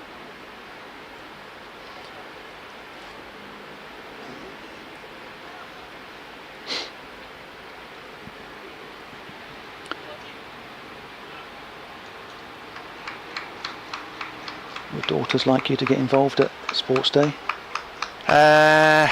I had one who would openly encourage me and say you have to do it. The other one would die of embarrassment if I even stood up and looked like I was about to get involved. I cannot remember the last sports day I went to be honest with you. Potts in. That's gone off towards the leg side. A muted appeal for LBW. It looked like it was going down the leg side. I don't think at the kids, the senior school, it's like high security place, you can't get in. Yeah, you're not allowed to go in and watch, are you? No, junior school, I can't remember the last time that I saw a sports day there. Did see my middle daughter last year. She took part in the school's athletics championships at a running track at Silksworth Sports Complex in Sunderland, and she won the 1500 metres. Became the Sunderland Schools champion for that. Next ball, bowled by Potts, played up to mid-on. She won it on her birthday as well, but I don't think she's even had the opportunity to defend it this year. Older daughter's been busy with GCSE revision since October last year. They had 2 sets of mocks. I can't remember 2 sets of mocks. No, mine's just finished her set of mocks. Finally, on Monday, she finished. Well, she had October half-term ruined by revision for the first set, and then February half-term ruined by revision for the second set. Slow Yorker from Potts, but Elgar deals with it. Plays it out into the offside. I think Potts thought he'd duped him there. Elgar seemed a little bit late to the ball, but he got there. Yeah, so... See, my other daughter ended up not sitting her GCSEs. Because of COVID? Because of COVID, yeah. So she had... What did they do that year then? They gave the kids an average assessment score? An average assessment score they had, yeah. But and then she sat her A-levels last year. It's the first time she'd really sat intensive exams. Yeah. Potts bowls, it's left by Elgar, who's going off for a drink, I think. Unless he's just lost interest in the day. And change your gloves. Change your gloves, a drink, a rub down. Hot day. Change your gloves, drink.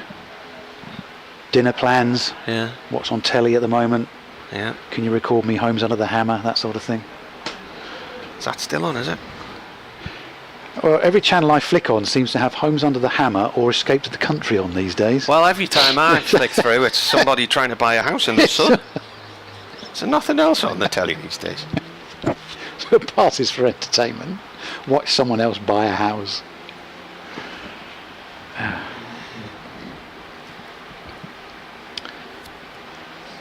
Yeah, so to change your gloves as Dean Elgar, quick swig of drink.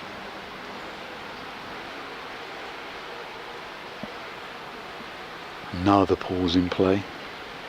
I just wonder when the umpires might say, look, come on guys, we don't need another stop, let's see if we can get through to tea, shall we?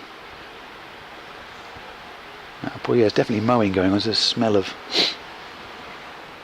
mown grass coming in through the windows. I'll start my hay fever off. Siddle starts another over from the Graham Gooch end, and Wesley meets it with another stubborn straight bat, and there's no run. 39 not out for Tom Wesley. Switching ears, my ear was hurting there. wearing headsets with microphones built in and sunglasses. Doesn't know, I've started to get painful mid-afternoon. Mind you, far easier than being out there in this heat, bowling or batting. Here's Wesley facing up to Siddle once again. Wesley on the drive, not with too much timing, up to mid-off. And there's no run again. Well, the day which could have offered or it looked like it might have offered a lot to Durham has delivered nothing yet, has it? And No. Essex. The resistance continues. These two stand firm. 165 balls for 39 for Wesley.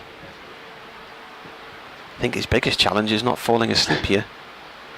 Siddle in, bowls to Wesley. Wesley whips that one away this time off middle and leg. Down to long leg. Comes through for a single. 40 not out. 162 for 2 now. 119 from 312 balls, these two. I feel like I've almost played that many as well. Yeah. You feel like you've faced up to it. Just the powers and the levels of concentration to be out there for that length of time. Elgar 103, Wesley 40. Siddle round the wicket to the left-handed Elgar now. Bowls to the South African. Shuffles across and plays defensively for no run again. It's actually closing in on 13,000 first-class runs. Before this game, Wesley, he's up to almost 12,900. Another 5 runs will get him to 12,000. Well, actually, it'll get him beyond that, won't it? Because that's before this game started. So, yeah, he's beyond 12,900 now. So he's closing in on the 13,000 mark.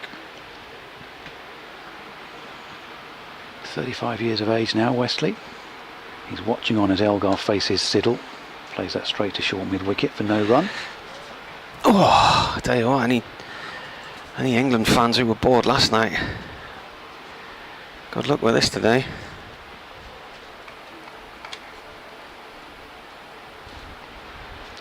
Be interesting to This see. is a real test of stamina, isn't it? If you watched that last night and then you're watching this today. Be interesting to speak to Essex after at the close as to what the approach was. Whether you can see what the well, approach no, is. but whether they have a dart for it or whether they're evaluating it as it went along. Here's Siddle in, or Elgar squeezes it out to the offside, but won't get a run there. End of the over, just the one from it from Siddle. 162 for 2, or whether they'd just drawn a line under it last night saying we won't get anywhere near that. I remember a game years ago when Yorkshire were at Durham and they were in absolutely no hurry on the final day. Looked like they were going for caution, and then Dave Callaghan said just before tea that he thought the plan was that Yorkshire would see how they were, assess things at tea and then go for it, and they went for it and they got the runs. So Steph from Philadelphia. yeah. She says, I'd like to know what the temperature is after all your complaints of the oppressive heat. It was up to 100 Fahrenheit last week Don't know in what that Philadelphia. What's that, about 60? Just No. take our word for it, Steph, it's hot. It's hot and humid, and we're in a sort of plasticky cabin. And we're not complaining. We're by no means we're complaining, we're stating a fact. Yeah. I would never complain about what. And you've also got to put this into the context of the fact it's just been miserable and cold for about 18 months. Callum Parkinson replacing Matty Potts at the river end of the ground, the Alistair Cook end. And Wesley just backs into that one and it hits him on the leg and goes off to square leg, no run. It feels only like a couple of weeks ago where I was fending off people at home from the thermostat Yeah. and trying, no, you're not putting it on. Yeah, I think we had the heating on about a week ago. Parkinson again, Wesley plays at that one. Parkinson collides with Elgar as they both set off. Elgar to go to the striker's end and Parkinson to get the ball. They're laughing about it. They were giving each other a shoulder barge there. I live in a house where, A very big house in the country. well, Is that no, what you're going to say? sadly not, no, but where people for some reason don't want to wear socks and then Yes, complain, that- they're yeah. cold. It winds me up when the kids are wandering around with nothing on their feet. It's like, I'm cold, put some socks on. Changing the field.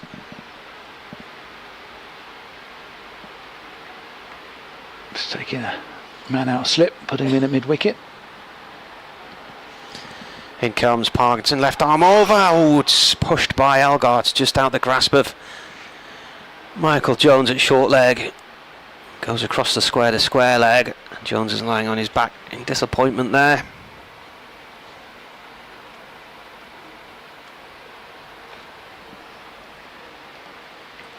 He did just offer a slight opportunity there, but just out of his grasp. In the air a fair while, but just out of his grasp away to his right hand side.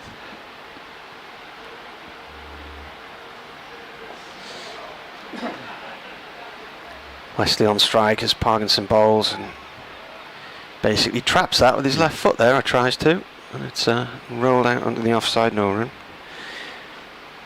Corn, the foot stuff seems to be trending for some reason, along with the town in Leicestershire. Right, according to my... Bowler comes in again, and that's played back to him, but he has to go and retrieve it across to the leg side. According to what? According to my technology, it's 83 degrees. 83 degrees? Yeah, what's that in Fahrenheit? No idea. That's Celsius, you mean? Yeah. So what Steph said was 100 Fahrenheit in Philadelphia. Comes in and bowls again, and that's just padded away by Wesley. Cricket weather, let's have a look at what net weather's claiming today. It's in the reds again.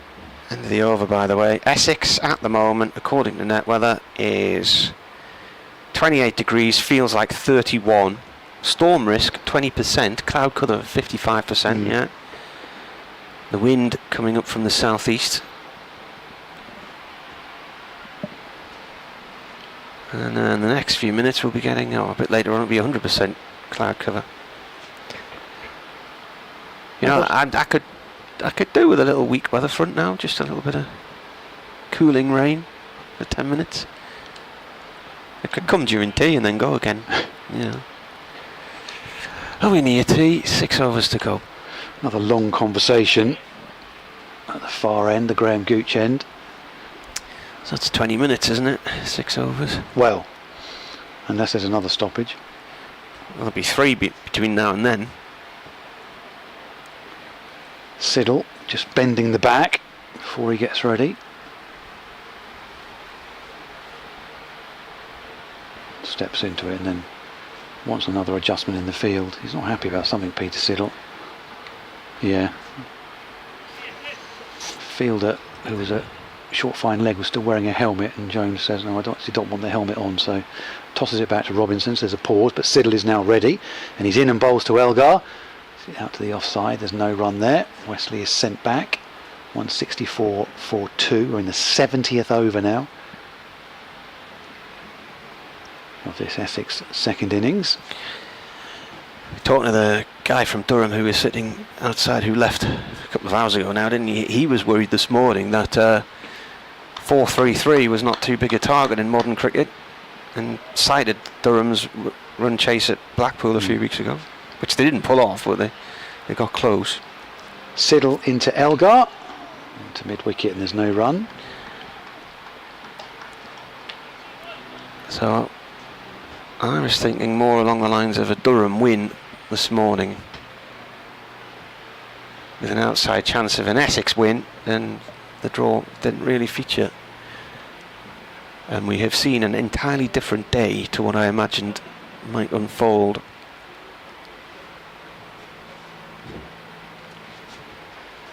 Siddle wanders off and is now ready. Comes herring into Elgar. Bowls, and Elgar leans into that up to mid-on, and there's no run. 164 for 2. Durham, as they walked out of the ground last night, as I saw them heading back to their hotel, they all looked in good spirits. And coming back this morning, we'd have thought, yep, we're relling this game right on top. Get rid of the night watchman early, which they did, and then we can have a go at the Essex top order. Well, they're still having a go at the Essex top order, and the only one they've got rid of is Nick Brown last night. Here's Siddle again. Just the one slip in. Bowls to Elgar, creeps forward, plays defensively into the offside, where Potts does the fielding. No ball.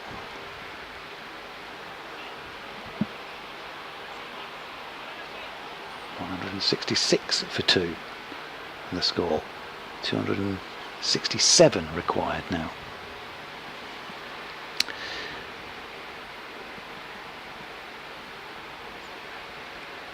Siddle just wipes perspiration from his forehead. Starts questioning what he came back over here for as he turns. Comes running in to Elgar. Elgar props forward, plays out to Potts for no run. So still a couple of balls to go in this over. With the no ball, have to bowl an extra one.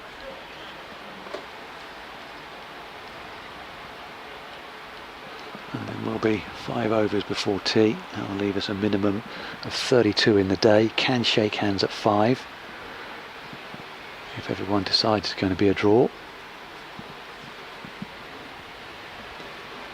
As Siddle stops in his tracks because he realises Elgar isn't ready. Because he was just checking his guard. He apologises to the captain, Scott Borthwick, and Siddle off a shorter run this time, comes in and bowls to Elgar. He's trying to catch him out there, plays defensively for no run. Little smile at Elgar as he makes his way back. Didn't go all the way back to his bowling mark, just very quickly turned and came in and bowled.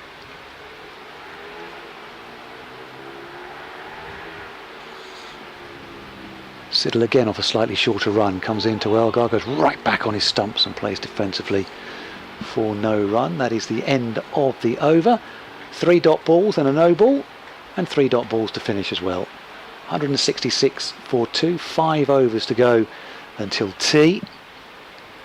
BBC Essex, BBC Newcastle with you via the BBC Sport website and app, and on your smart speaker. Essex against Durham, Glenn Speller and Martin Emerson with you. Game still ongoing elsewhere around the country. Obviously Yorkshire won yesterday. Lancashire and Surrey winning earlier in the day. So elsewhere in Division 1, Nottinghamshire 392 for 2 against Somerset in their second innings, lead by 282 runs. Warwickshire 202 for 6, 296 behind Hampshire. Hampshire just need another 4 wickets for victory there. Division 2, Glamorgan 28 without loss, need another 234 to beat Northamptonshire.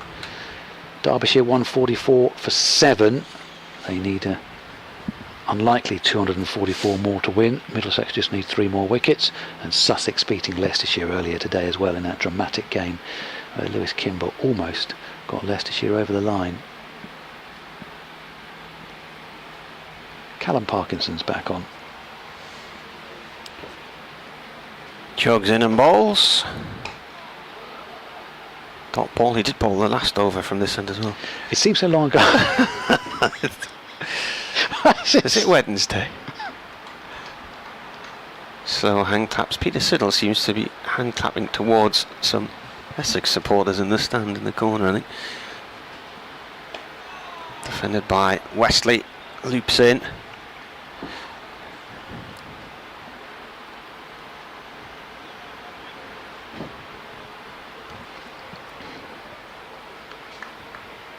All the guys out the window on our left hand side keeping scorecards. This is defended again by Wesley. They'll have a lot of dots on their paper today.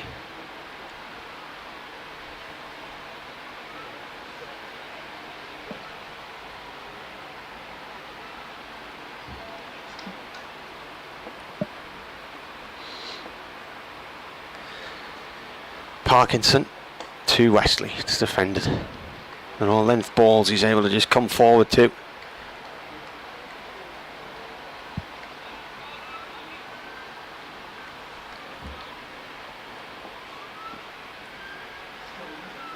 Parkinson again. Again it's defended. Last ball of the over coming up, and then 4 to tea.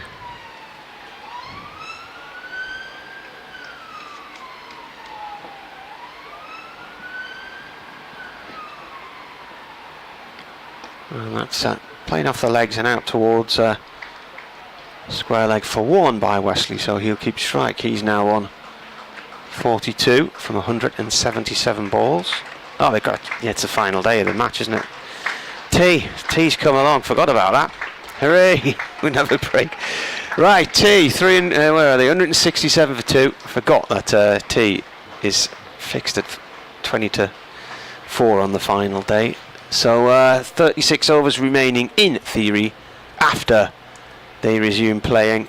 And really, we're talking about 20 overs because of the way things are. They'll shake hands at around 5 o'clock. So Wesley has 42, Elgar has 104 from 198 balls, 167 for 2. Run rate's 2.4, 266 more needed to win. And applause from the home crowd. No wickets have fallen since about the 4th over of the day, when night watchman Jamie Porter was out, and there's been very little doing with the ball from a Durham point of view since then. Credit though to Wesley and Elgar, because their partnership, while it might not be massive in terms of runs, it's 124, they've eaten up 335 balls. Umpires heading off just down below us, and players heading off away to our right. We'll take a 20-minute break. Do rejoin us for what should be the final 20 overs of this game.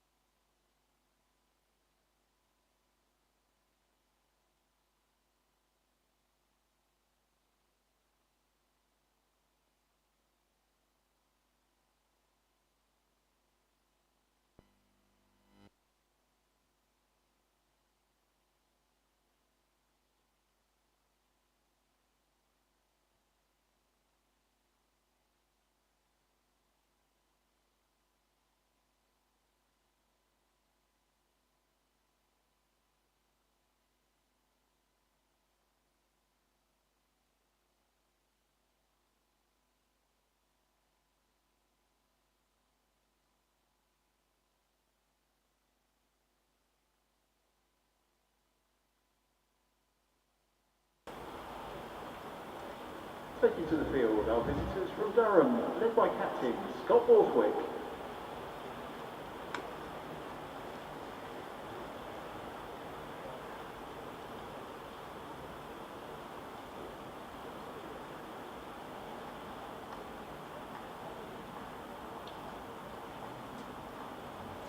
Resuming innings for Essex, Dean Elgar and Tom Wesley.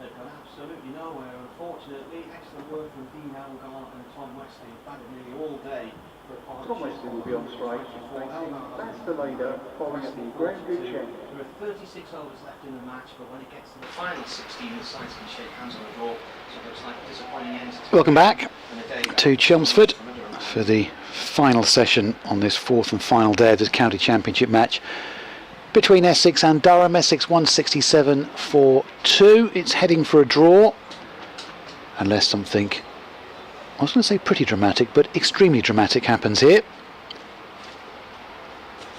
And we've already seen drama in the county championship today with that wonderful effort by Lewis Kemba to try to get Leicestershire over the line with a double century, but they in the end fell 18 runs short. But here it's been very mundane and pretty tedious, to be perfectly honest with you.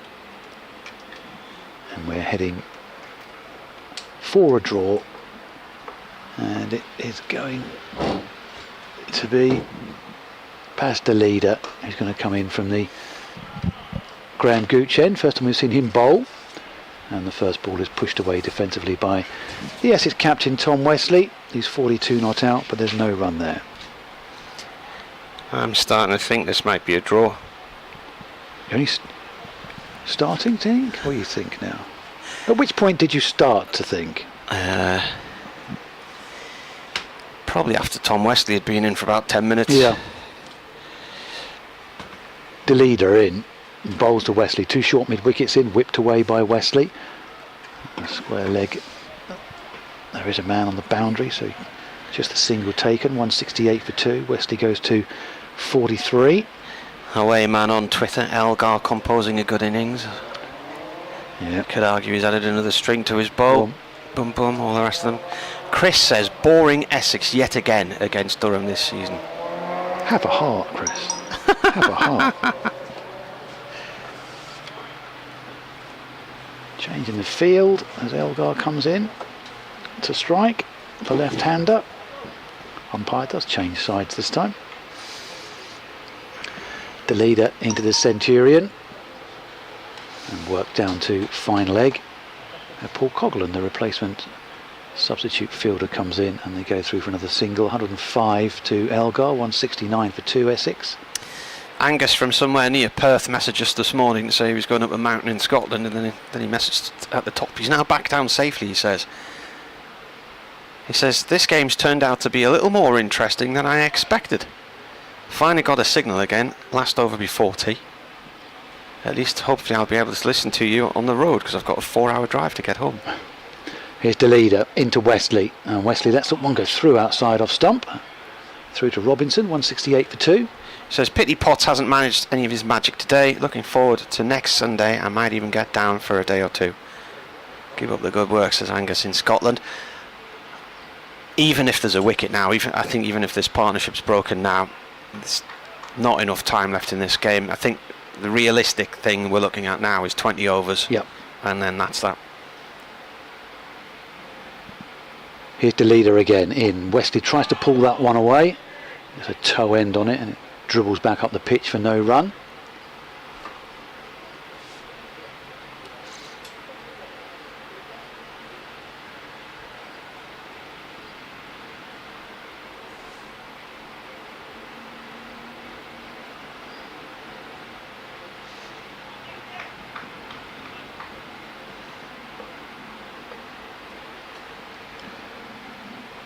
This next ball from De Leader has Wesley playing out to the offside very watchfully again. Ackerman comes in and picks up. There's no run. 169 for 2, 264. Essex are in arrears. When's the new ball due? 8 overs time. It's not going to really make much of a difference now, is it? I don't think.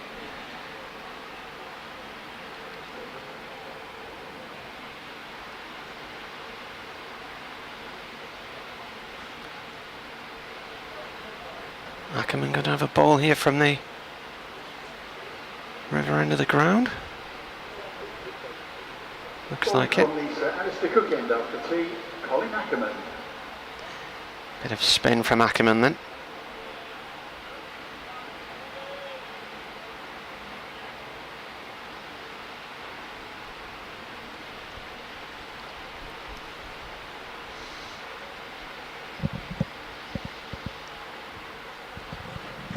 Elgar on strike. On 105, this is his 200th ball. His century today, his 50th in first class cricket.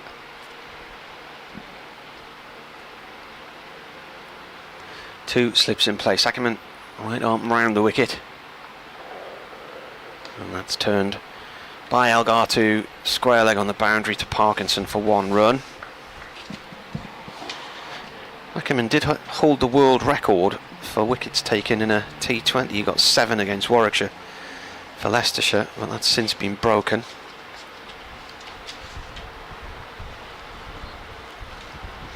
From Port Elizabeth in South Africa, but played for the Netherlands. Right arm off spin. And right arm over now to Wesley. Wesley forward to that one. Nudges it down towards gully, no run.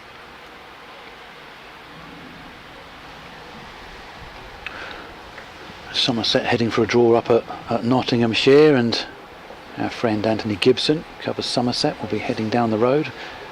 Small thing called Glastonbury on this weekend. He might get caught in traffic. Well, there's a lot of people already there today. That's a dot ball. But I watched them coming through the gates at 8 o'clock this morning on the TV.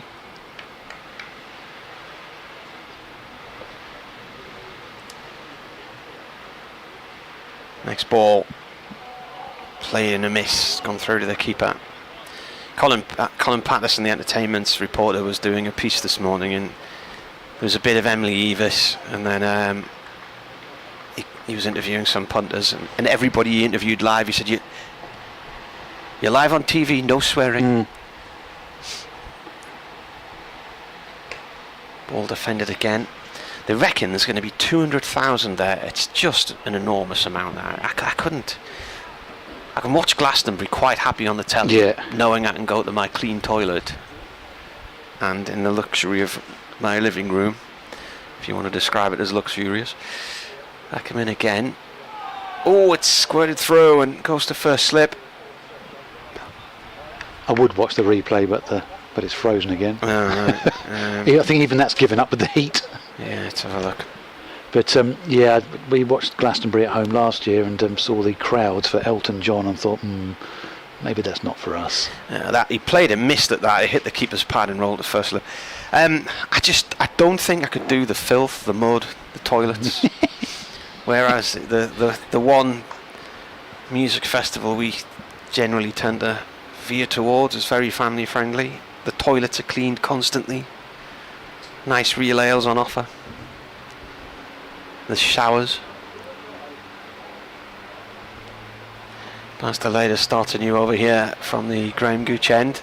Ball played by Elgar to Pointner, and there it sounds a bit overly comfortable, middle class or whatever, but it's each to their own. And it's a small festival. They only very family friendly, and they only have about 5,000 people in there. So it's not a huge site. It's quite a nice, comfortable sized site.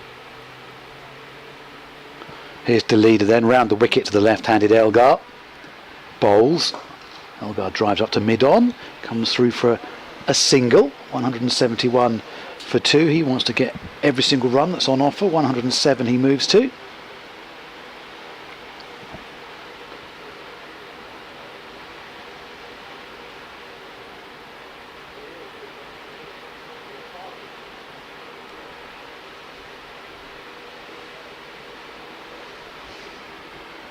First bowl the leader's had. Took him ages to touch the ball in the field today as well. Yeah.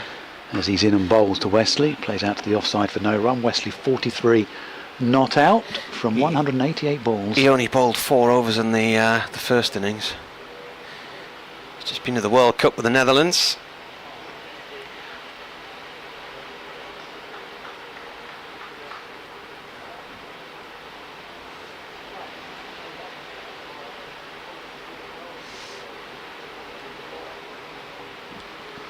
It's the leader.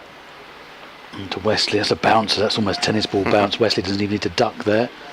That signals a no ball as well, so that extra effort as the leader overstepping. Might have been on height actually, I think it was. You think that was that high? I think there might have been a signal from the square leg umpire there. Okay. David says the most exciting part of today's play was the Durham fielders doing the slow hand clap. I don't think the Essex members appreciated that. He's the leader into Wesley, pulls up one to square mid-wicket, where there's an attempted diving stop, and it's gone for 4 runs. Wesley goes to 47 and the score to 177 for 2 now.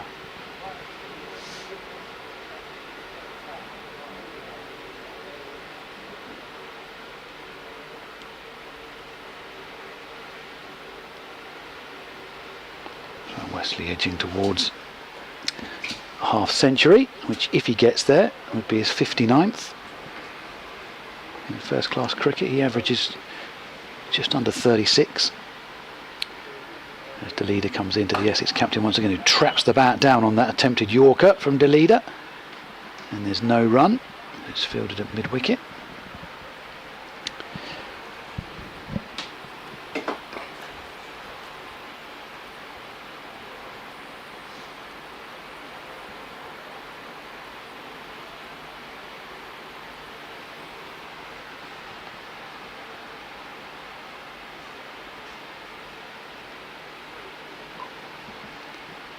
The leader gathers himself at the end of his run. Final ball of this over, and Wesley again looking to whip it again into mid-wicket, and they've got a man stationed there for that end of the over, the 74th of this Essex second innings. Now 177 for 2 is the score, and the time is very quickly approaching 4:15. Let's just take a quick look at what's happening elsewhere. As far as Division 1 is concerned, this one's heading for a draw, so is Nottinghamshire. Somerset, where Nottinghamshire are now 398 for 2. They lead Somerset by 288 runs. After Somerset had taken a 110 run first innings lead. Hasib Hamid made 91, Ben Slater's 164 not out, and Ollie Stone, the night watchman, made 63, and Will Young is there unbeaten on 48 runs aplenty at Trent Bridge. Ackerman bowling here to Elgar. Elgar plays the ball to point. Elgar played for South Africa in the 86 tests, whereas Ackerman grew up in South Africa but played for the Netherlands. Ackerman bowls, Elgar defends, the ball trickles off to point to Ben Rain. Phil Foden has left the England training camp for the birth of his 3rd child. Yep. Back by Sunday. Warwickshire 214 for 6 in their second innings. They're not going to get the extra 284 runs for victory, but Hampshire still holding out hope of getting the final 4 wickets to win there. Ackerman again round the wicket. Ball defended by Elgar. Glamorgan chasing 262 to beat Northamptonshire in 39 overs, a 62 for 1 from 10. So they're giving it a go in Division 2. Ackerman bowls, played away to the leg side by Elgar to dot ball. And Derbyshire aren't going to get the extra 231 to beat Middlesex. They're hoping to bat it out for a draw. They're 166 for 7. Next ball from Ackerman. Elgar again pushes to point, no run. I did mention the Keaton Jennings' dad only needing 1 wicket and not getting it this morning, didn't they? Yes, you did. Yes, you did. Yes. Here we are, all those hours later. Except Durham have only got 1 wicket today, and they need another 8. Ackerman in again, balls pulled by Elgar past Siddle at mid on for 4. And that is the only scoring shot of the over. Essex 181 for 2, need 252 to win. 252 more to win.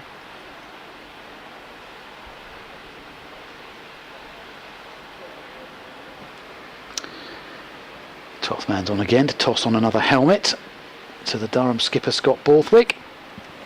I say the majority of the people who were in the ground at the start of play today are still here. So they've stuck it out. There's no England game to go running off to watch this evening.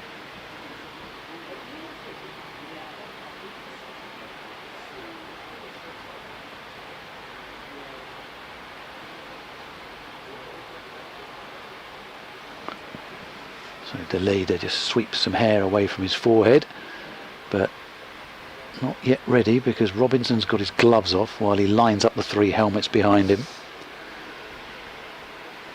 There's a chap with Scott Borthwick. He's got company for that first slip there. It's a long old day for these Durham fielders and bowlers in the heat, as it was for Essex on Sunday as well, while the ball was disappearing to wall paths. Let's not forget Durham got in excess of 400 on the opening day.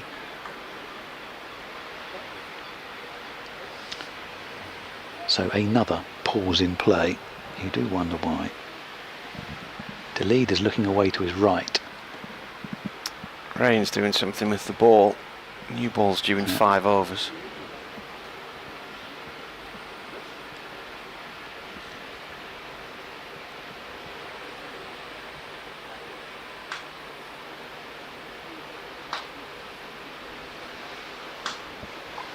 Slow hand clap from one solitary Essex supporter over to our right hand side. He did it just before tea as well, and was smirking away to a couple of people sat away to his right hand side, as almost sort of mimicking what Durham were doing earlier in the day. Right, the leader is finally ready, and he's in and bowls to Wesley. Wesley on the drive up to mid off.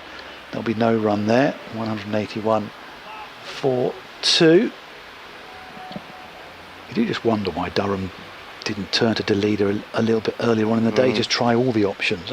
Okay, it might have been a forlorn hope, but sometimes something happens just with a change of bowler, change of action.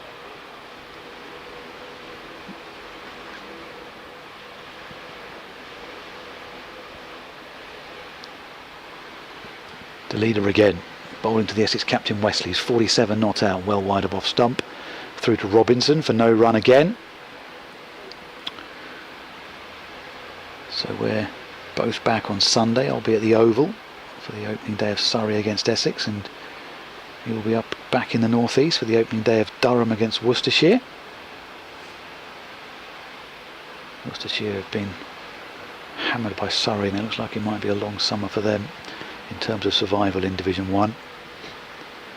So here is the leader again into Wesley, plays defensively, and there's no run again. 181 for 2 halfway through the 76th over of this Essex innings.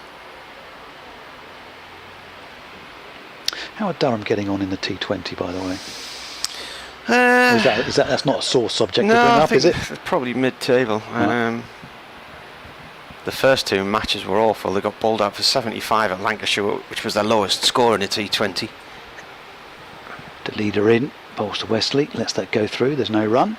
And then in the return game against Lancashire a few weeks later, they scored 218, which is the highest score by anybody against them.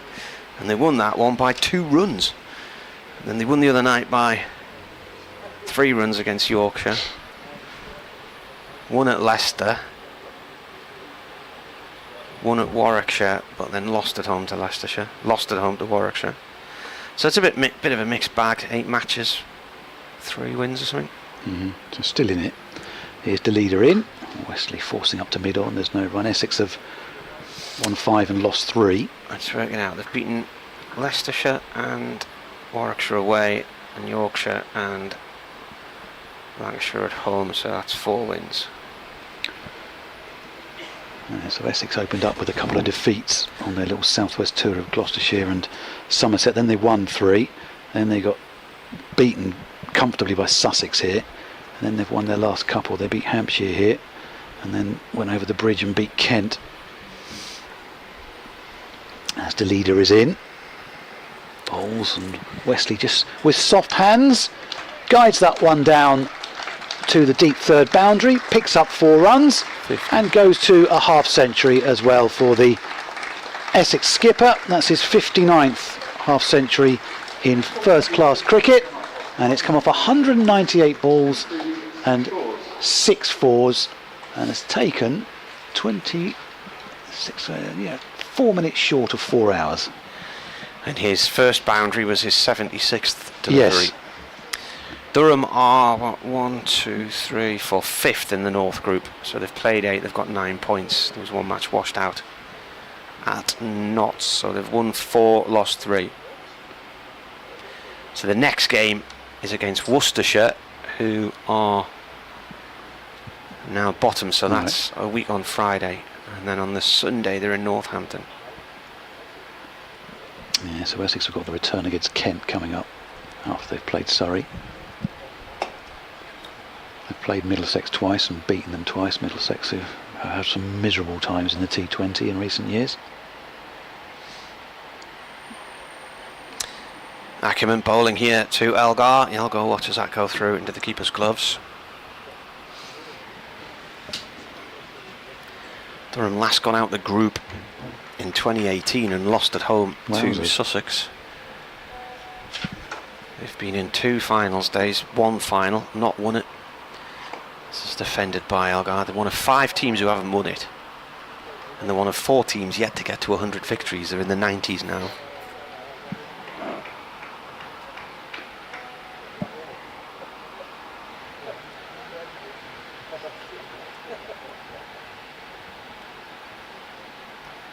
Ackerman to Elgar. Elgar plays at that. It's gone through to the keeper though. He played and missed. Pushing forward.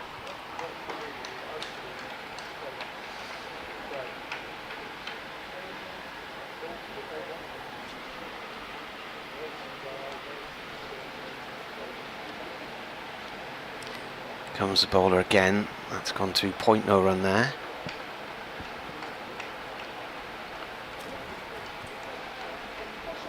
But I think that Durham is satisfied with their return to the First Division and what they've done, so far. I would say so.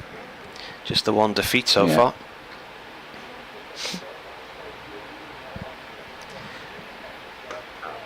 It's defended by Elgar on off stump. Played to Rain at point. Made some good signings, including the guy that's bowling now. I've always thought was a very, very good cricketer, Colin Ackerman. Well, it was this week last year actually that it was announced Ackerman and Callum Parkinson were coming from Leicester to Durham at the end of the season. That is the end of the over, another dot ball. So I think this is the week when contracts start to near their final quarter or whatever, and that clubs can announce players moving. Liam Travaskis went in the other direction. Yeah, Essex got Cox quite early last year, and they knew Lawrence was going, so it was announced quite early. Why did Lawrence go to Surrey? Yeah, he went to Surrey. Yep, signed a lengthy contract there. It was always on the cards. It was just when it was going to happen. The leader to continue from the Graham Gooch end, 185 for 2. Comes in, turned around behind square on the onside, down to long leg by Tom Wesley. He goes to 52, the score to 186 for 2.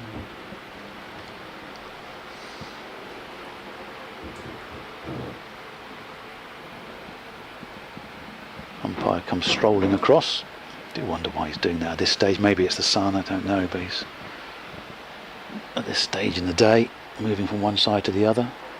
Other times they just say, no, it's all right, I'll stand here, I'll stay on this side of the wicket for both left-hander and right-hander. The leader's going to come around the wicket. hole to the Centurion Dean Elgar, who's 1-1-1, not out.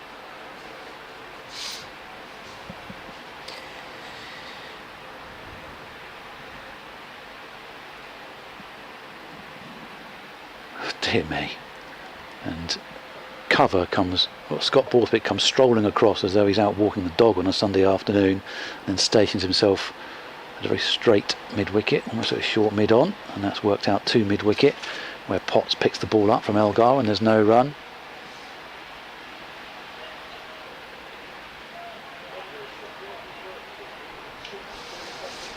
Jerry Wolstenholme's been back on.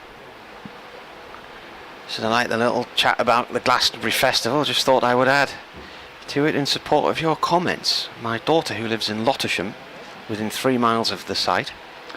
The leader into Elgar, works at one behind square on the onside, down towards fine leg / backward square leg, and comes through.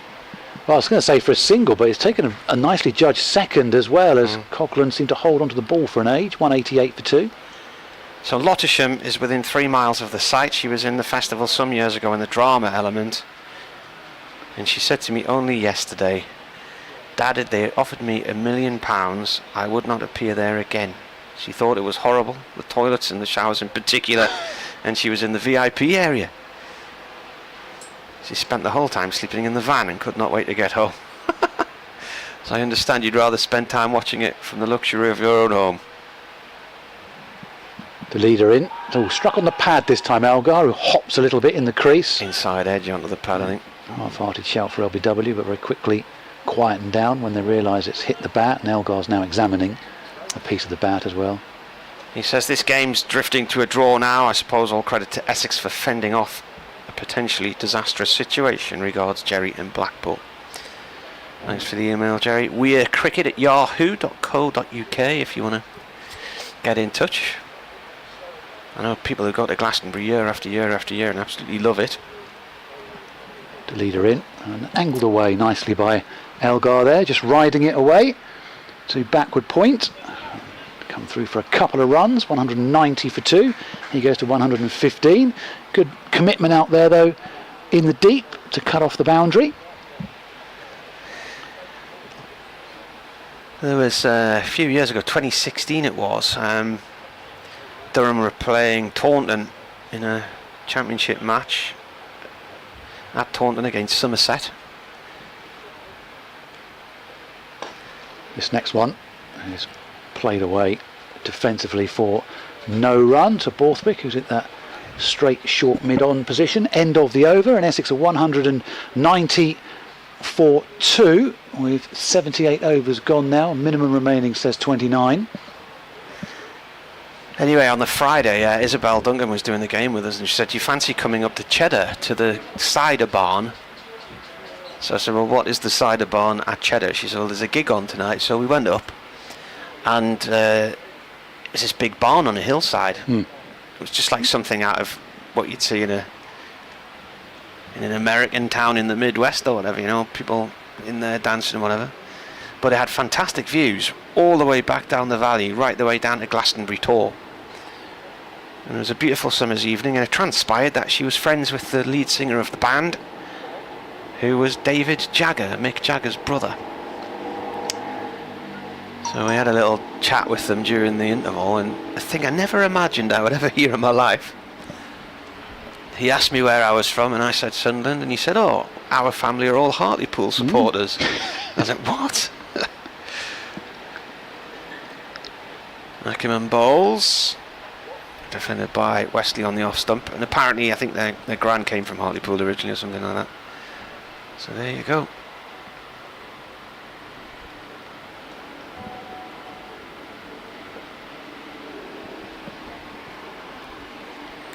Ackerman again, and that's pushed away once more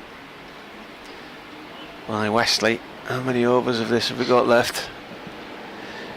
It's 2 overs to the new ball.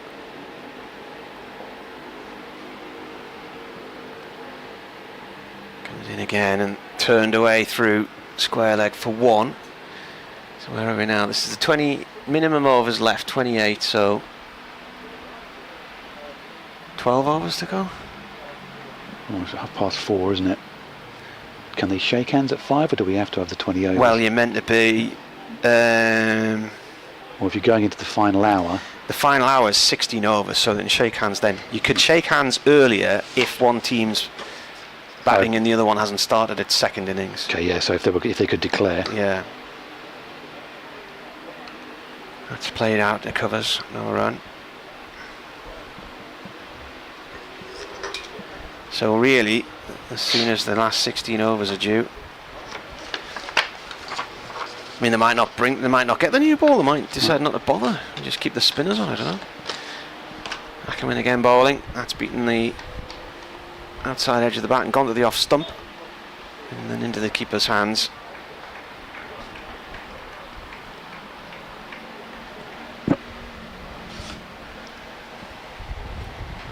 Breeze has picked up actually. Ackerman once more. That's played to point. That is the end of the over. He clacked his cap off the umpire Paul Pollard and just looks so fed up and absolutely disinterested in what he's involved with at the minute. Body language of the Durham players tells it all now. It's been a long day in the field with very little to show for their efforts. And couldn't have gone much better for Essex really. They're obviously not after the win. Still another 242 needed for that, so that's not in the equation anymore. It's purely about batting out until you get out to the last 16, so 12 overs to go. And securing a good face-saving draw in a match where really, for 3 days, they were way behind. The leader into Wesley, lets that one go through to Robinson, and there's no run. It's a good game, Ollie Robinson, behind the stumps, and also with that 198 that he made in the Durham innings, first innings. Pretty much everyone's contributed one way or another for Durham. See Lee's a centurion in that first innings as well. If the leader wanders off. Comes in and bowls, and Wesley turns that one away. Behind square on the onside, comes through for another single, 192 for 2. He goes to 54. Nice little confidence builder for Tom Wesley as well, heading into game against Surrey starting on Sunday. And Critchley and Walter have also got runs in the game.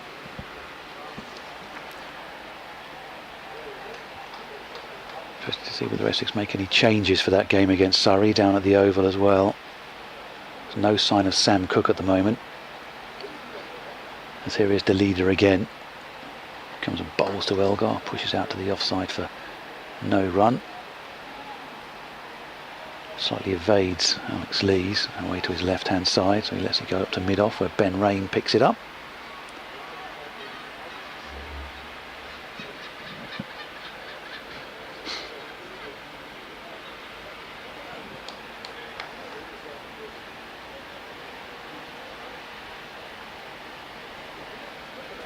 Here's the leader again. Oh, and that has got up on Elgar. Strikes him on the bottom hand. Just gives the hand a little bit of a waggle. But he's okay. 115 not out. Waves to the balcony, and that is the sign for a change of gloves, I think, as well. I wonder if he split his glove there, maybe.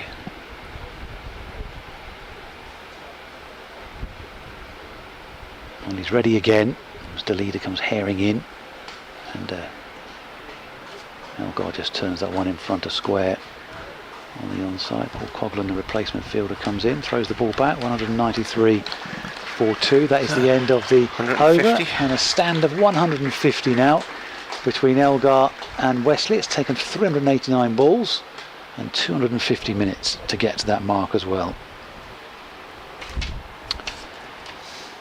And so on we go, on and on and on we seemingly go. So quick look elsewhere. Like Ariston. Remember that one? Yes, the advert. Yeah, Nottinghamshire 414 for 2. They lead Somerset by 304, so we're in a similar situation there. As the leader comes in and bowls a bouncer, and it's a no ball as well on height. 414 for 2, Nottinghamshire leads Somerset by 304. That's going to end in a draw. Good job done by Warwickshire today. 250 for 6. They're going to get out with a draw against Hampshire. Division 2, Glamorgan need another 181 runs with 8 wickets remaining. Just go into that and have a little look as well. 181 runs required from 24 overs. The leader is in. Bowls to Wesley, turns that one away to the mid-wicket boundary for a single. Derbyshire fighting hard for a draw against Middlesex, 187 for 7. Winners today in Division 1, Lancashire and Surrey. Winners today in Division 2, Sussex, in that dramatic game against Leicestershire by 18 runs. Then we can catch up with all the reports on the BBC Sport website later on in the evening. And then attention turns tomorrow to the T20 World Cup and the semi-finals. A drink for Dean Elgar and for Tom Wesley. A change of gloves for Dean Elgar. And Ben Rain is going to come on from this Sir Alistair Cook end now.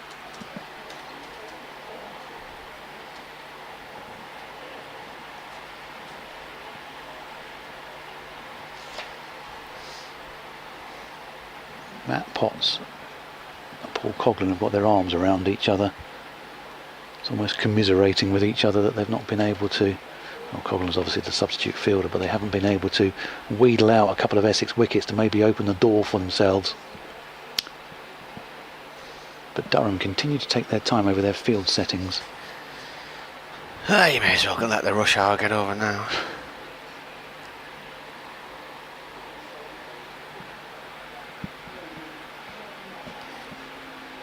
We'll get 2 hours up the road. The driver will need a break, I think, and then finish the next section of the journey.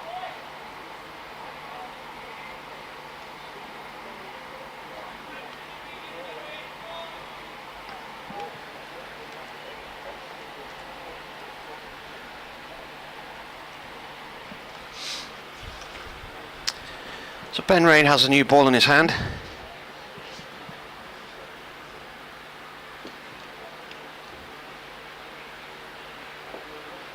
Wesley to face delivery number 207.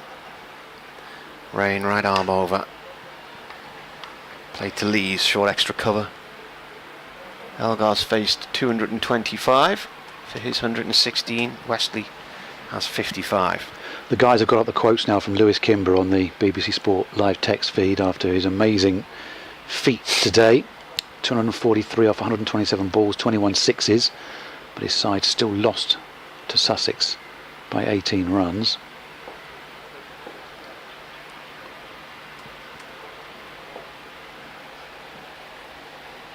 Rain balls.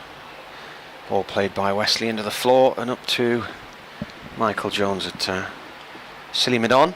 Kimber has said, "My phone's been buzzing and the records I've broken are pretty cool. All the Sussex players congratulated me and told me I didn't deserve to be on the losing side. Very easy when they've just won. They were very gracious and over 4 days probably deserved to win. I got into a kind of weird zone when I wasn't thinking too much except trying to hit the ball where I wanted to. It was an amazing feeling. There wasn't too much running going on. I was trying to hit the ball as far as I could."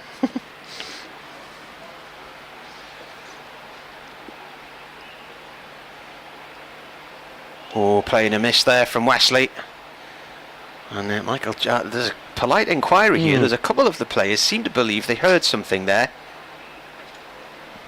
Rain turned and asked Paul Pollard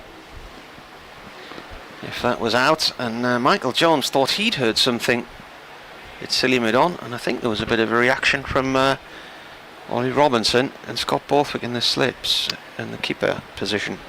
Nothing doing though. Just one more quote from Lewis Kimber, which I'll get to in a moment after this delivery.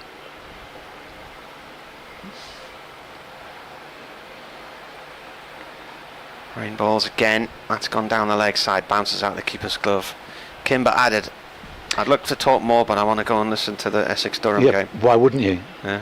Just to calm down. That'd probably help him reduce his pulse rate, wouldn't it? He added, "I've batted at number 3 for most of this season and really enjoyed the challenge, but for this game I went down to 7 to help the balance of the team and then came in at 8 because we'd had a night watchman. I want to bat as high as I can, but whatever I'm needed to do, I'll do it to try to win us some games of cricket." Playing the team line there. Though I would have liked to bat at number 3, he said.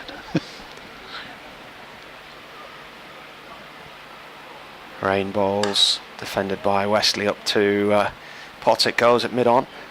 They were in the promotion hunt until 2 matches to go last year, Yeah. Leicestershire. There was still a very outside chance they could have got something in the final week at Durham, but Worcestershire managed to go up. Durham won the title in Division 2 and by 66 points.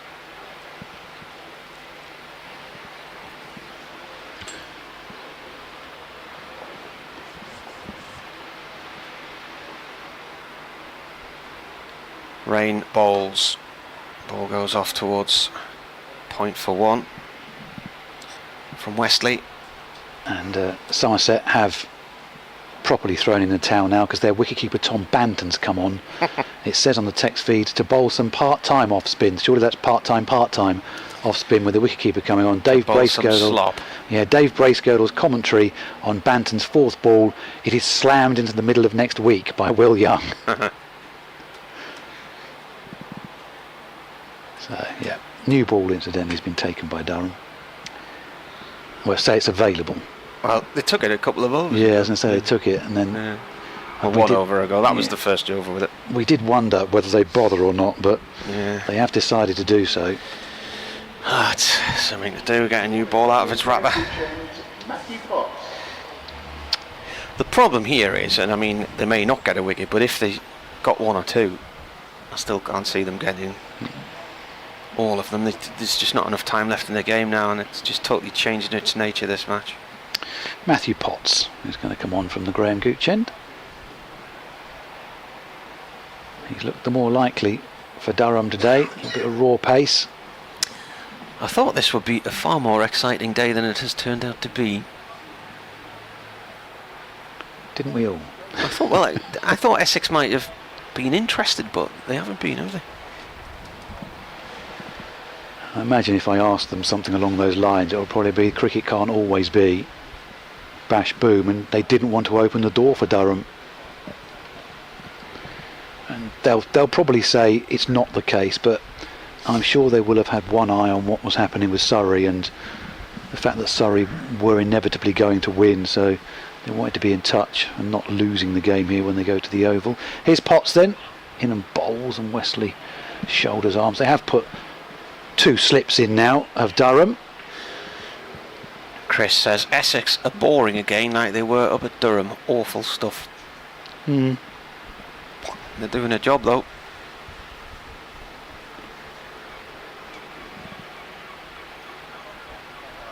It's the modern game seems to mean that everybody expects teams to go for it all the time and to take on every ball and the ball disappearing to all parts, but there are other facets to the game, and Essex is showing that here. As Potts is in and goes past the outside edge of Wesley's bat as well. 197 for 2, Wesley on 56, second time in the space of a handful of deliveries that he's seen his outside edge gone past. No run and no wicket though, and so we're as you were.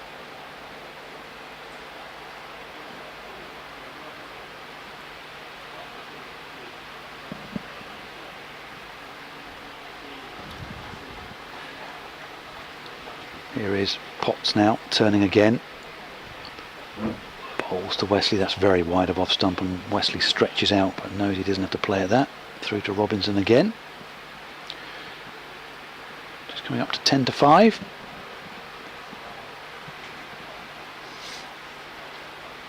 Still people inside the ground. As you say, they're probably thinking, well, if I go in the car now. But if it's based on a conversation I heard yesterday, off-peak rail cards don't kick in till after 5:30.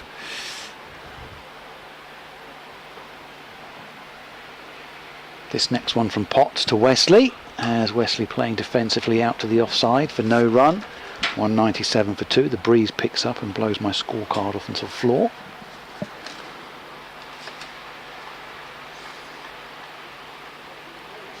This rate, I probably won't even get home for last orders. No.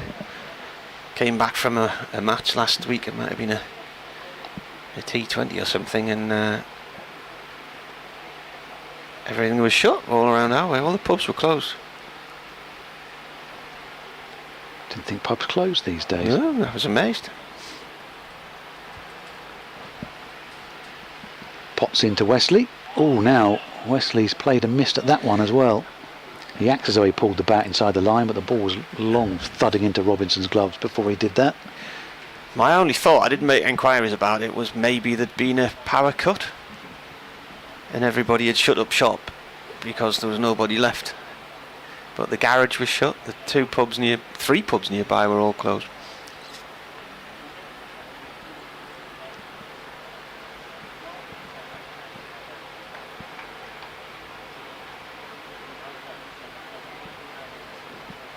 Potts turns at the end of his run. In and bowls to Wesley.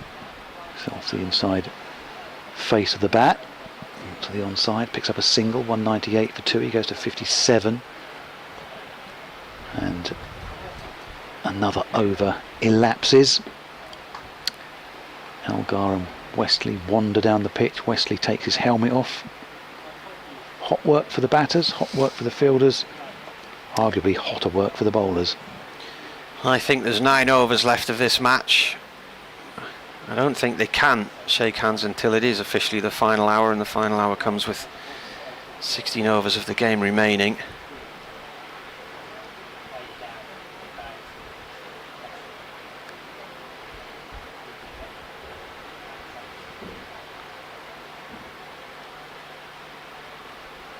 So there was 11 overs last night, wasn't there? Was that 11 overs? So 4.5 overs in today. The only wicket fell. Yeah, I was talking to Paul Walter last night, and he thought the Essex bowlers did a good job of just keeping Durham out there a bit longer. He reckoned they'd probably wanted about 20 overs at Essex last night. These two have been together about 66, 67 overs. A play and a miss there from Wesley to a ball outside the line of off stump from Rain.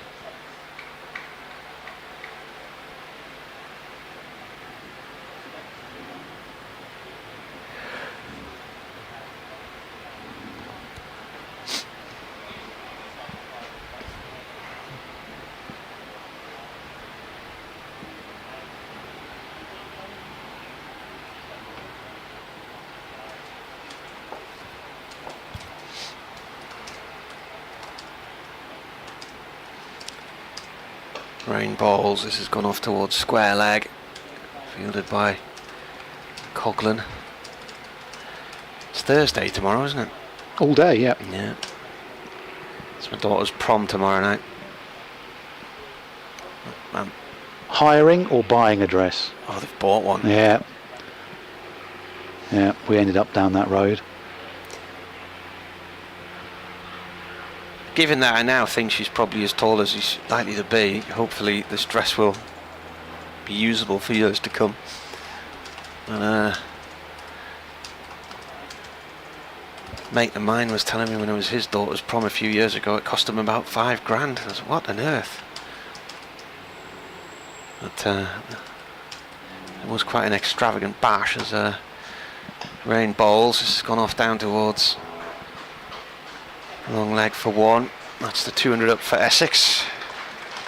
None that really matters anymore. But 282.3 overs, 200 for 2.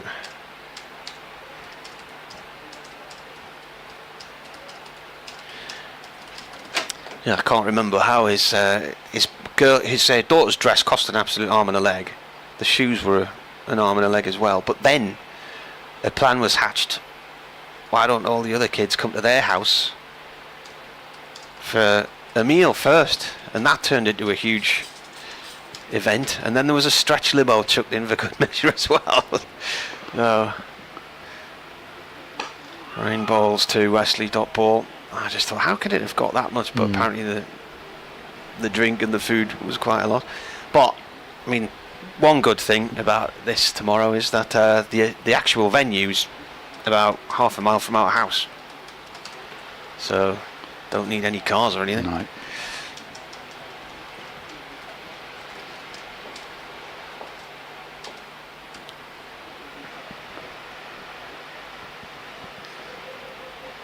Ben Rain bowls, and Wesley clears his legs out the way and thumps that away through mid-wicket for 4. Nice shot. It will be busy on the Roker Riviera tomorrow night then, because it'll be a Harbour View music night as well, just around the corner.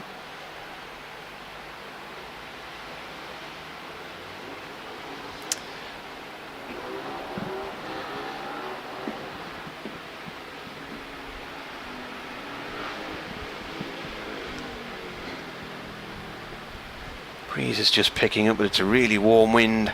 It's like a Sirocco.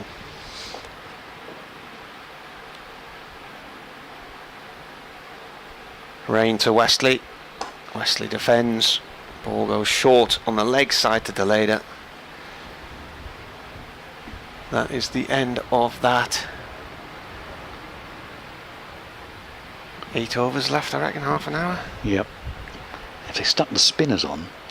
yeah. Well, I was wondering about why not give the new ball the spinners. It might get a bit of grip. Oh, but hang on a minute. More gloves and drinks are being requested. Good. That's all right. Yep.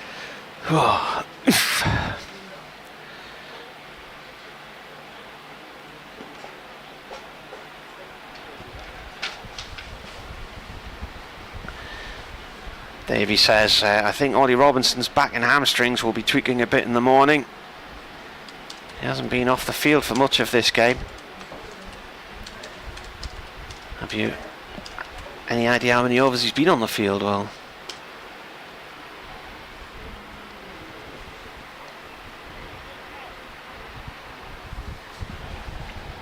he was on the first day, wasn't he? Because he got that to 198, which took him into the second day. Here's Potts round the wicket, bowls to Elgar. Elgar pushing up to mid-on. There's no run there.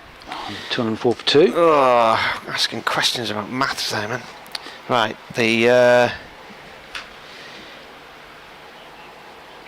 faced 209 balls in his innings for 198. Then the Essex first innings was 99 overs. He wasn't on the field yesterday for long because when Durham were batting again, because he only made 4. And then whatever we had now, what's this? This is the 84th over of this innings. Potts to Elgar. Elgar drives. It's the man at short extra cover. There's no run. So when he came out to bat in the first innings,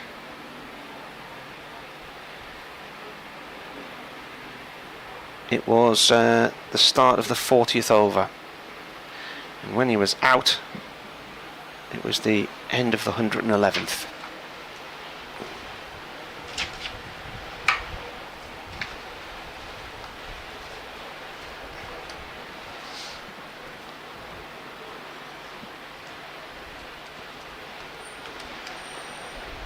Potts to Elgar. Elgar on the drive.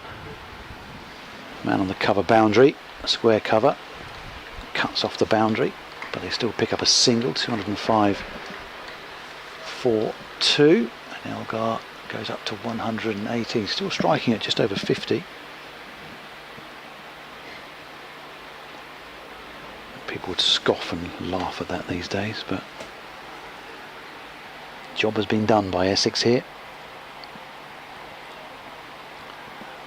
And all eyes turn to the Oval on Sunday. I say all eyes, but there's a small matter of England playing in the Euros as well on Sunday. As Potts over the wicket to Wesley with 2 slips in. Wesley works that one down to long leg, picks up a single. He goes to 63, the score to 206 for 2.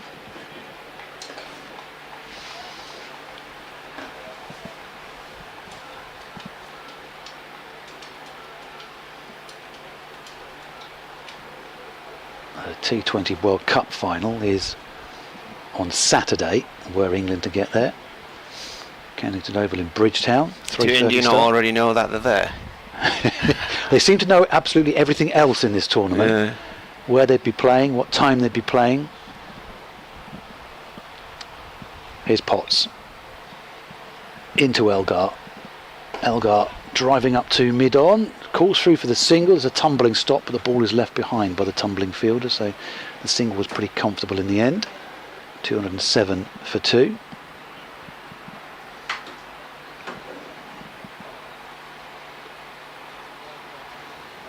And yes, the semi-finals of the T20 World Cup are tomorrow. South Africa, Afghanistan is at 1:30 in the morning our time, and then India, England 3:30 our time in the afternoon. So that'll be worth listening to tomorrow. The team out done a great job out there. They've had a fair bit of travelling to do as well.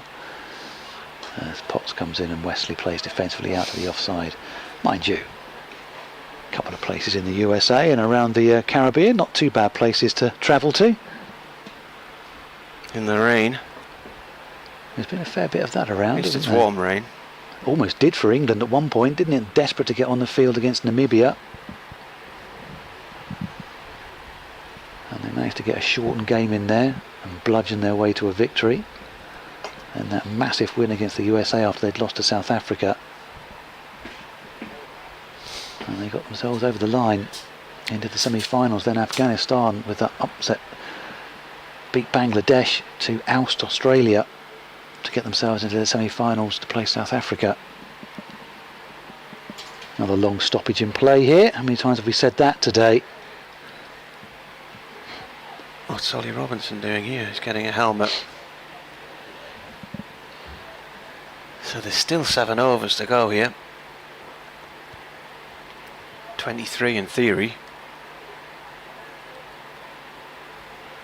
Tom Wesley has faced 225 balls and Dean Elgar 230. Yeah, so helmets come on for Ollie Robinson. And Tom Wesley was just having a bit of a chat there with Ben Rain. I'm sure it wasn't, but you do wonder whether it was just, can we just get on with it?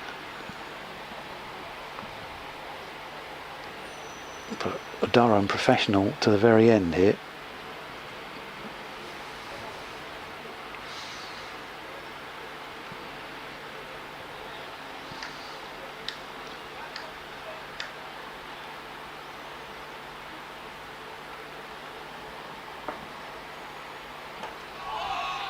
This is my over. Rain. Sorry, I thought you were like our screen. You were on freeze frame for a moment there. Rainbow. I'm sort of half keeping an ear across Radio Newcastle's outputs coming to 5 o'clock news now. I can take the over if you want to. Yeah, I think I better stick the other headphones on. Let's do some on-air production. Go on. Go on then. Parkinson then's bowled 1 ball of this over. No run, 207 for 2. Again, an adjustment in the field. Second slip comes in for the left-handed Elgar, tossed right up this time by Parkinson, but driven out through extra cover. Elgar's not interested in a second because he's yet to complete the first as yet, and Coghlan comes around. In fact, that's the leader, isn't it, down here? Comes around and picks the ball up. Coghlan is stood there at mid-off. The leader is sort of on the angle, just sort of extra cover. 208 for 2. Elgar up to 120.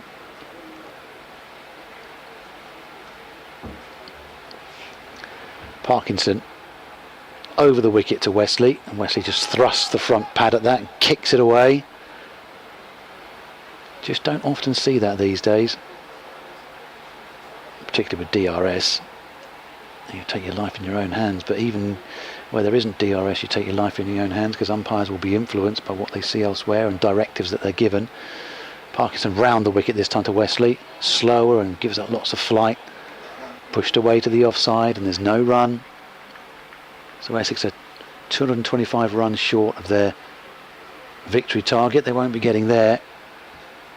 And I think the attitude was pretty clear from very early on. Now that's a full delivery which turns into a full toss. Wesley prods at it and it goes right through him and it's taken by Robinson. Shows you Wesley's mindset that he didn't just drive that one away to the boundary. It was a full toss in the end. And there's no run. Parkinson again, that's flatter and quicker. And Wesley goes back onto his stumps. Plays out defensively for no run. End of the over, Elgar takes his helmet off. And there it is. There is a shake of hands at 5 minutes. And that is the end of the game. So Essex were nominally set 433 for victory here. They never went for it. They've closed on 208 for 2, Elgar 120, Westley 63. My thanks to Martin Emerson, who's going to update BBC Newcastle listeners. My thanks to you for listening as well. You can join Martin on the stream on Sunday as Durham face Worcestershire, and you can join myself and the team down at the Oval as Essex face Surrey. But for myself, Glenn Speller, and from Martin Emerson, and from Beth Harvey, who was with us earlier in the game, thanks very much for your company, and we'll meet up again on Sunday. Don't forget, you can follow the latest on the BBC Sport website. The full story will be up there and all the quotes as well.